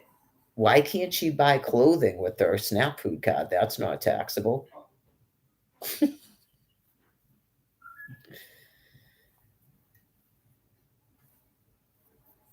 They won't even let you use EBT, even with cash, but they did for a time. So, anyways, that's not even housing, right? You go, what in the world? Yeah, just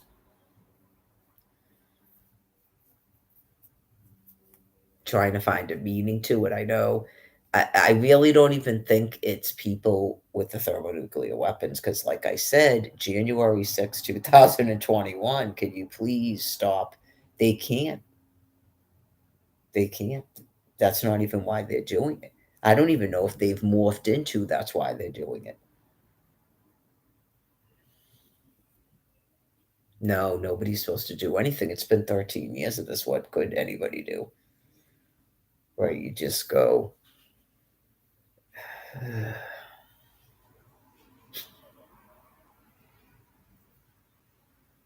Maybe that could be part of the point too, where they're going, all right, so you aren't giving the Virgin Mother money because what's going to happen? Like that Laura chick who wouldn't give out $92. Oh, is everybody just going to get 401 a month? $900,000. Like they're probably like, we just steal mad shit. What are you on? We got COVID cash. We live in public housing. We're getting mad Section 8s. We get EBT cash. We get extra SNAP stuff. You didn't even give her the extra SNAP food. Just is everybody maybe going to get that? Or it's just this one friggin' woman at this point? I don't know. There might be a handful of other people, but it can't be too many people. Right? You just go,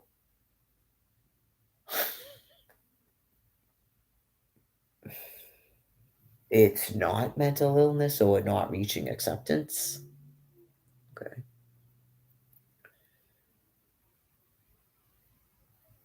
There's a story to be had there. Because I'm like talking in the third person like it's them. She just went all that time and she won't give you stories.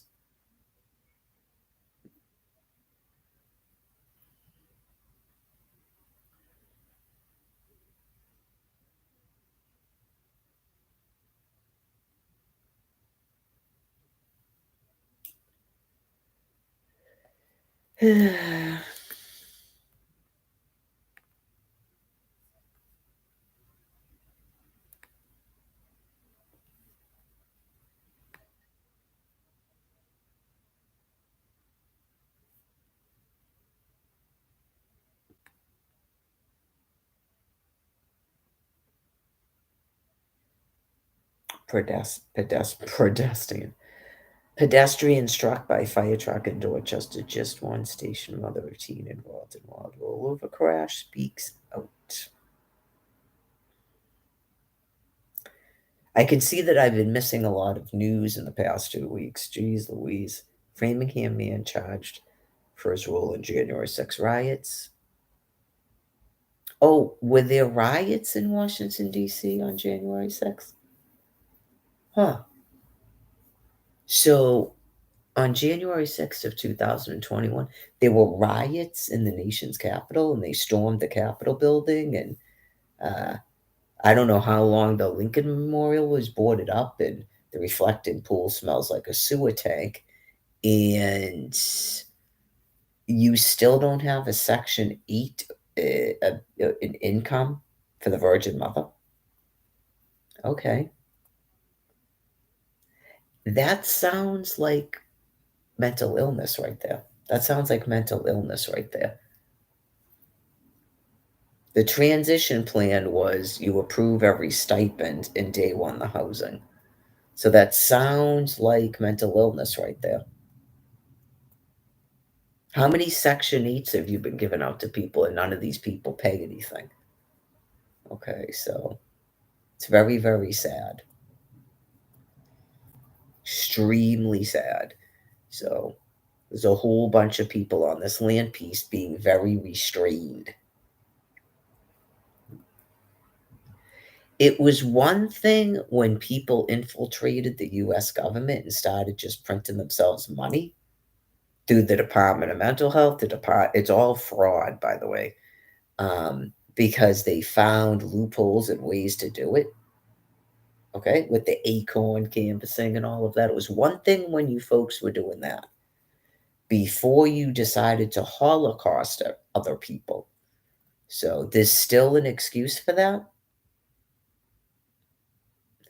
Are they at least at the point of admitting it to those around them, what they're doing?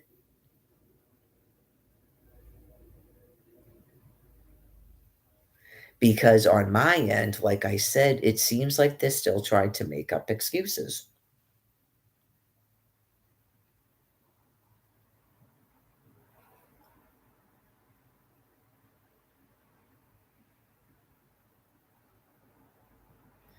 Possibly. Doesn't like I was gonna say, does anyone know what happens in their reality if they have to just admit that for 13 years they've been targeting me? Like, what happens in their reality at that point? Do they lose, like, that's all they're doing with their lives now? Because that's what I thought. That's why I said when somebody puts a stop to them being able to do it, I believe that they'll end their own lives because it's all they've been doing for 13 years. Many of these people, it's their entire lives, right? Where you go, okay, so you did all that stuff with the fake court and everything, and then issued the money, did the stay away order. Like everything is like a trick game. Do you get it? You had to issue a stay away order because I would have an income to travel around, and then that traps me at a shelter. Brian Buchanan sleeping at a train station, so we can't be a couple. Like it's all a constant whacked out a trickery that makes no matter to me and makes very little sense. And I just observe it going. And when I tell other people, they go, that doesn't sound, Tommy goes, that doesn't sound legal. Like, and then the cops wanted me to ignore it because I think they felt weird about it too. Right. And you go, I mean, I'm not telling you to do anything about it when I tell you what's going on. Right. Just that's a little bit coincidental, isn't it? He sleeps at a train station. Um, I have a stay away ordered at all the train stations, all the MBTA. Is second I have money to for any public transportation to go anywhere, to buy a tent, to buy clothing, and not have to go to food pantries and not have to go to um, a donation bin and stuff. That seems really kind of coincidental, doesn't it? That that would happen right at that time. And then as soon as I'm not in Quincy, the money gets shut off. So are they printing this is what I wanted to know. Are they printing the money so that people can pay Father Bill's Quincy 30% of their income? Like they're becoming a new housing and urban development?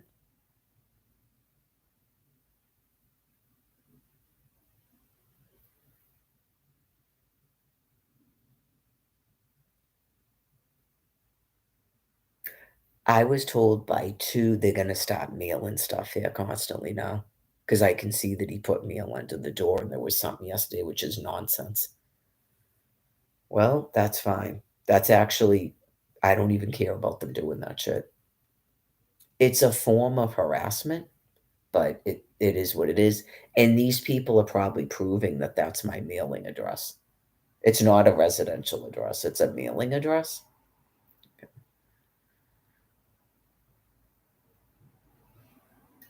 because I've never gotten anything from Social Security and in terms of a denial or anything else mailed here.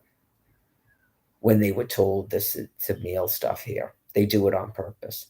That's what I'm talking about. You go, are they denying that they mailed stuff to the shelter after I went there and changed this to my mailing address? I went and picked the mail up there on June 28th. It was in May when I changed the mailing address.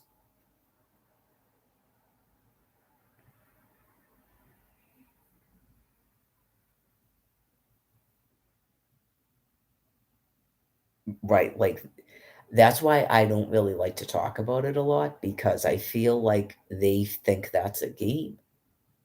Like they're that sick. That's why I'm waiting for God to put them out of their misery and kill them, right? Because why would the DTA office know that this is my mailing address, but Social Security doesn't? Because I went to both offices on the same day and changed this to my mailing address. So they did it on purpose. They lie. Just like the DTA office does it when they're trying to shut your food off, they do it.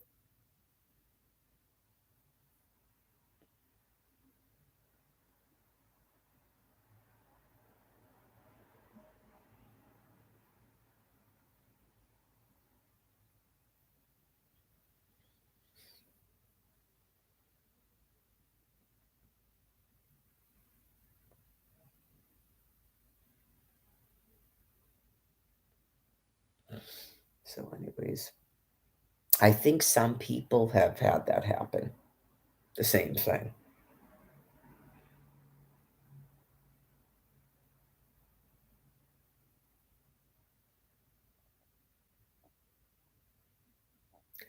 Say you were in the military and you were like you get deployed and then you go to your station somewhere else, they would be doing it to people in the military because their addresses are changing too. And then they lie and say they didn't know that when they do it on purpose. Say you were in the military and you knew that that was happening, just so you know, they do it on purpose, right? They absolutely do it on purpose. For 11 years, I was at 12 Flanagan Place or 38 Broad Street for 11 years, and I just observed them doing it over and over and over and over and over again. Okay. Talk about madness. I go to the Quincy post office about something else and I'm talking about something. Someone comes out from the back and starts talking to me about Father Bills, and I never said anything about Father Bills.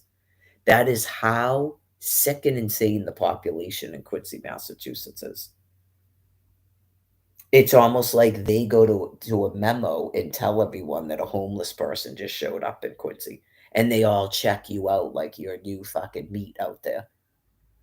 Okay? All of a sudden, someone comes out and starts talking to me about how Father Bill, who works at the post office, Father Bill's is a business. We don't forward the mail. It's like a thing that they do, and it's like a script they read to you. She proved they do. She sent something and put another address, and they sent it there. It showed right up at the fucking shelter. They do forward mail. They lie. It's all nothing but a fucking lie. So I'm glad they're being put down. So just the way that the population treats people, I don't know how long they've been doing that. Okay. But I told you when I first showed up there in 2012 on that Family Dollar, there was a sign that said, check your bags. And then someone wrote, you homeless Fs. I don't know if they think they're teaching people a lesson about being homeless or something. No, you're not teaching anybody a lesson. It's called your immune system because you're all going to die. It's Sodom, right? It's in the Bible. It means so dumb. So anyway, yesterday it was something about Mass Health, didn't even read it. They're trying to, I don't know what that is about. You signed up for something that's something to do with health insurance. Rip, rip, rip. I didn't sign up for anything. Right in the trash. Don't give a fuck. I don't use your health insurance. I don't see how anybody's using health insurance in the state of Massachusetts anymore. But it's the same shit over and over again. And then all of a sudden, shit will be mailed here. Are you people not eating? Are you doing that thing again where you're not eating? Why am I getting mail all of a sudden here?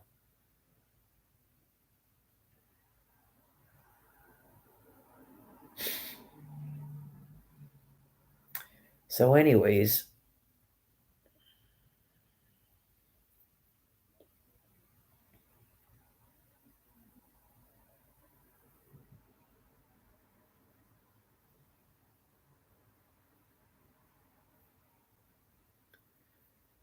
all right. So I did Boston 25, CNN, WHDH.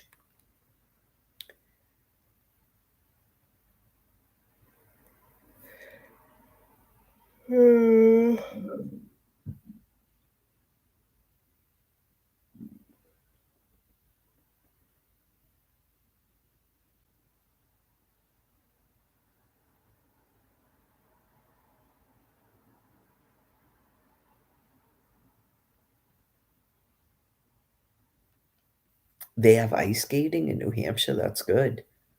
So it's been colder there? State police divers recover body from the Ponset River. I don't know where this is. Okay, it's got to be somewhere near here. Francis J. Mitchell Memorial Bridge. Bank, Granite Avenue in Milton. It was yesterday. Partially submerged body was observed.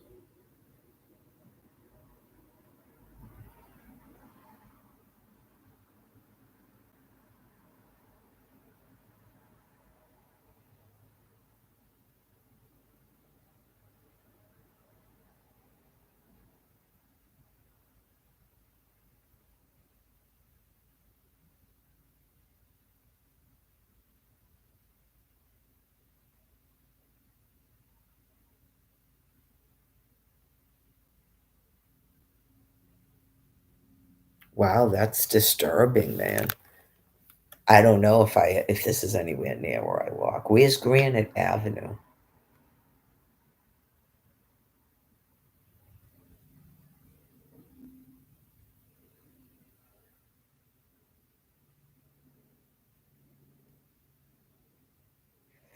It says that it appears the body was in the water for a significant amount of time and that they have material. They don't have identification, but they said they have materials with the name of a male in his 50s reported missing out of Suffolk County in December. So that's 2 months. Ew, yuck. Well, it's kind of interesting if the water is really much colder than you think because of the nuclear weapons. Apparently, if it doesn't heat up water, yeah, it's just I'll look it up. It's like the nature of ionizing radiation. It may not actually heat up water. I was wondering that, like when you feel that the warmth of it, if it's because we're cooking and it's not actually warming up the atmosphere, because the underlying air temperature still feels cold.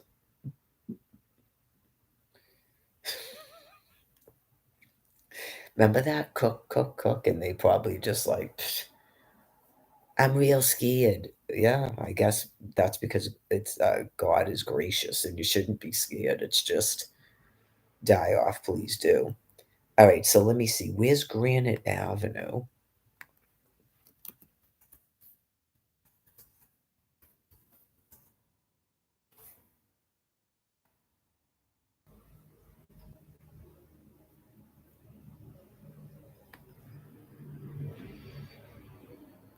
It's not. Oh, here we go. Granite Avenue.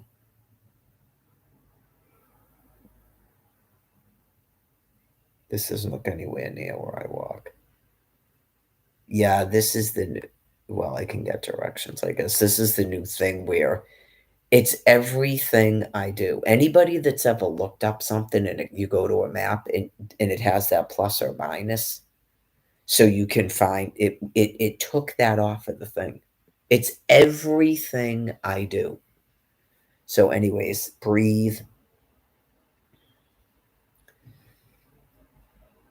I call it ferocious insanity.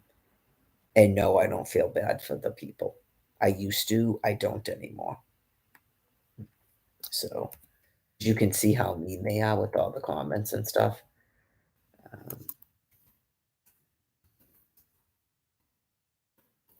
like just profoundly insane neutered males, most likely. It would be surprising a female would be doing that because the nature of what they're doing.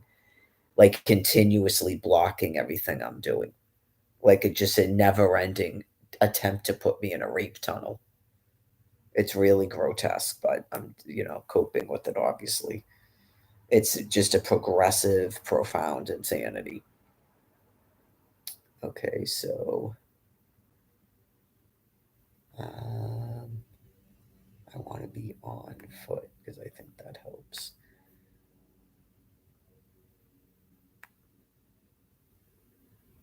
It's still not going to let me zoom in on the thing, even when I do directions. Mother of fucking God, man. Just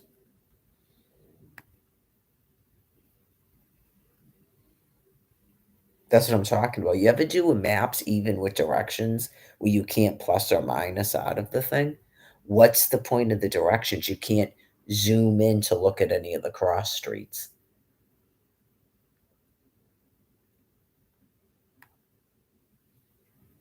I'm waiting for it to die. So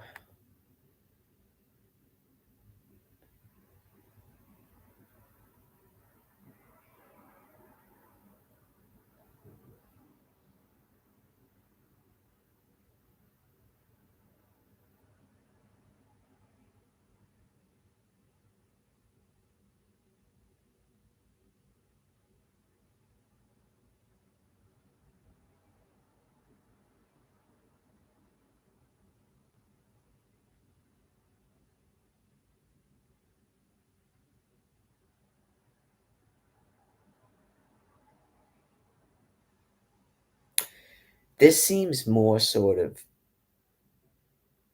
over by Mattapan and shit. Right, this is closer to Quincy.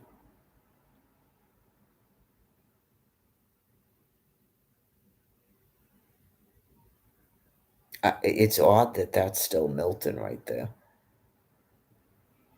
Yeah, this is like Adams Street goes right into Quincy. That's how I used to walk there, but that isn't how I walk to Quincy. But some of the roads are kind of like similar, so it's over by that way.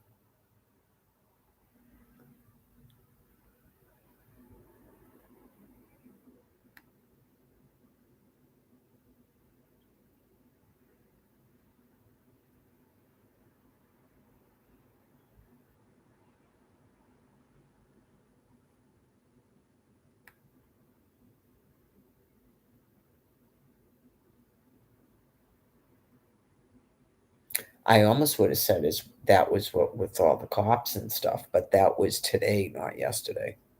This says this was yesterday. Hmm. That was before my walk. That was 11:37. Yeah, they said the scene was cleared by 11:37. They recovered the body at 11 a.m. Yeah, I'm glad I don't walk over there because that's got to be a weird experience. Just going, is that a person? Especially if it was like face up or something. I know when you just, as soon as you see it, you go, oh my God, there's a friggin' dead body in the water.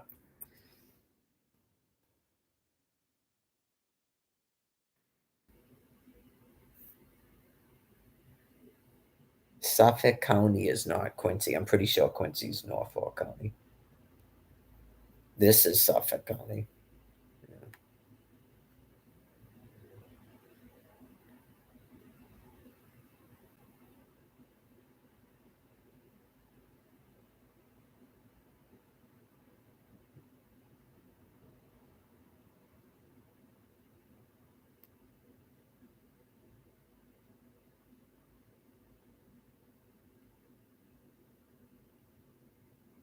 Are they on walks out in Kansas City? Because that would be good.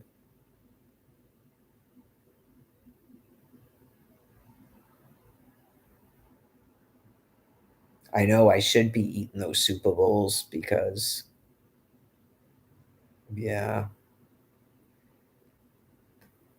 That was fun. I'm gonna listen. Wait, did I bring the head? Yeah, they're over there. I'm gonna listen to some jam music in a second here.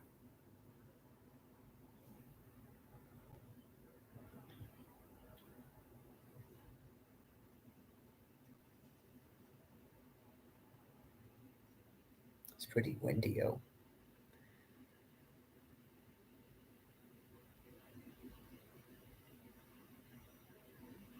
This they don't. The other news stations aren't even talking about that. You would almost think so. That would be big news event. How often do you find a body over there? I don't know.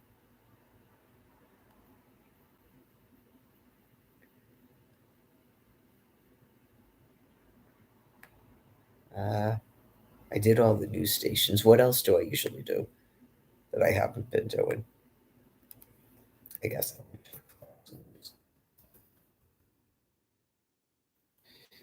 You just go, it's like tuning back into General Hospital. You go, I really don't think I missed much.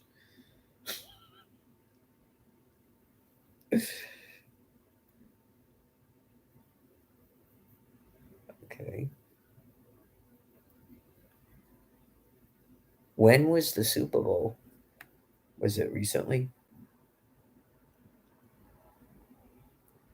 One-time GOP rival to join Trump at campaign rally amid running mate rumors. Okay. Grandpa shot dead trying to apologize for fender bender. That's not too good. Biden, not special counsel, reportedly first brought up son's death in an interview.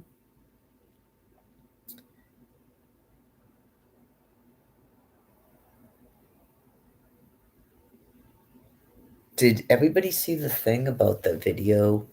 Because I now just realized that they deleted all of my material on Facebook again. Like I just was reminded about it, about the guy who did the thing about the nuclear warheads, how they actually have styrofoam in them. I thought that was interesting. So to me, that's interesting.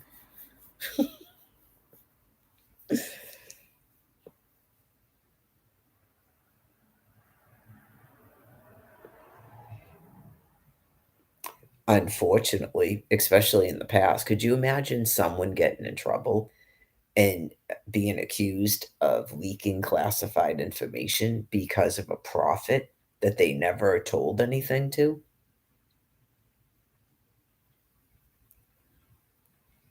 Like being in that much of denial about what's going on that you begin witch hunts on how a person knows that. Well, now we know it's on YouTube, but I didn't know that.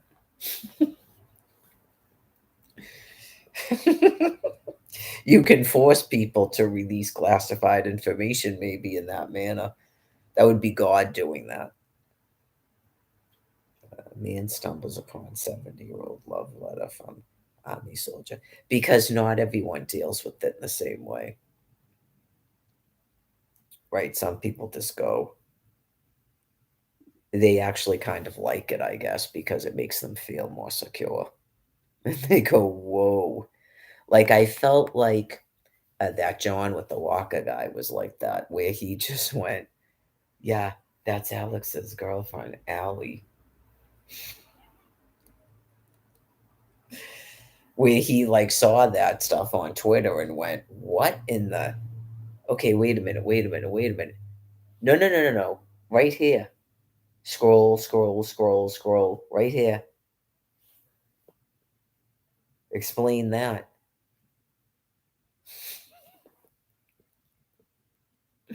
Explain that going on.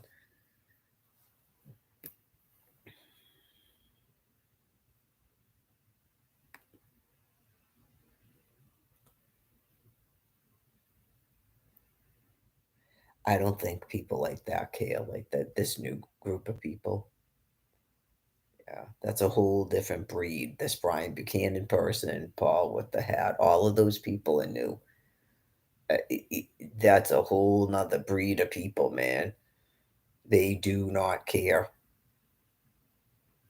right? I mean, clearly, when you're doing all that stuff to me, you don't care what I think about you, but yet you do, because why would you do it in the first place? So it probably becomes disappointing to see me laughing and smiling and talking about other dudes. I don't really have any other dudes because I haven't seen any hot dudes.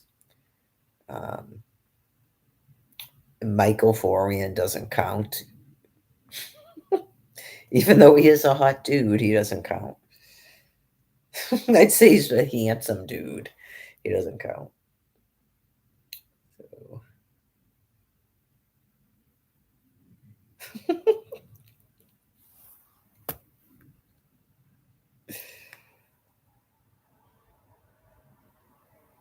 I know, especially people like that. That's why they don't make any sense. You go, you believe in reincarnation? Okay, who am I then? Then if you don't know, then why would you believe in it? Is it based on other people, yourself, or what are you basing that on? Why is there an eye of horse on my finger and a 2 5 star? Okay, so who am I?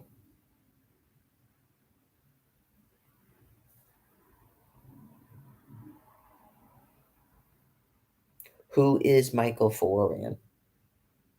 I know, especially when it's people that straight out tell you that they believe in quote unquote reincarnation. That's why they don't make any sense. They're mentally insane.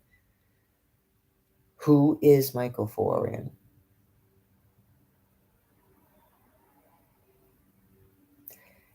I'm not getting any previously from you folks. So, your primates?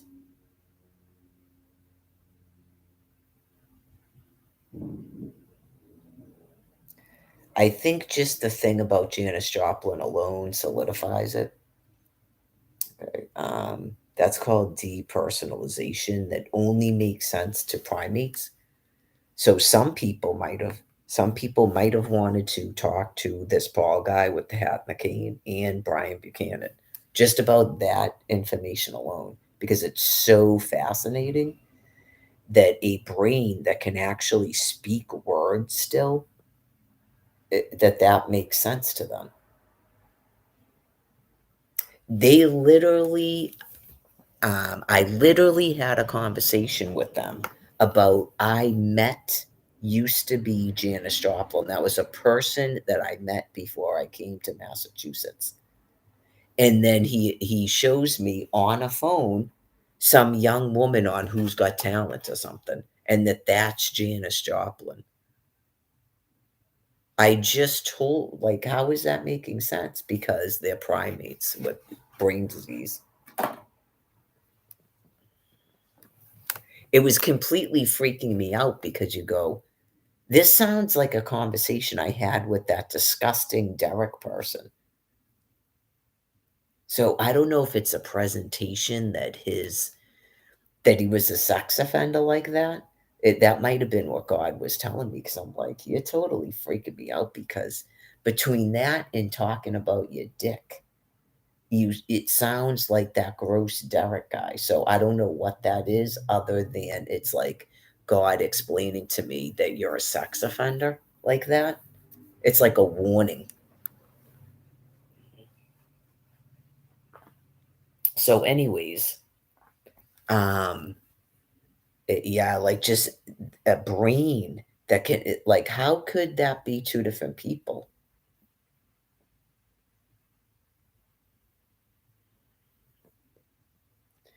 Are you two different people? Like, if someone is, um, who else would he be? Like, if someone is gross Derek, can they also be Brian Buchanan? Like, if you started, this is one of the ways I try to help people realize that they're mentally ill. Okay. And it has to do with proving a doctrine false because I believe God does it to them. If you began to believe that you were a reincarnated person, like that's still living, would your ideas about reincarnation be incorrect?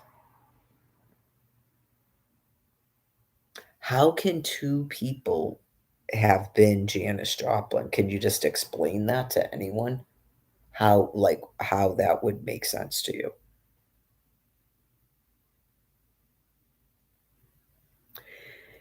Answers like, "I don't know," are acceptable.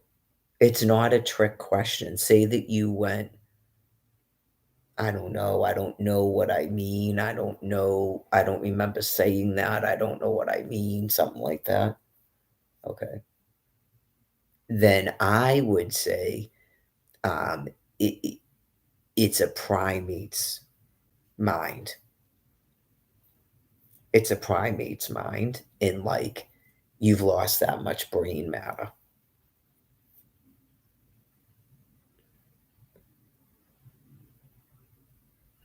but it's a way for people that study your species and study primates to understand what primates are thinking because they don't speak English. They don't write words and they don't talk. So some people do have an interest in people with brain loss like that. It can be difficult when members of your species have brain loss and then you think everything's a trick question and you get angry because you're afraid rather than just going, I don't remember saying that, or I don't know. Like when asked to explain it, some people will actually explain it probably. Um, but it, like, say that I gave a suggestion, if that made sense to you, where you can be Janis Joplin, and then another time you can be Brian Buchanan, and then another time you can be someone named Doug, and then another time you could be another person.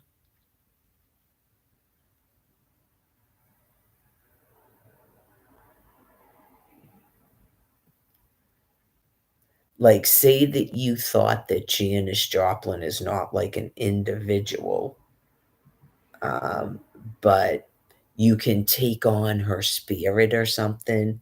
Say you thought that people, like spirits, could go into you, and then you're sort of like that person, and you have some of their essence, and they teach you how to be them, and then they leave and they go to the next person. Would that make sense?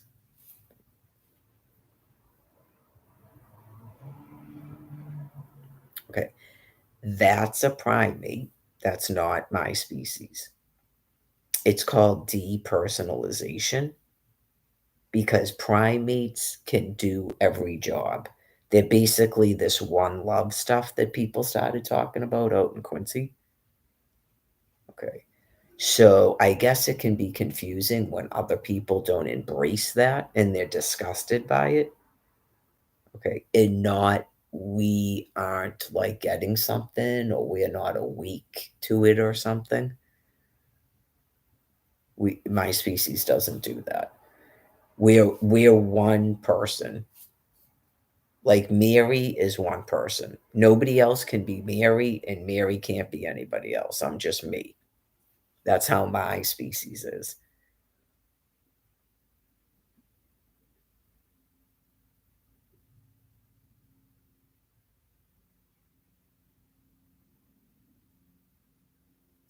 Reincarnation uh, would mean that you're incarnated, like an indwelling with God's Holy Spirit. So if you did it a second time, you'd be reincarnated.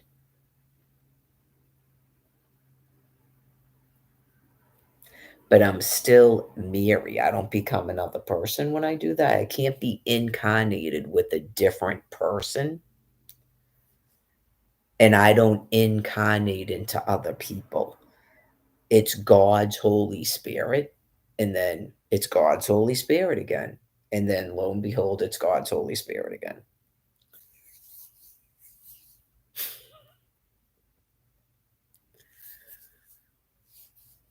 So when I rebirth, I'm still Mary. Like I would show up here in 1971, I'd look through crib slats going, oh, there's a dog here. Uh, and then I'd be walking around a couple years later, uh, going over everyone's psychology with Almighty God, being reincarnated.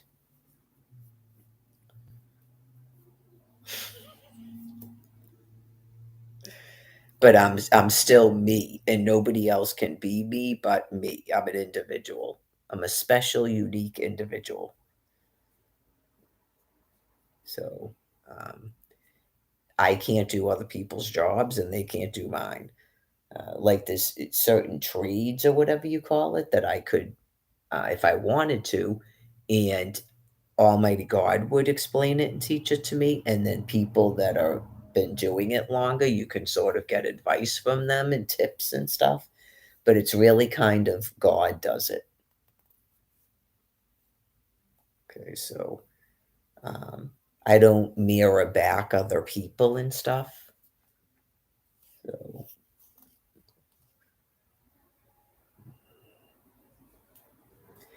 well, except the dancing. Well, it's not it's done if you're sort of like one of those people that feels self-conscious about dancing. I just thought it was a good idea because you go, and you don't know what to do, so they have the dancers, so it's something for you to do, and that it you don't feel like you're goofy and dumb because you're just copying the music video. So I thought it was a good way to get people up and dancing that are self-conscious. It's not exactly mirroring back, but I guess it is.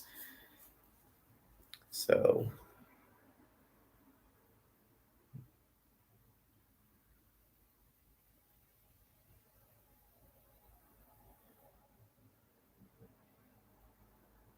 did he ever meet Gross, Derek? Does anybody know? Okay.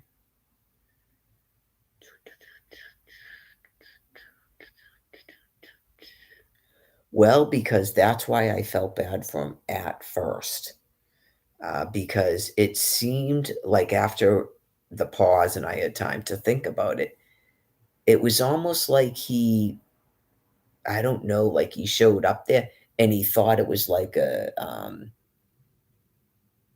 cool social group, and maybe it is for him. It just appeared to me to be abusive and mean, and he didn't seem too happy, but just to him, that was like a some of them, it seems like they enjoy doing that. It's, like, bizarre. At first, you just go, "Okay, so, okay, these people are homeless, and some of them are helpful," and it's constantly talking about what they are doing, and, this is where we go, and we apply for this here, and we apply for that there, and, um right, like, I think that it seemed at first to me, I was like, yeah, and then he's enjoying being at the bus station, singing songs and asking for money and stuff. It's like, "Okay, this is not gonna work out. This is definitely not gonna work out because you seem like you're actually happy in this condition, and you like absolutely disgusting people like your friend Chris and Charmaine. Those people are gross, they're absolutely disgusting." Okay, so this is not gonna work out. And then come to find out that he's a sex offender that's cruel and heartless.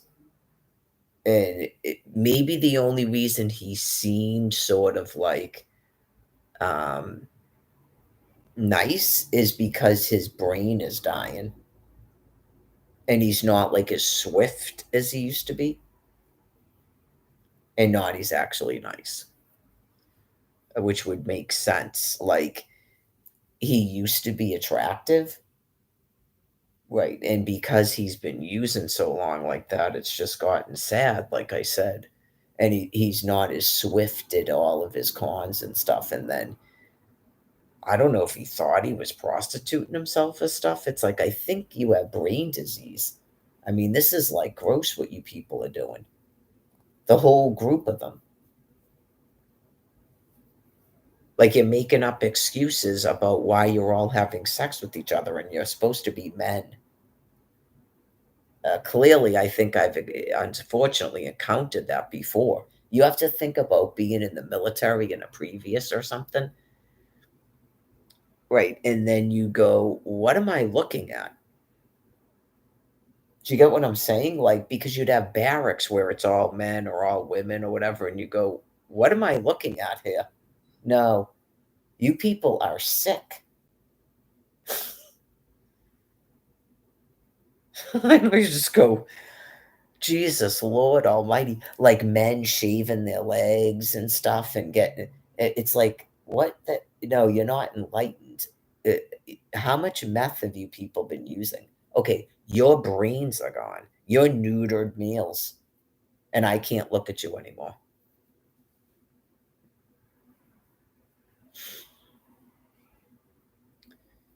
You know how I know I'm not gay? And then he tells me a story about sex with men.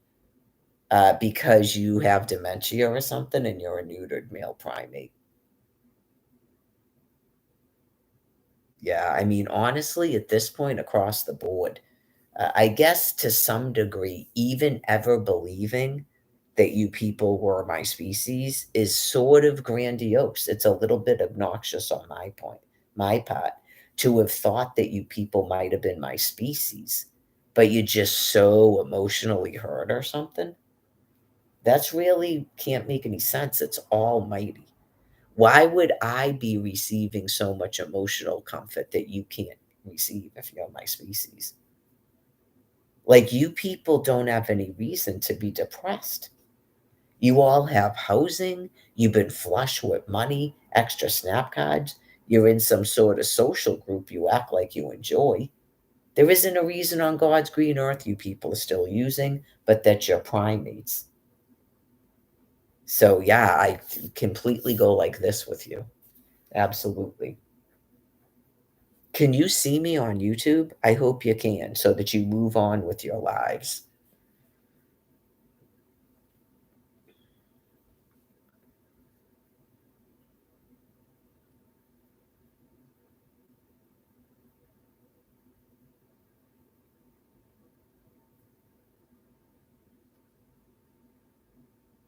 I did the same thing with that Phil guy, but it was like, I don't know, what was that, a good year? Until I sobered up. I spent about a year drinking, not a week or two. I spent about a year doing that. So when you're drinking like that, you just keep on making up excuses. And then once you sober up and God starts counseling you, you go, yeah, this dude is nothing but a fucking prick.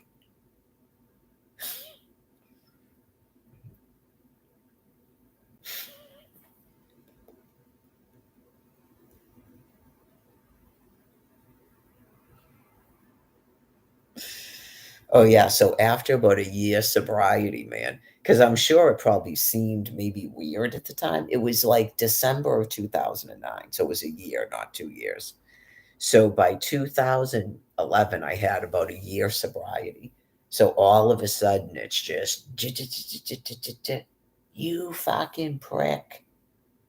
So I don't know, that must have seemed weird, I guess, after a year of listening to all these fucking songs with my intimate fucking moments in them. Just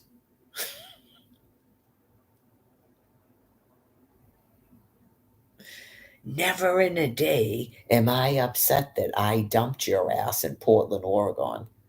Never in a day. Just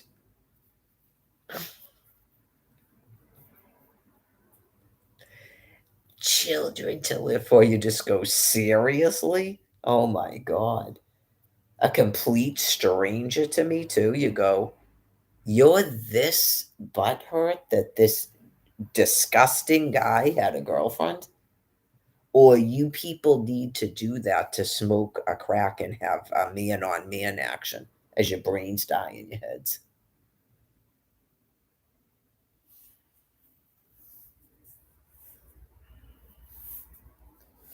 Anyways, that is sad. I guess I haven't even checked Pluto Free TV yet.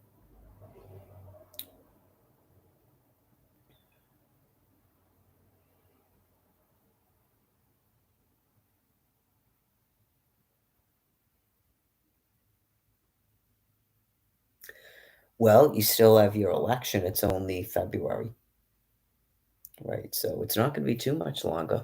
You'll have a new president. So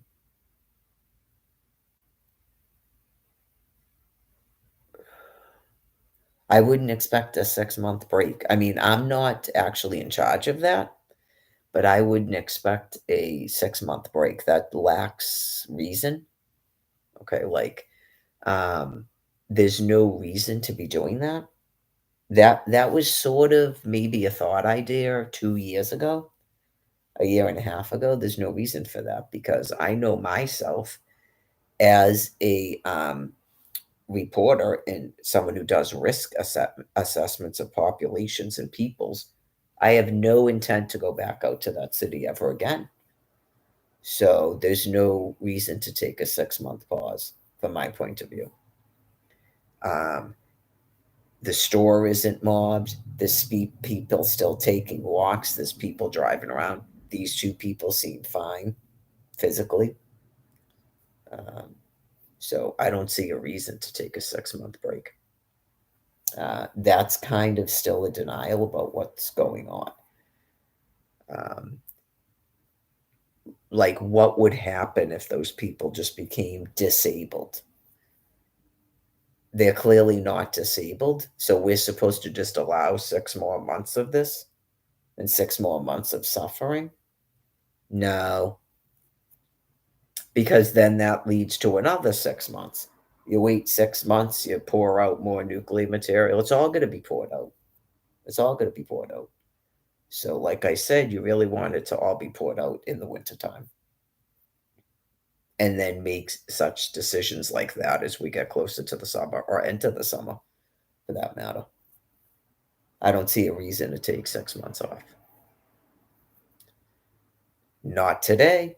Nope, I don't see a reason today to take 6 months off.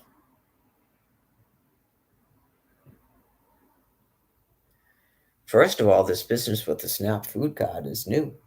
That's just from end of January, and then they're starting nonsense on their website February 6th.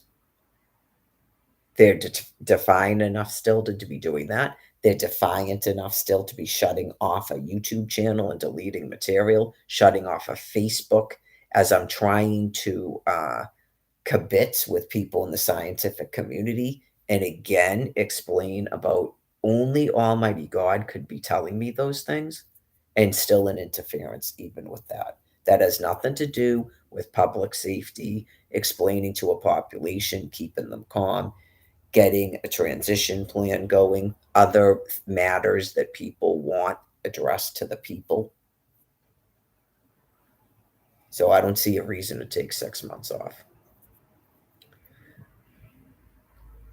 I personally don't see a reason to take a week off. It seemed that we were doing it like every other weekend. I mean, every weekend or such, were we not? Okay. I don't see a reason to take 6 months. No, I think go at least another month. That puts us at the mid March. So what would you might be going up into what, 45, 50 degrees in mid March, depending on the year.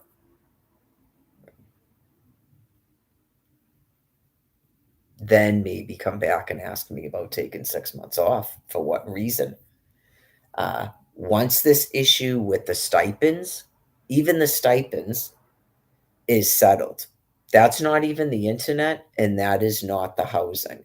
Once the stipends are all approved, maybe then take 6 months off if people have scientific inquiry and they want to study people that mentally ill. I find it grotesque, and it's so dehumanizing and uncompassionate that it shouldn't continue on. There have been people going down to that Massencast to study people since I came up here. That came up on the walk today. People going around trying to tell people that have severe brain injury are drug addicts. And that's why they're tipped over like that. Other drug addicts coming up to the shelter talking about people at Massencast, and that's how they describe them. People tipped over, people with their pants down, begging for things and begging for drugs and stuff. They have severe brain injury. That is why they tip over like that. It's a presentation for brain injury that's severe. So, keeping something up like that, like a public spectacle, and telling the public they're homeless people,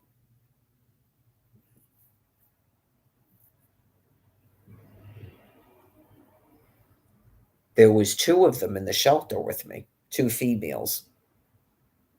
They both did it. Some of them do use drugs, but they have severe brain injury. So you can imagine people like that being left outside. Okay, it really does get disgusting. So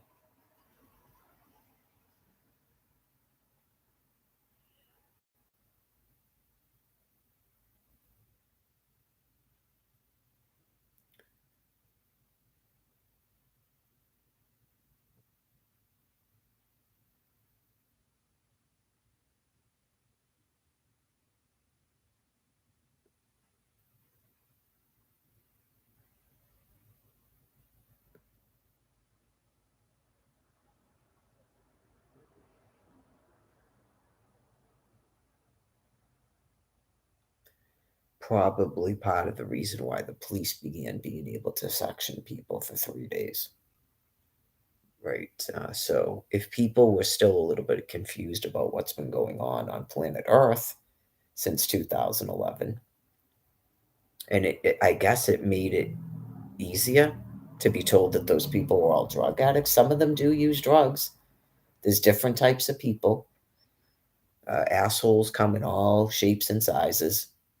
But just because a person is a jerk or a person is a drug addict doesn't mean you leave people outside like that with that level of brain injury.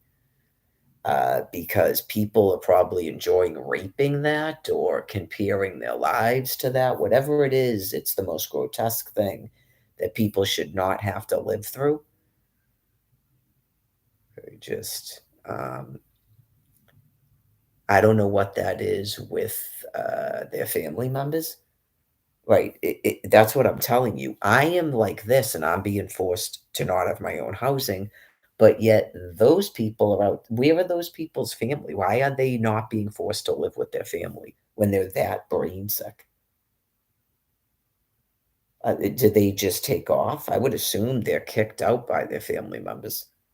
But just the whole concept of how I'm treated as opposed to them is really quite gross and bizarre, I gotta say. So I didn't see anybody like that when I went down there, but that is what I was told by other people that supposedly have gone down there. So I don't know if those people were all cleaned up and put in nursing homes or something.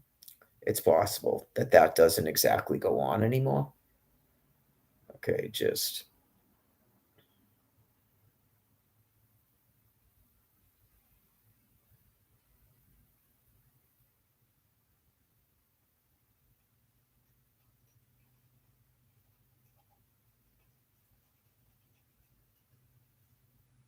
pretty windy.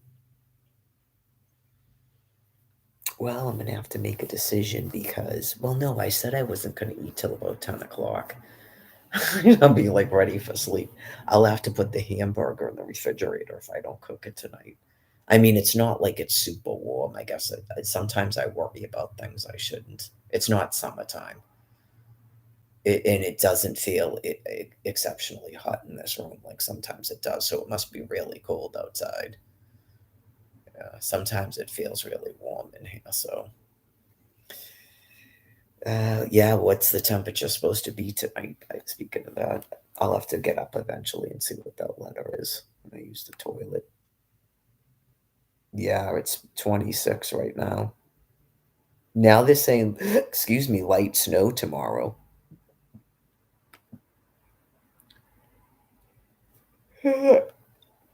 The low will be 19 and it's only 48% humidity, so it's better than no humidity.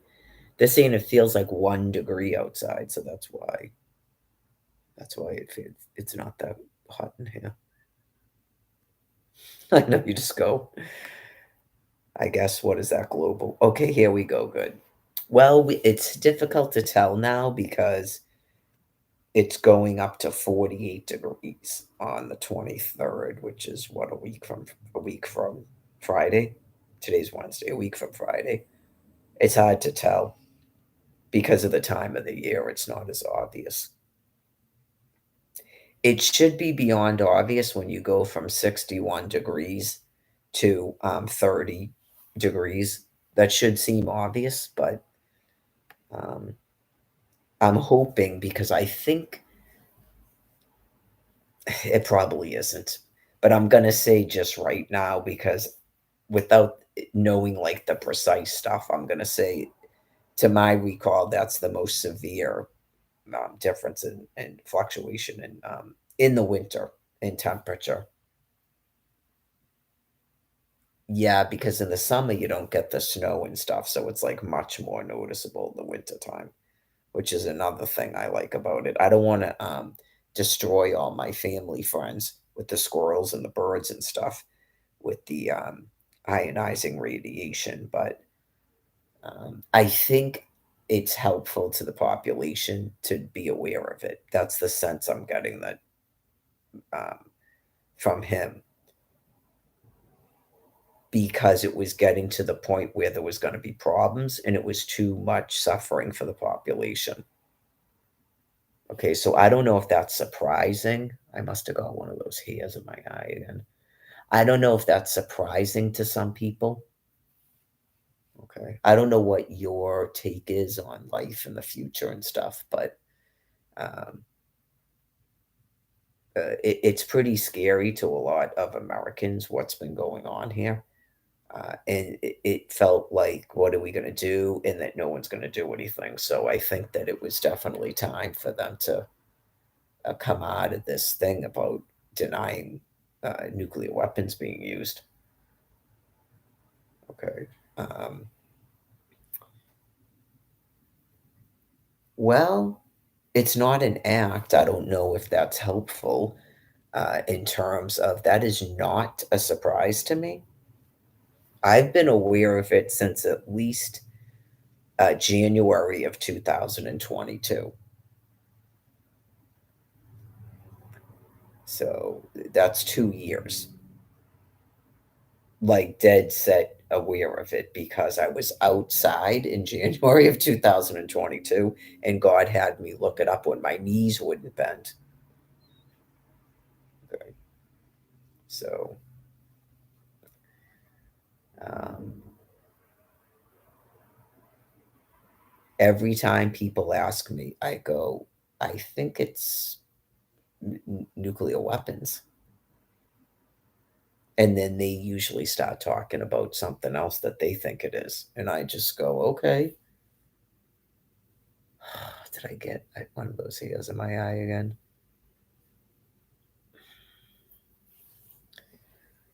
We'll find out tomorrow if I have bleeding in my eye, but I'm pretty sure that it's an irritation from a fur from my fur coat.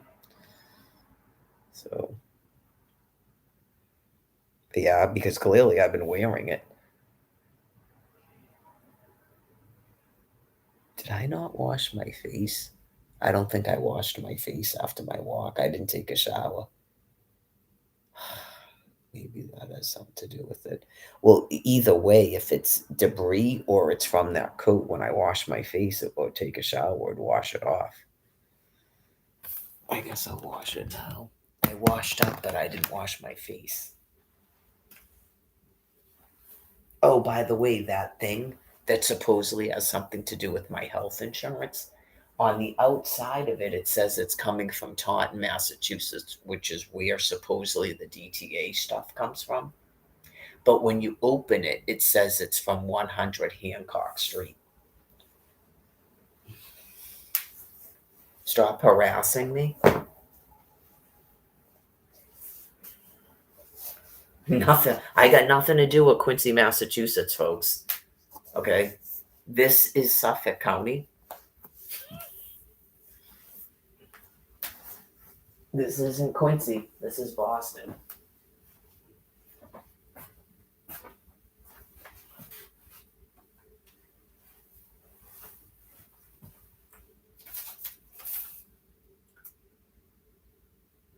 This one's from Charleston, Massachusetts. Looks like a bunch of nonsense, but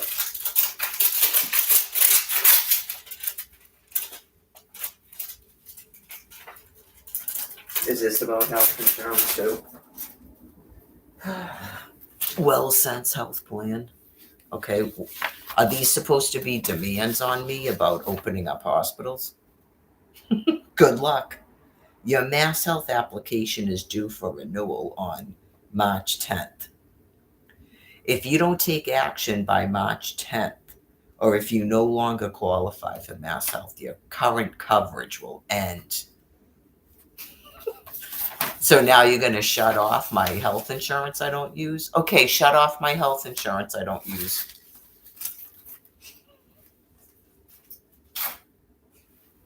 Stop harassing me.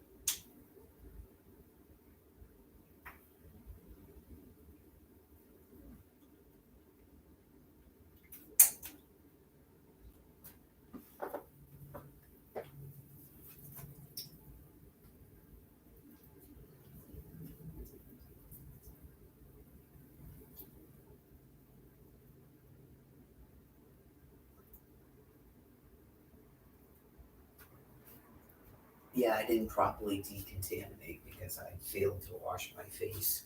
I usually take a shower, so I wash my face in the shower, yeah.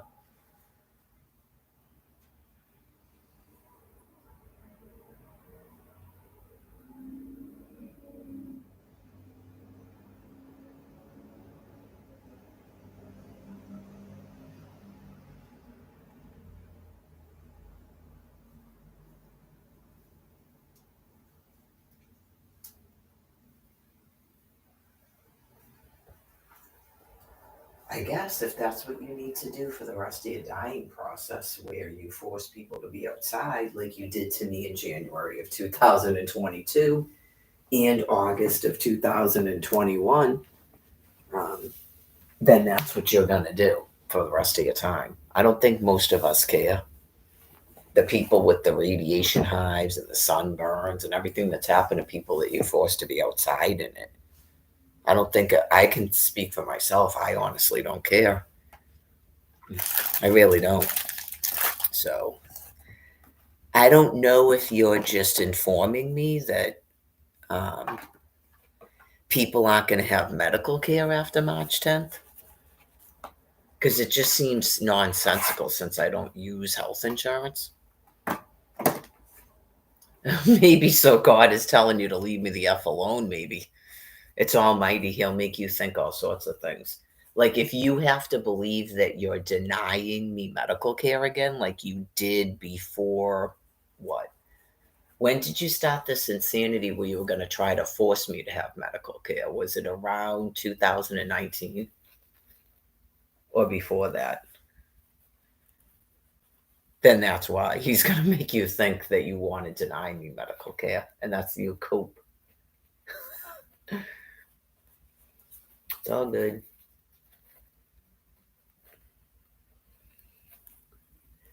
Maybe that's a way for them to go. She doesn't have any health insurance, so we don't know what you're talking about.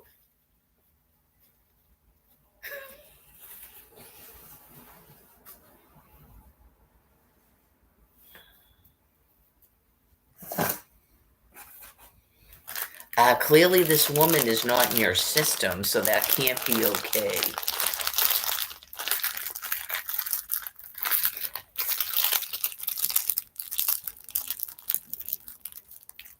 I think the other letter that came yesterday is trying to say that I enrolled myself in something else. No, I didn't.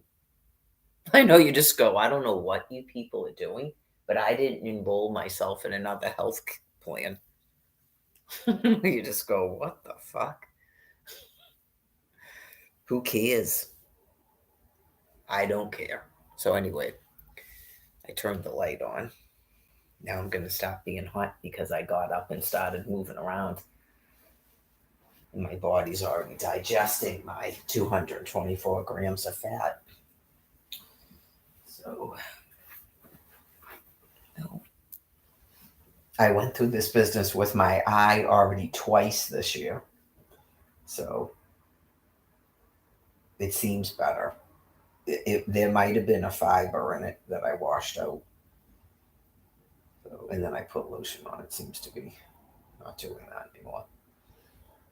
I just remember the last time it happened, I started going like this, and there was literally fibers like coming from that coat, probably. It's not worth giving up the coat over, and it took that long for it to happen again. So I guess after I wear it, just make sure I wash my face.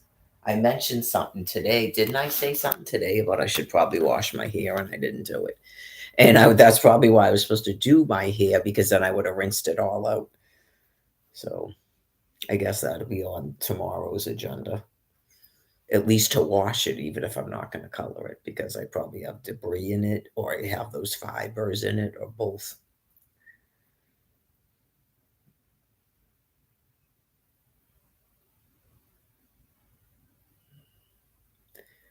I guess I'm going to probably be due to wash the hat and stuff I've been wearing too, but I just did laundry today, so.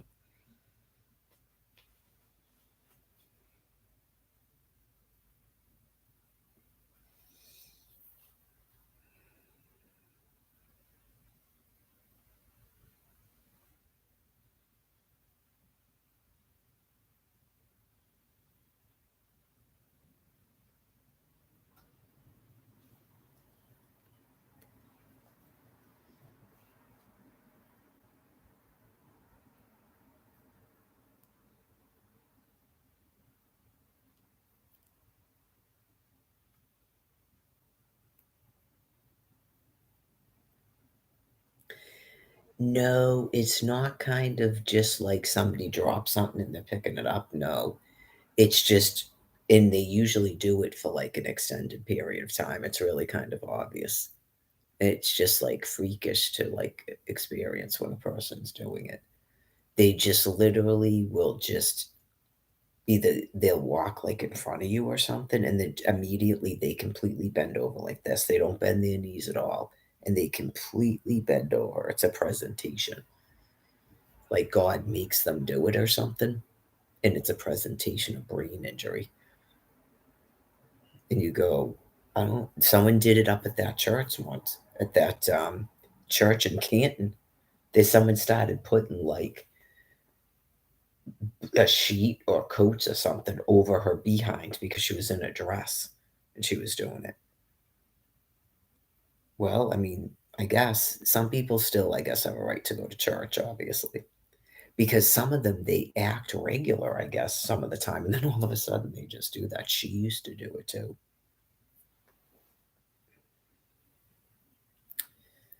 Yep, and I told you I saw some woman do it at the library in Quincy, and I went, "It's another one doing it."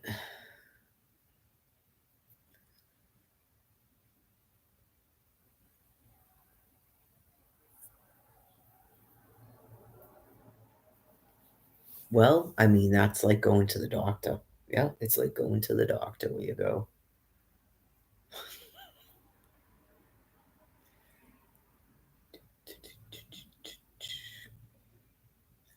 I think Jen and Jerry were saying that someone in the shelter did that once, and the woman had like no underwear on.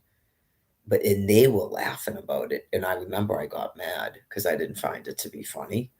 Because the woman had like mental illness too. She had like an underlying, and you go, um, yeah, it like this is shameful. I don't find this funny at all. This person should not be in an environment like this. She should be in a psychiatric hospital. Yeah, I mean, obviously, someone like that's gonna get raped. It's a friggin' shelter full of sex offenders, including Jen. That's why she was talking like that. In truth, she was probably shocked by it, and she doesn't know what else to do but to talk like that. Where you just go, like she said, I think it was it Jerry? Someone told me about it that she just goes, "Thanks," and everybody started laughing. I don't find that funny. That's when you start learning about a person and you go, "I don't find that funny."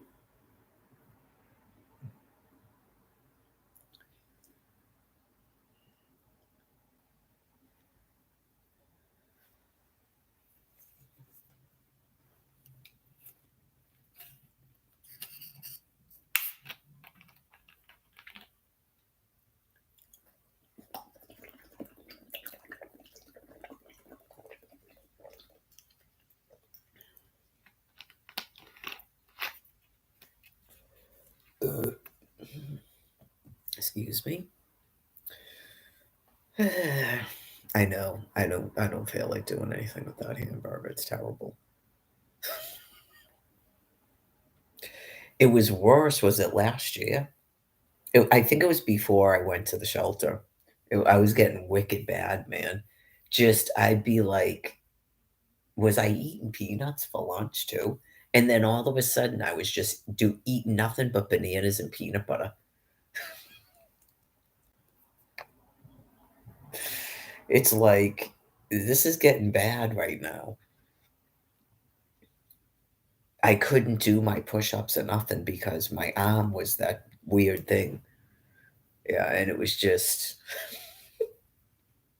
I couldn't wash my hair. Like even doing my hair, I couldn't do my hair. Oh yeah, this is way better than last year. This is definitely way better than last year. My personal like comforts and stuff, and my probably even my energy level. I can't really remember like if I had a lot of energy, but I didn't forget last year. Like I'm not Nicole. I didn't forget last year, but it's just it must have been stressful for me because I remember certain events going on and trying to cope with it in terms of the blocking. And and she was still doing it.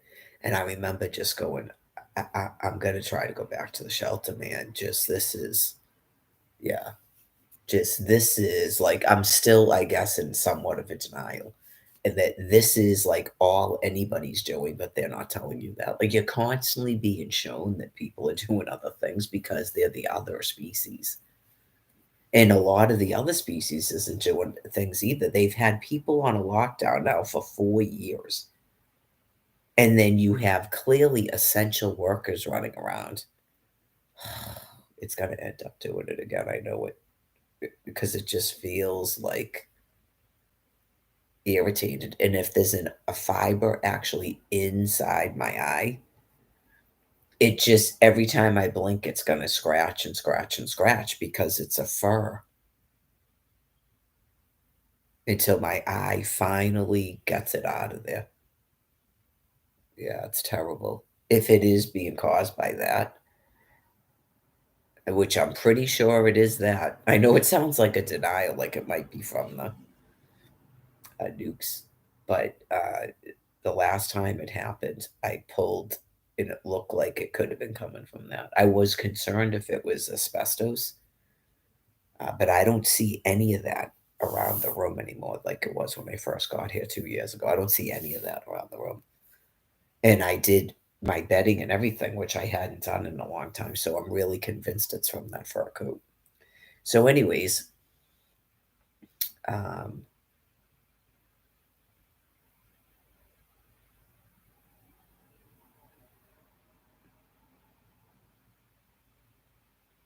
the shut offs, I go, and then I'm like, but no, I didn't expect them to give me housing. I didn't expect to get an income or a phone. I just figured I'd be living in a shelter now for the rest of the time. Just do. But nope, I am not staying in a shelter where they keep shutting off the waters and the toilets. No, thank you. And then I'm vomiting all over the place and stuff. That's never happened. And then I get a flu and I'm only in the place for 2 months.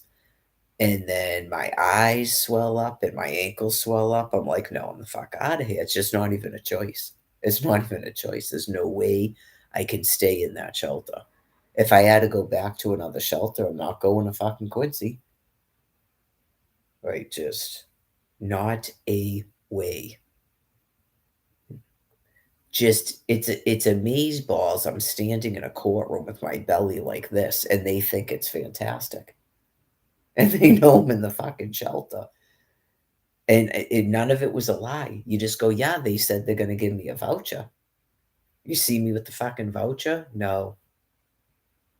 Oh yeah. Oh yeah. Okay, so we clear these warrants and you get an income, and then they shut it the fuck off, and then they take all the money out. Ha ha. Okay, ha ha.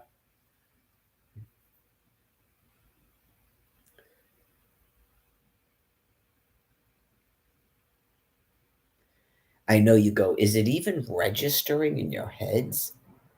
April, July, like when I left there, it's not registering in your heads. Like you had to have been having symptoms, even if you people were mad using like that. Because I was drinking alcohol at the time, going every single day. I know you just go, whoa. Anyways,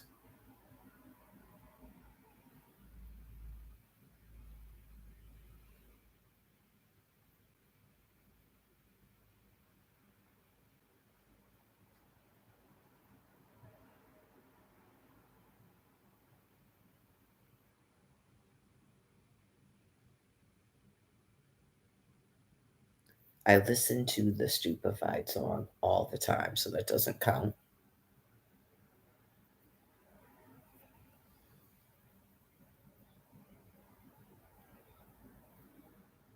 Measles vaccines, mouth watering.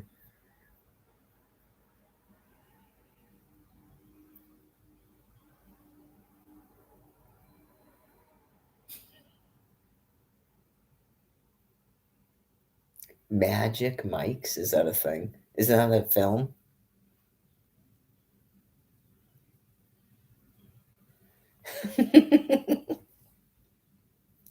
Wisconsin? Is that cheese or rubbish? Alkaline. Steel plate. There's no, it's not steel plate tectonics, it's just plate tectonics. Hare Krishna.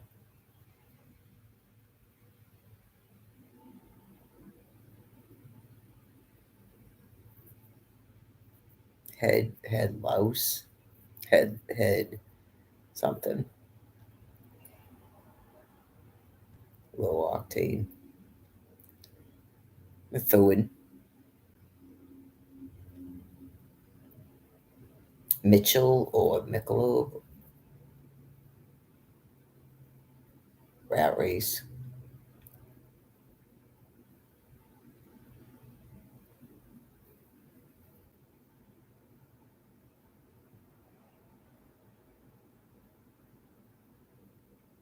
No, they don't. I had to find websites about the thing I left on Facebook. It's something to do with trying to convince me I had a psychosis that I won't come out of. And I used to be a good mother once, a bit with problems. Oh, yeah, just, what the fuck? Many times. Many times I said, I can't kill you through a computer. I feel bad for Aaron Carter. There was a time period, which I explained to you, and God allowed it for a reason, where I literally did that silent scream thing into the camera with the camera on until I was seeing like shooting silver things. So that's why I know that they can't be forgiven. Just a reminder. Okay. Um, it doesn't like whatever is going on in the brain matter of beings like that, it's because they're being contained. And it's a primate behavior because they do want me to kill them and then they become me. Okay, so whatever it is that the brain matter tries to make up about what's going on, like they like that, they think it's funny, they're getting a sexual arousal by it. It's because that's God has them in a containment, and that's what the brain matter is making up they're doing. But it's human torture. It's a level of suffering that Almighty God cannot tolerate on planet Earth. And as you can see, 13 years, 4 years of this. Like, this would be considered a new normal that beings are allowed to do this to other beings on planet Earth. So they have to not exist anymore. Okay, so that's why you had laws here where I immediately, as soon as I report to you that something's going on, it's put a stop to. That's why you have laws. Okay. Not your laws of protecting what you're doing.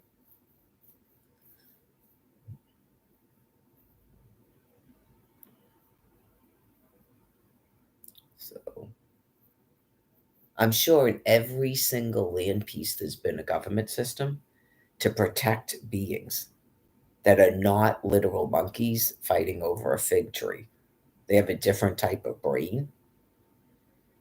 So there's laws, and when your species decides they don't have to follow that, they get plagues to kill them. Not they're allowed to do it because it already shows that the brain is sick to even be doing that.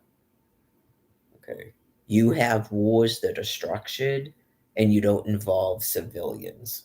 That's part of your code in your species.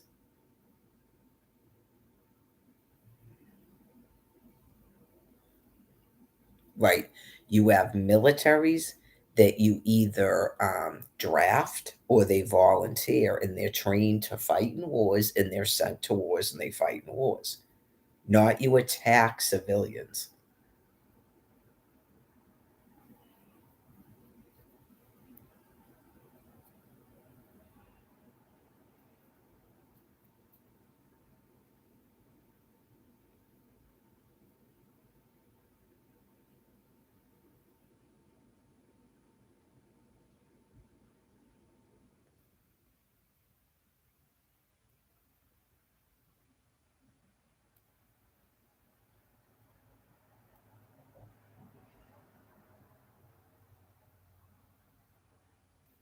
It doesn't matter. They don't care about logic. But right, you just go, why would you even have a military if you're allowed to just attack civilians for fun?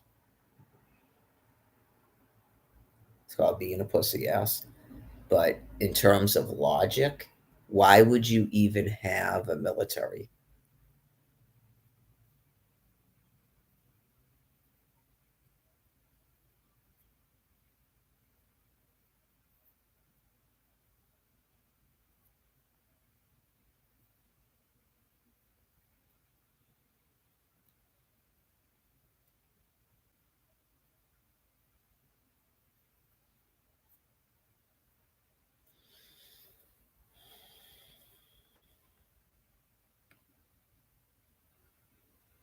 Oh, so one, what's if it's already feels like one, what's it gonna feel like at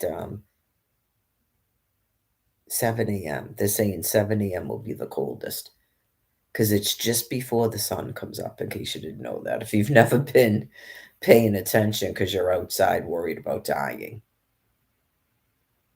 So if it already feels like 1 degree, what's it gonna feel like at 5, 6, 7 a.m.? Are the winds supposed to die down? Let me check. Now, are you gonna not let me see the hourly all of a sudden? Before you wouldn't stop making me look at the hourly.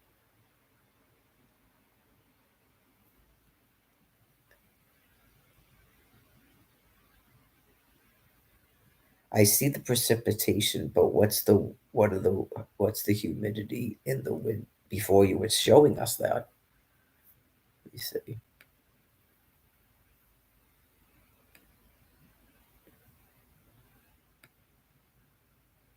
See if this is it. I learned this when I was outside on the ground. God explained it to me about the humidity and stuff.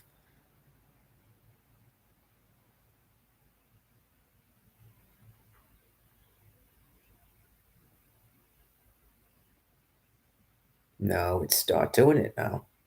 All of a sudden, because I want to see it, it's not there. What the fuck?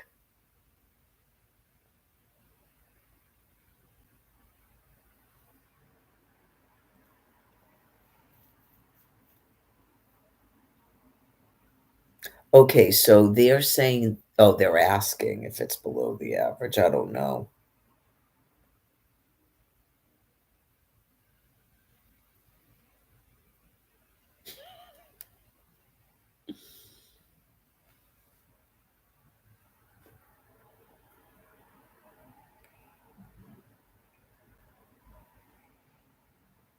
Okay, now it's going to be 50 degrees on the 21st. Did they already change it? That would be good. In terms of my pull,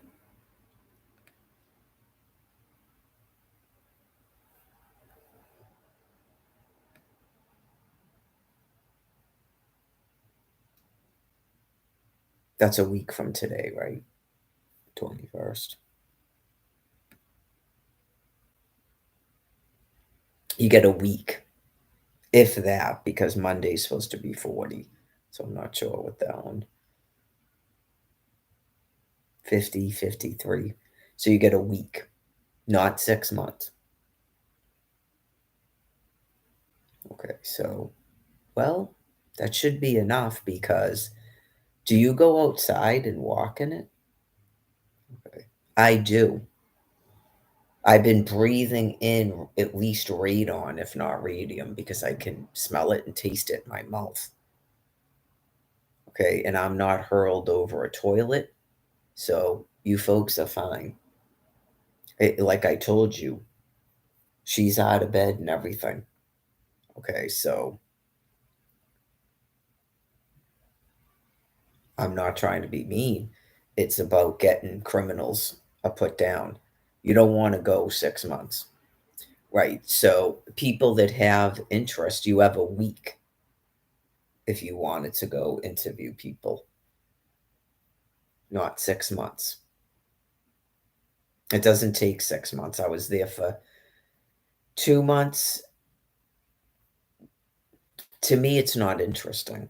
I was there for 2 months, and then I was walking out there for 2 months, May, June, July, 3 months. Was it really that long? It couldn't have been that long.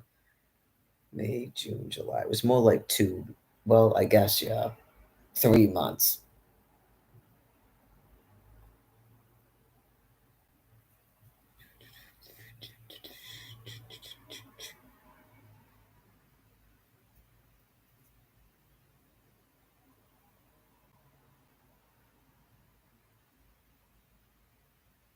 Does it seem mean or whatever? Okay, well, things can go back to certain things that people like once we get housing and stipends settled for the transition plan, which is part of regular U.S. Constitution.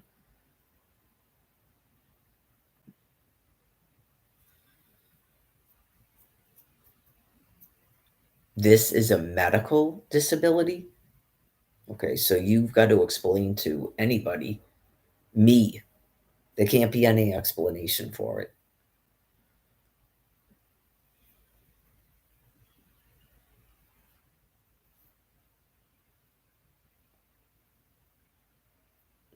I have no idea about the Florida alimony. To me, it seemed like a progression of a profound insanity of this blocking thing that is not a game, right? I don't know if these people are deranged. There's nothing I can do about it, but you have to offer them medication. If they were under some presumption that eventually I go, the game is wrong, and then they reincarnate,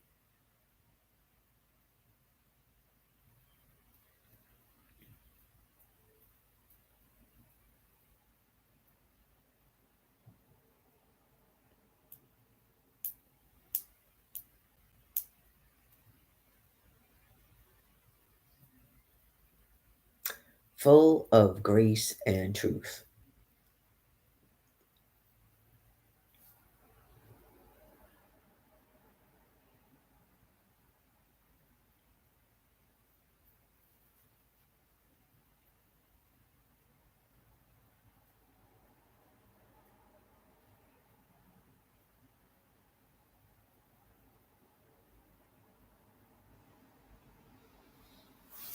Probably, I'll probably see what's on Pluto Free TV and listen to some tunes. I don't really got much more to say, I think, today, verbally, anyways.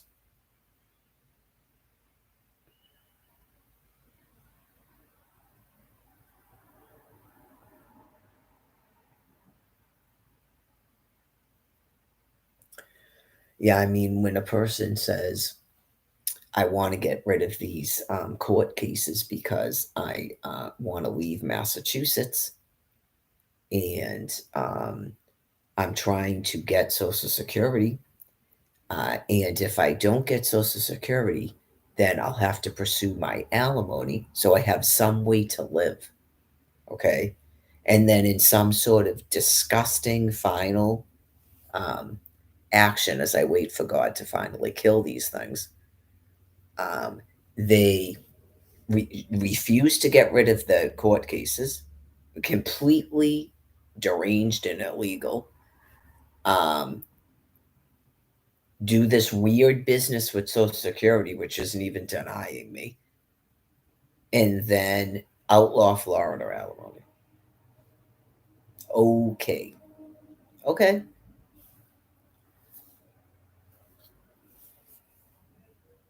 And then that's a renewal because it says that about the health insurance. If you don't if you don't do action, it's time for a renewal. If you don't do action by March 10th, Jesus Christ, God, I'm not doing any action. If I don't take, I'm not taking any action.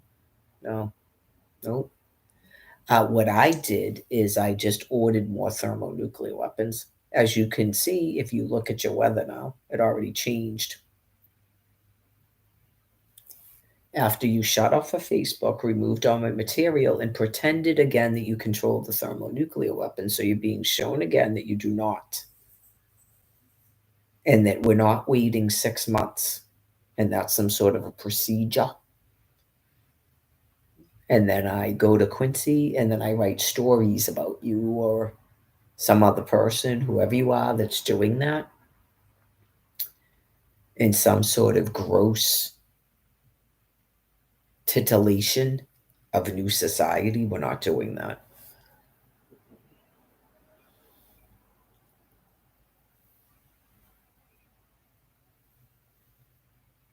Already explained there's people in housing that have elderly people that are keep preventing them from being evicted to the street.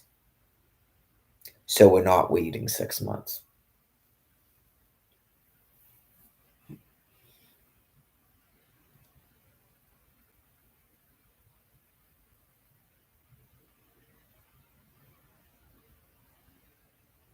That was what, a year ago? And then I went out to Quincy and I told you I'm not going back to Quincy. There's not a reason to take 6 month breaks after what I saw out there and on the Facebook page and just everything that's happened again since I was there.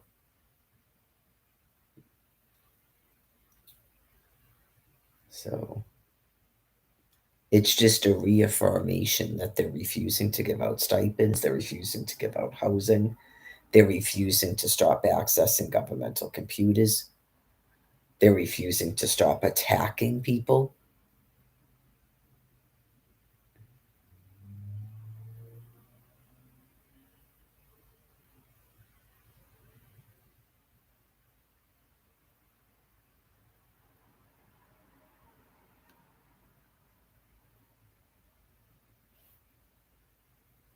How did someone knows how they started buying up those condos out in Hull? Did they start evicting people that owned condominiums out there? I wouldn't be surprised if they started foreclosing on people that owned condominiums in Hull, or they were renting them and they conjured up some way to evict them, like the rent check didn't show up, it was mailed to the wrong place. Okay. Because they started giving them to that Father Bill's Quincy place. That's how I know. Because after that thing happened with Karen, they were for sale. There was more of them for sale, and then they were bought. And Karen told me there was a whole line of them, and I looked it up online. So they're foreclosing more people and acquiring more property.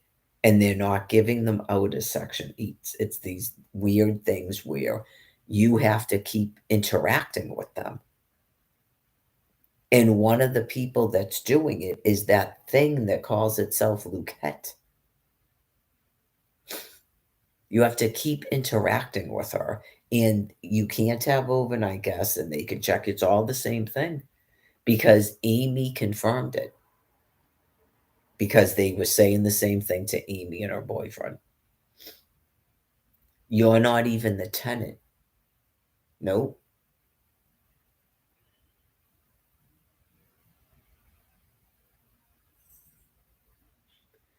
Right. Like they think that they're a new governmental agency now. Okay. So it's just got to be that until they die. It is. It's just the weirdest thing, isn't it? I'm sure every time this happens in history where someone tries to take over a country, okay, you just go, this is the weirdest fucking thing. You have these people that literally are trying to take up shop on this land piece. You just go, oh my God.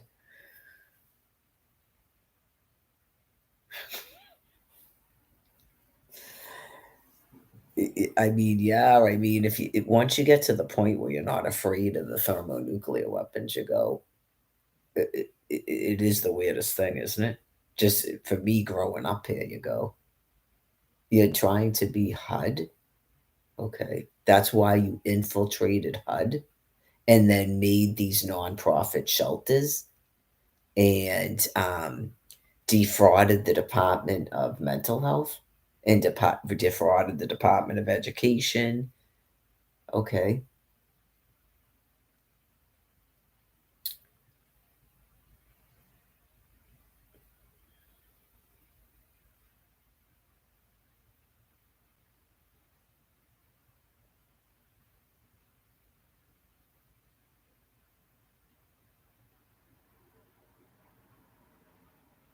How did you things start out getting money to try to buy up foreclosed houses? Do you just harass the people until they leave? Like, is that why my house took so long to be put on the market? Are you saying that they're abandoned properties?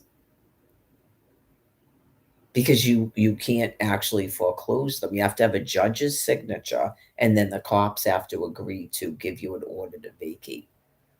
Because otherwise, you've got to literally attack people in their houses until they leave. So, is that what you've been doing? Is that pretty much the course of what you guys been doing since 2008? Okay. Well, my hairdresser, my stylist, her property was foreclosed, and she told me they lived in it so long, they get desperate because they can't have no way to force you out of it, that they paid her and her husband to leave, and so they did it. So, would you say that that's how you've been acquiring properties? You're not even actually doing legal foreclosures? Holy mother of God.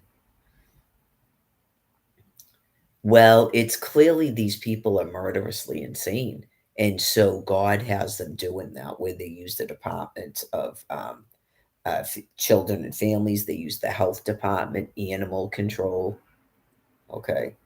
And then did they would they actually go and cut your phone lines and your electricity? Do they start breaking into the houses physically? I bet you they do. Okay. We experienced some of that at 12 Flanagan Place. Okay. I'd say that's what you've been doing since 2008. Like you're like an invading army, but you were already living here, most of you, and then you kept shipping more and more people over here. I can see why people might have thought they were in a life walk or being taught history because you're shocked by it. And it seemed like it happened so suddenly too. Right? Just all of those people cheering in the street after Nicole having her head cut off. Those were a lot of people. Okay. And then the business that happened at Katrina, how whacked out those people were. Once they get it in their heads to stop moving around the country and stuff, it's almost like they plotted and planned it.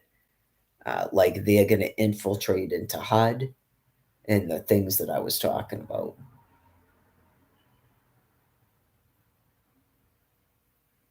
Yeah, so not good people.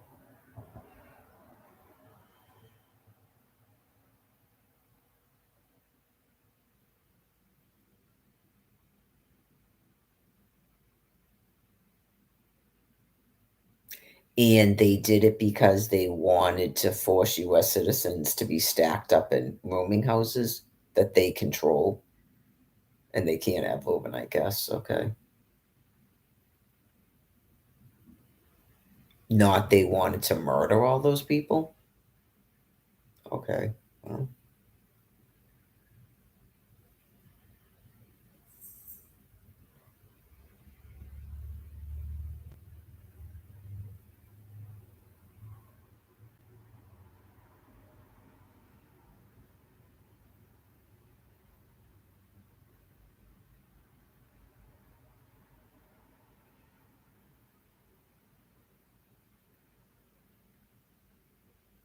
it must be frustrating that you couldn't murder us.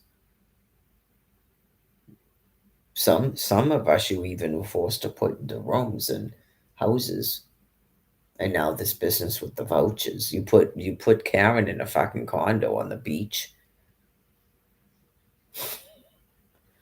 Okay.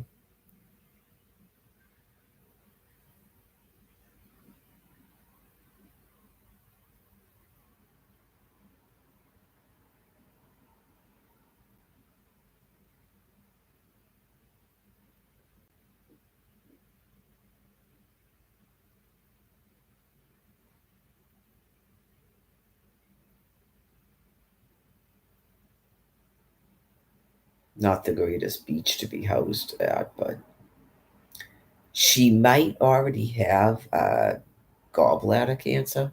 I don't know if people remember she had emergency gallbladder removal. Was it an emergency?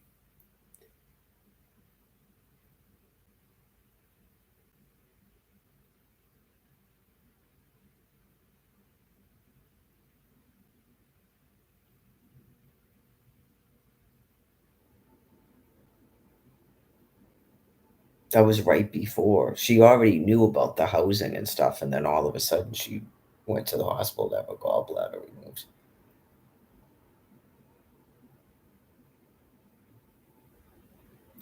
Did they help her get Social Security? That's why they put her in housing.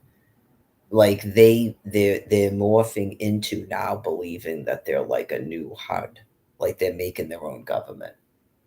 Well, it's containing them. Yeah. They're obviously being euthanized, but that must be what they believe they're doing.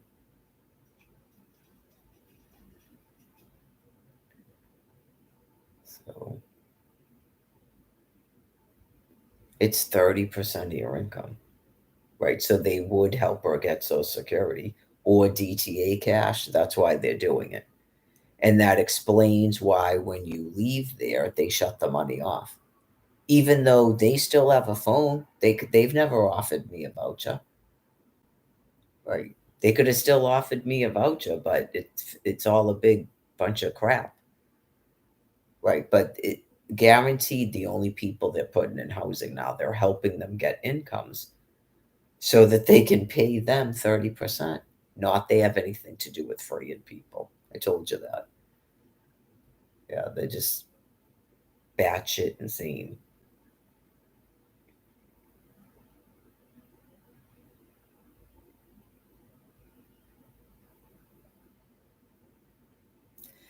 It may have appeared in 2021 because that's what I worried about, that they were somehow, I don't know what that was. Were they trying to gather up people that were homeless still?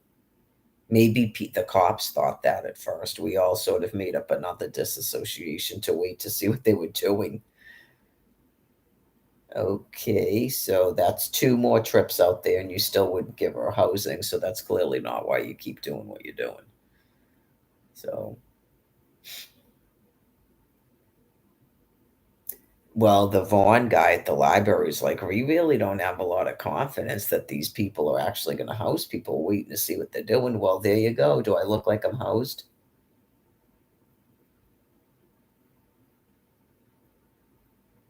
Did it seem like I just took off? Okay. Because now I have a cell phone. So God made them decide that they were going to start talking to people on cell phones. They weren't doing that before. No, God made them think that's what they were going to do. So it's all documented. And there's no excuse for it. There never was an excuse for it. Okay, she left. All right, is that how you typically contact her at the shelter? Or you contact her through a cell phone?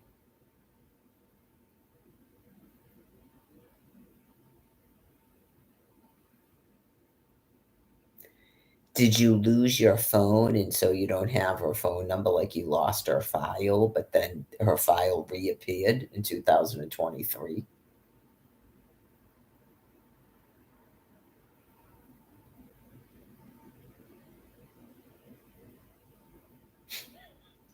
That's what she told me in 2019. She said I didn't have any file. She opened up a file cabinet. It was like, there's no file in here for you. She said, Carol told me she did the same thing to her. And then magically they had my entire file in 2023.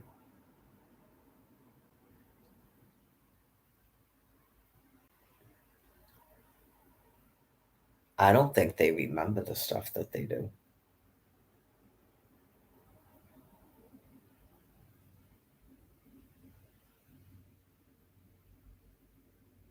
Right, because she goes, I was never a caseworker, by the way. Oh my fucking god. It's part of depersonalization.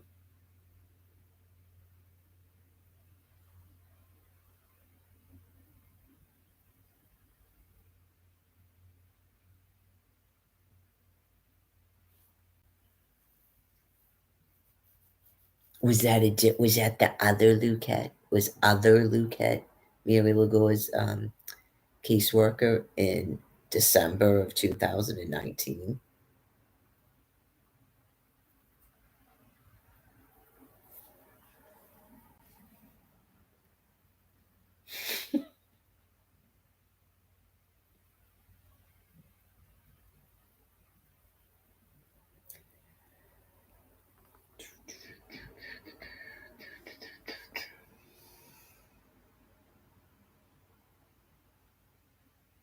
$6, yeah.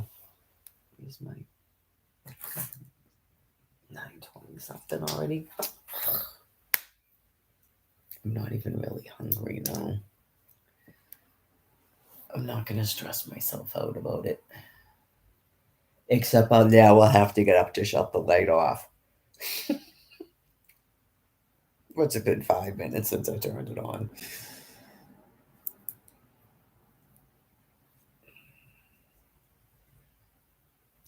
I am starting to feel like I'm ready to go to bed. You know, I definitely don't feel hungry.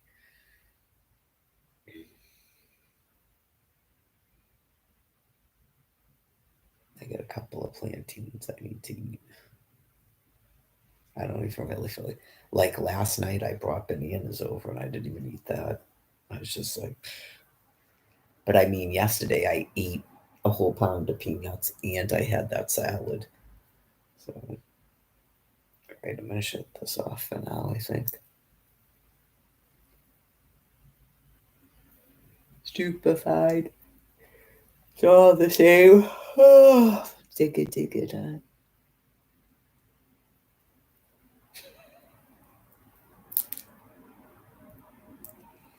that mummy. Kill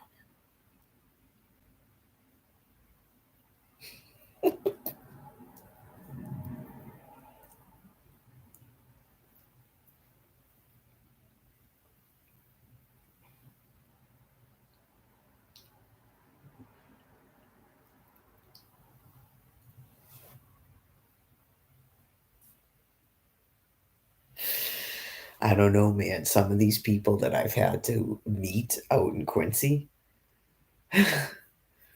just they might as well just walk around going, "Kill that mommy, kill them." Like, did you just go? How is a person that insane? Oh yeah, kill that mommy, kill them. They think they're a different person, so why not just walk around saying that? Get it? It's no different than that. Kill them, mommy, kill them. They probably think they have a secret person inside of them too.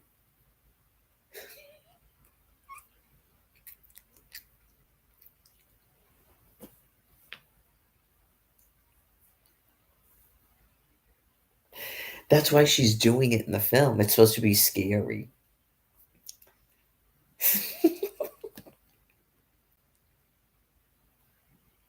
Could you imagine someone like Candy, or just say anybody, everybody knows a Candy in their life that he does not like horror films, they're like petrified of horror films, and films that are not even scary, they she'll start the histrionic, because that's her thing, being so much not like her mother, right?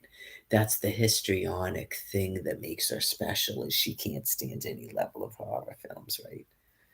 So someone trying to explain to her this business about the ring and like you got to watch the short film and we're not gonna no you don't have to watch the film, you just got to watch the short film so you can understand stuff and just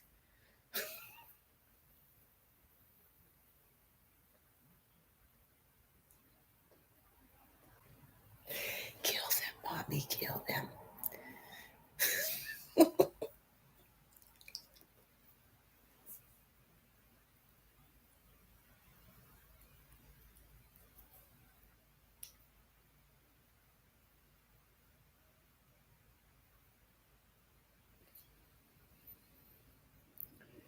Probably it would make that's why for some reason I'm thinking Sean probably thinks that that's wicked funny because it makes sense if he was a psychologist. Right, to me, that just makes sense that he would just think that that one particular line in that film is extremely funny. That's all.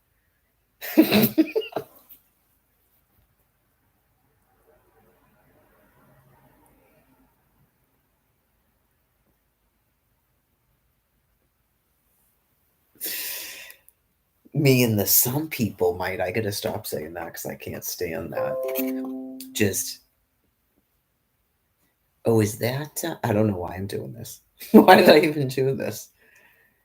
Is that super fucked up? Really? I know. Why am I doing this? Like, why do I have the phone? Just right. Oh man, I know that's really fucked up that a person would do that, right? Okay, so how are two people, Janis Joplin? Kill them, mommy. Kill them.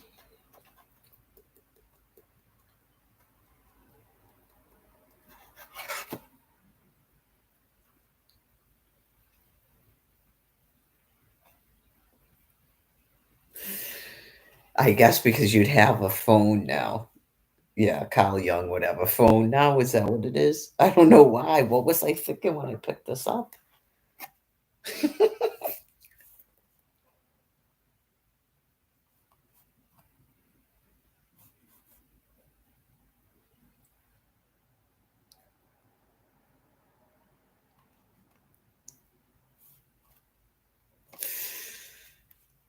Oh, about the box. Oh, yeah, I know what it is. It's tissues.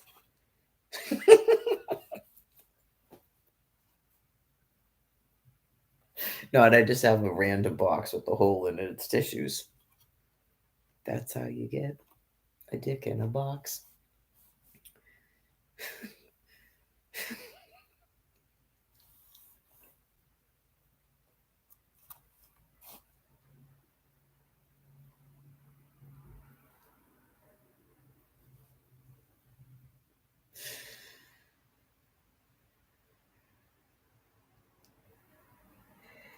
That's it, I guess. I don't know, man. I guess Kyle Young has a phone, and that's how he's explaining to you about Friday the 13th.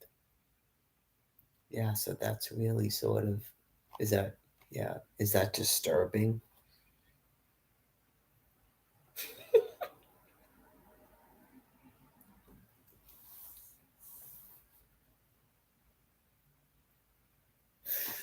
Is that disturbing that a person could be that ill mentally? That they believe that their son that died is within them and can speak to them? Okay. How are two people, Janis Joplin?